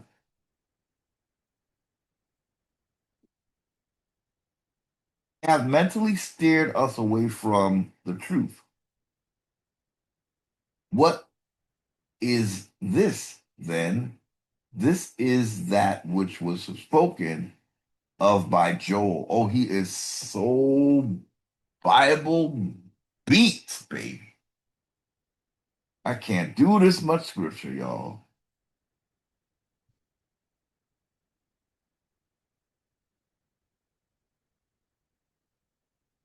It was spoken of by Joel. He is spooked out, ladies and gentlemen. I mean, what he's saying about the real life of these kings and all that, that's true. This other stuff, well, the Moors told us they wrote the Bible and the Quran, right? That's what the Moors said. They're strike free.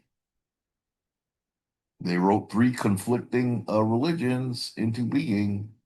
They have to do the three card Monty in order to, you know, work the deception. That's really why the Caucasian was brought into existence by the Moors. Caucasian is a Moor who bred out his own melanin and apparently added some animal DNA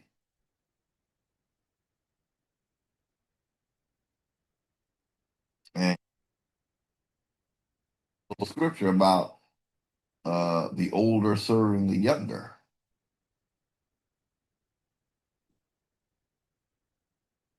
Oh man, he is. Oh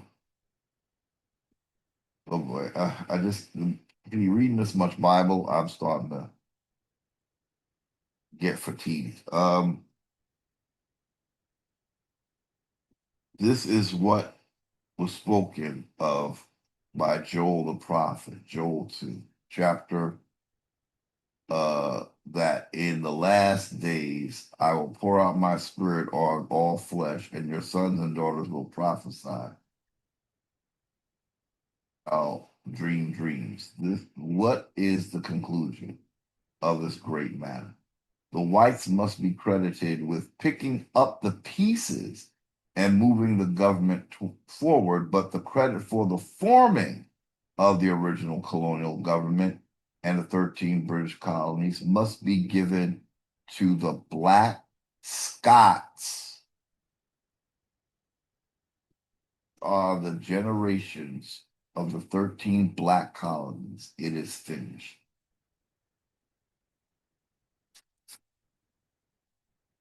So we got tricked by Moors, is what Lee Cummings is basically telling us, but he wants us to just look at the fact that they were kings and fall at your feet in joy that you're being dominated by black kings.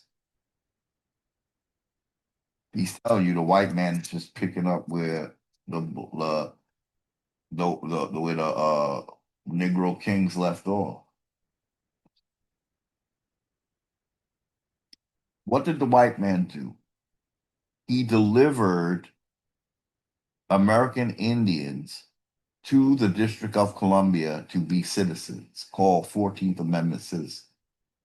So now the descendants of these black kings have direct control over these 14th Amendment citizens. We were delivered to that 14th Amendment, ladies and gentlemen, first, and then it was distributed to every other Tom, Dick, and Harry.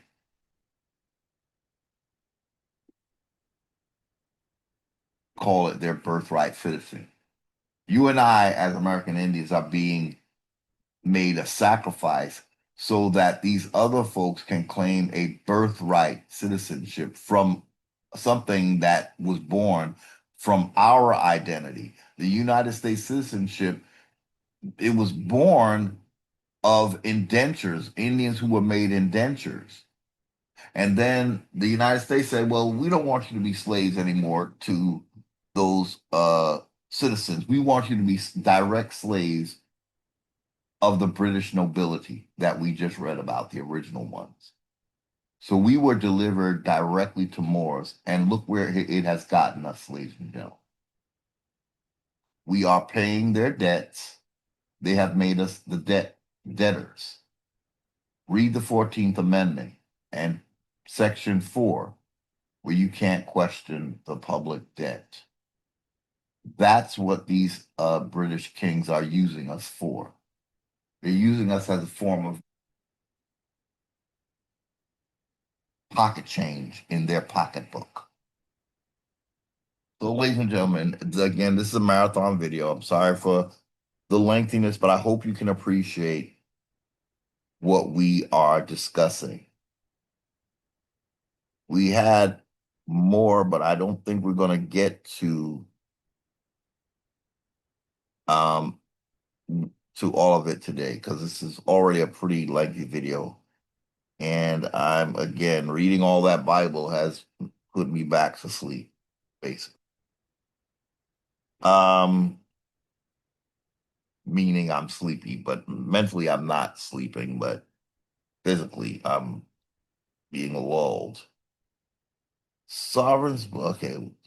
Others believe that it happened in 1933 when the U.S. did away with the gold standard. Regardless of when they think this law switch occurred, they believe that every court judge in the nation knows the truth and refuses to hear their legal motions out of traitorous allegiance to mysterious and malicious government powers.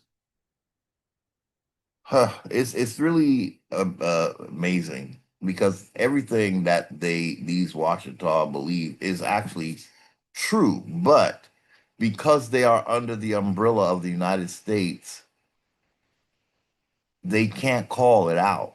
They can't call it out. You got to get out of. They can't be Moors, number one, and they are, and they can't be citizens, number two, and they are. They don't understand being civilized means you have become the essence of the United States just by being civilized. They have swapped your essence for theirs. You are the ass end of the United States. You're the part that gets kicked, the ass part. You don't understand that you cannot be a Moor and an American at the same time.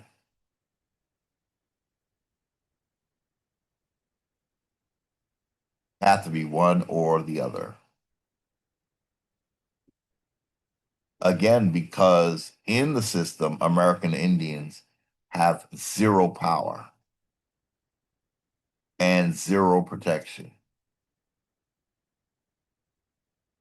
Um, Sovereign citizens love to participate in anti-government protests. They use paper terrorism. Well, you use the paper genocide on us, which is far worse than paper terrorism.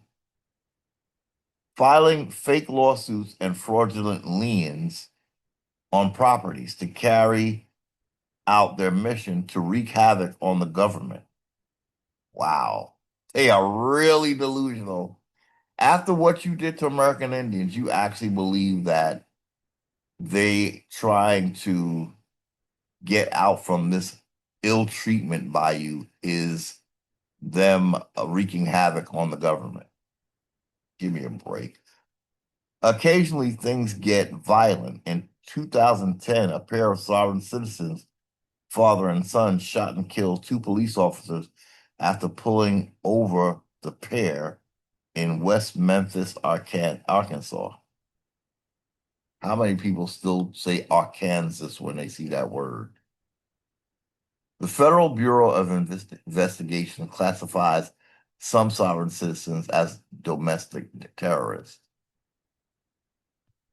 So we can't get the full story because it's behind a paywall. But yeah, ladies and gentlemen, this is what they are associating this woman with all of that. And she thinks she's being like an American Indian. Meanwhile, they're calling her a domestic terrorist, basically.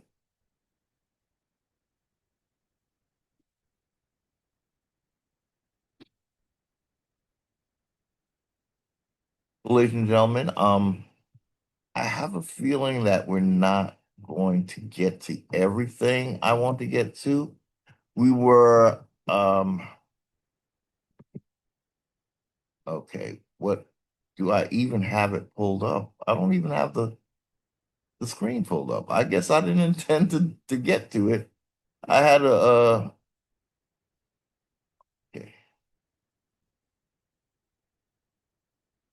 Yeah, I had, oh wait, it's okay. It's further down. Here it is. Oh, that's not it either. We did that already. We're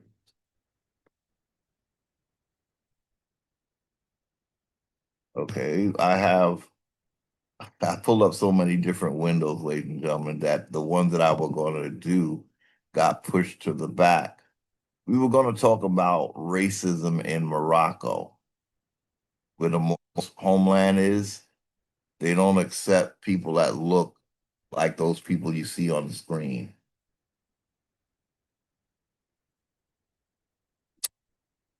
43% consider anti-Black racism a problem in Morocco. This is where the Moors are, their heart and soul is in Morocco, which seems to me that they need to go back home and get some things straightened out because your brother is being discriminated against. Do you care about him?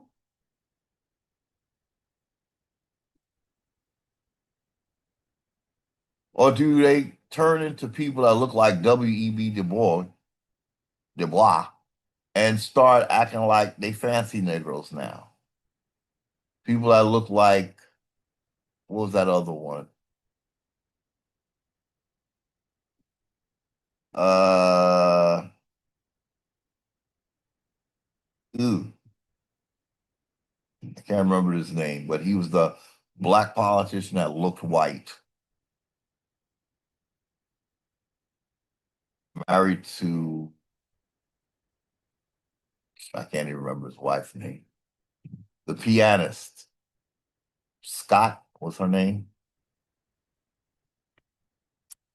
What's that guy? He had one of those three names like Clarence. Ugh, you know what I'm talking about.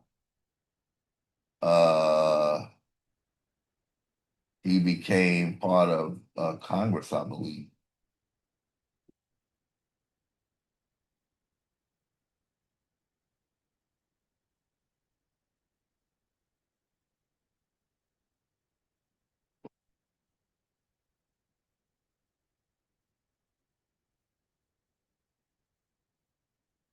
Was Heru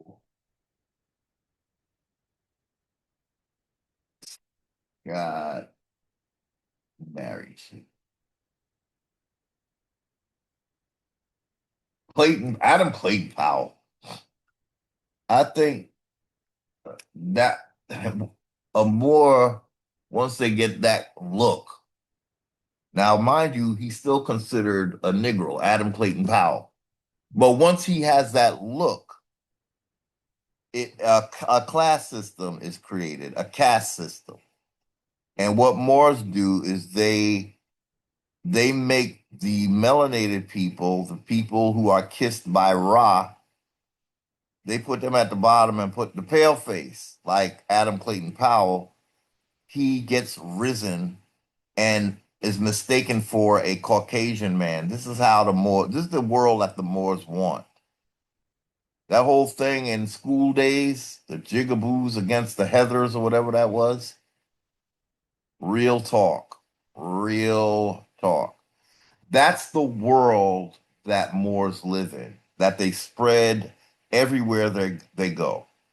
Remember when we said everywhere they go, either a white man pops up or an Asian pops up? That's because he's making them as if they're slave masters over those you're looking at on the screen. So the more, ironically, is rather self-hating if you really try to wrap your mind around what's going on. He's talking the most pro quote unquote black rhetoric you ever did hear, but in actuality, He's looking for the blacks that look white. So back home where the Moors belong, this is what's going on. And they playing in our face like, oh, you the bomb, you this, you do that. Meanwhile, in your homeland, if I were to go there, I'd be treated like these folks are being treated. So let's see if we can quickly get, it's only 2 pages. I had a couple of articles like this, and I think we linked it in our little video before last. I said something about read it quick before they change it because I've seen where links that I have linked have changed.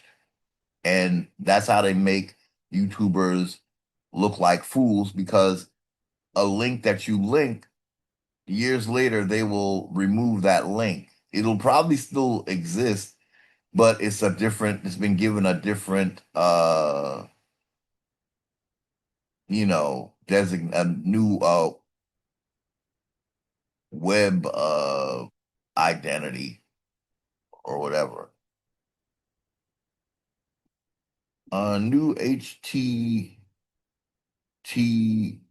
new HML or whatever they call it. That's almost half of Moroccans consider anti-black racism a problem. Survey finds.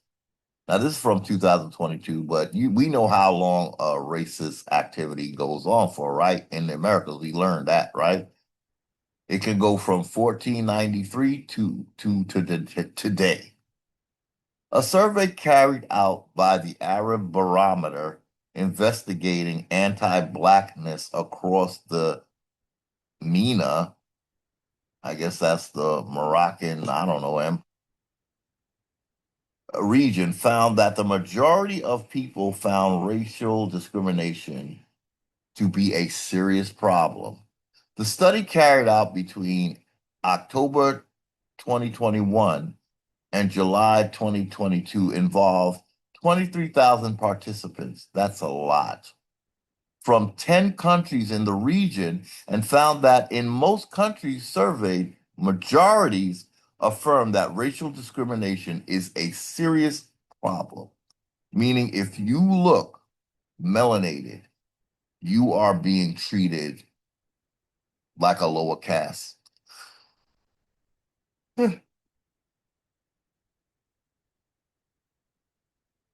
India, the same thing. The Dalits of India. They're treated, oh my God, they have them cleaning out the cess tanks and all of that. The what do you call it? Where the shit got to be cleaned out. They put their whole body in the shit to clean it out. Ladies and gentlemen, I cannot. If you rent the movie Origins, be prepared because I do believe they do a montage of the Dalits in India. Martin Luther King visited India and he realized that the people of India saw him as a Dalit because of his skin color. They realized that the United States must have a caste system similar to ours because Martin Luther King thought that they would think of him as high society or whatever. They said, "Oh, you like us? We got black people here too. You like one of them?" And it humbled Martin Luther King, and he realized the caste system. See, Martin Luther King, very much him and Malcolm X. It's interesting that they had very similar awakenings, where they went somewhere outside of America and got a dose of reality, realized that they were in an American quote unquote dream or a United States dream. But once they were out of it, they saw the reality, extremely sobering for them. And then when they came back to tell us what they saw, Well, because they had already oath to these Greek uh, fraternities and stuff like that, secret society, they had already pledged their lives.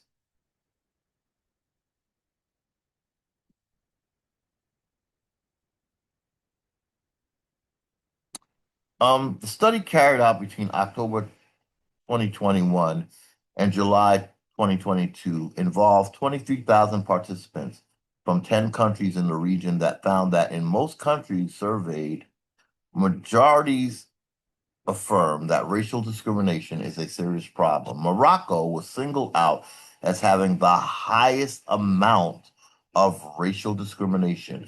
The Moors are here hobnobbing with American Indians trying to destiny swap. Meanwhile, at home, this is going on. And they won't go take their asses back home to help these dark skinned Moroccans. They here trying to tell us that we are just like them. Meanwhile, in their homeland, they are treated like shit if they look like these dudes.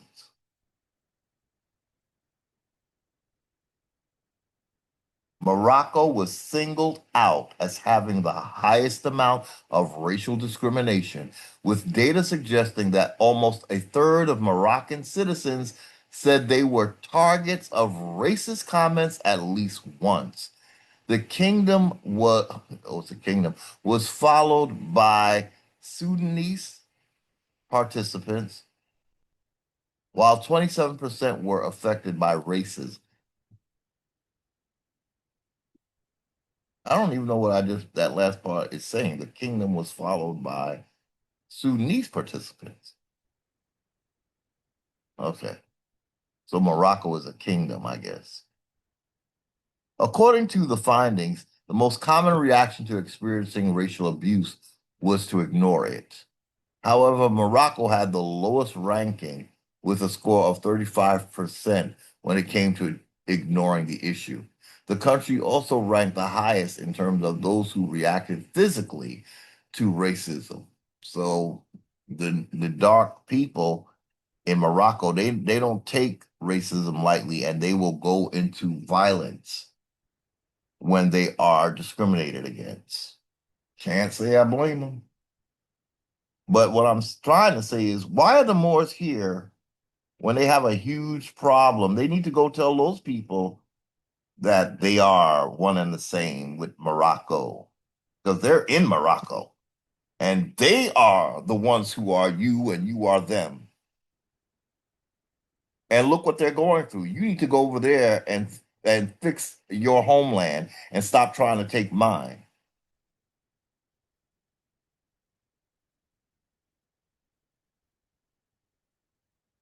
Country ranked the highest in terms of those who reacted physically to racism at 26%, in contrast to Jordan, who ranked the lowest with 6%, revealing 43% of Moroccans consider anti-Black discrimination as a problem, compared to 37% who said racial discrimination in general was more problematic.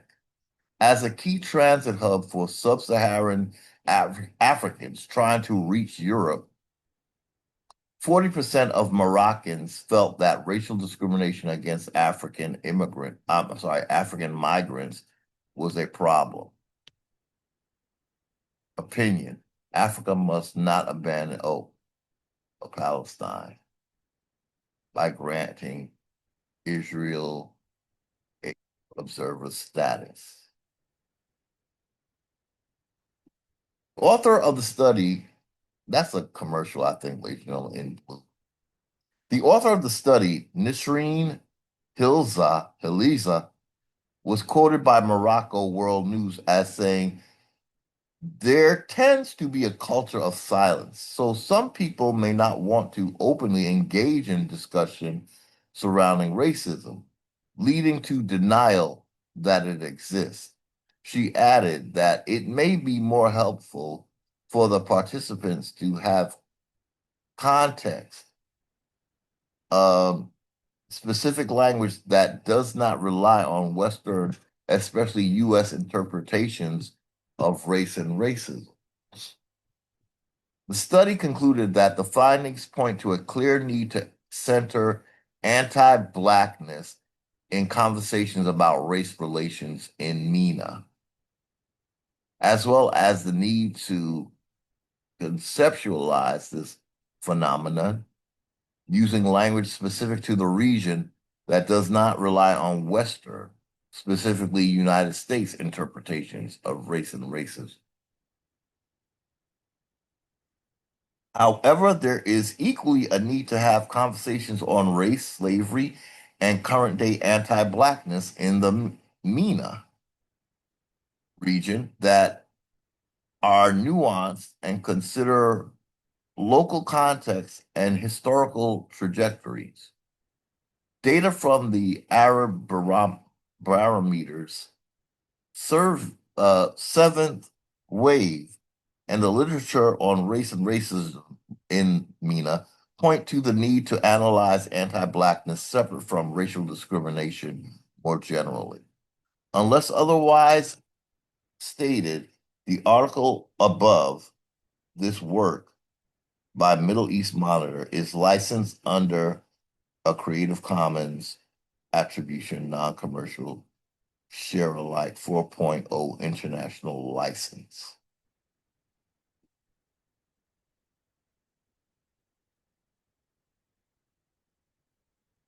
If the image or images bear our credit, this license also applies to them. What does that mean?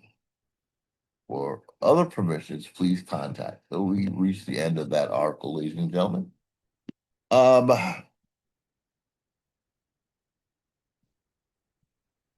it's getting to that hour, ladies and gentlemen, where okay, that's another article on Morocco. That's another article on Morocco if you want to look it up.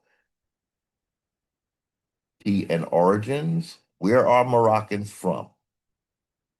The Moroccans are the inhabitants of the citizens of Morocco. The majority of the Moroccan population is Berber, including Arabized Berbers of the coastal plains, including the Hassania of the Sahara, Moorish from Al-Andalus, actual Spain. They have preserved in the traditional Medinas of the country. Okay, so we're not going to read all this right now, ladies and gentlemen, but that's the name of the article. Maybe I'll link it. Moroccan people, ethnicity, and origins. And there's another one that we had, but we're not going to get to. Race and racism, global voices. Okay, it's all talking about Moroccan being very racialized, or Morocco being very uh, racially discriminatory. Ladies and gentlemen, I had another screen share, but I think I really need to call it a day because it's been 2 days of recording, with me taking extensive breaks in between, which makes this a marathon video.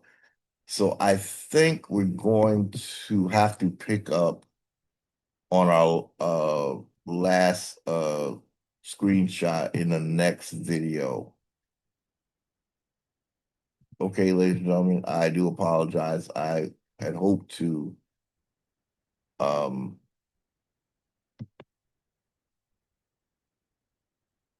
I am really trailing off again. I could take a break and come back. Uh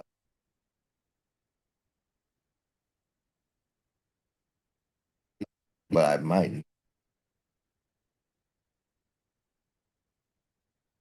Yeah, I really am pushing it. So it is a work day today. And although I'm working from home, I do need to get a little more shut eye before I log in for work. So, ladies and gentlemen, let's take a break for now. I thank you for your uh fruit what do we call it? The generosity of your time because it's a long video. So I thank you for sticking with us. But we are going to be a little rational and say, let's just call it a day for now and pick up what we need to talk about in another video. Till next time, ladies and gentlemen, be and stay sovereign, peaceful American Indians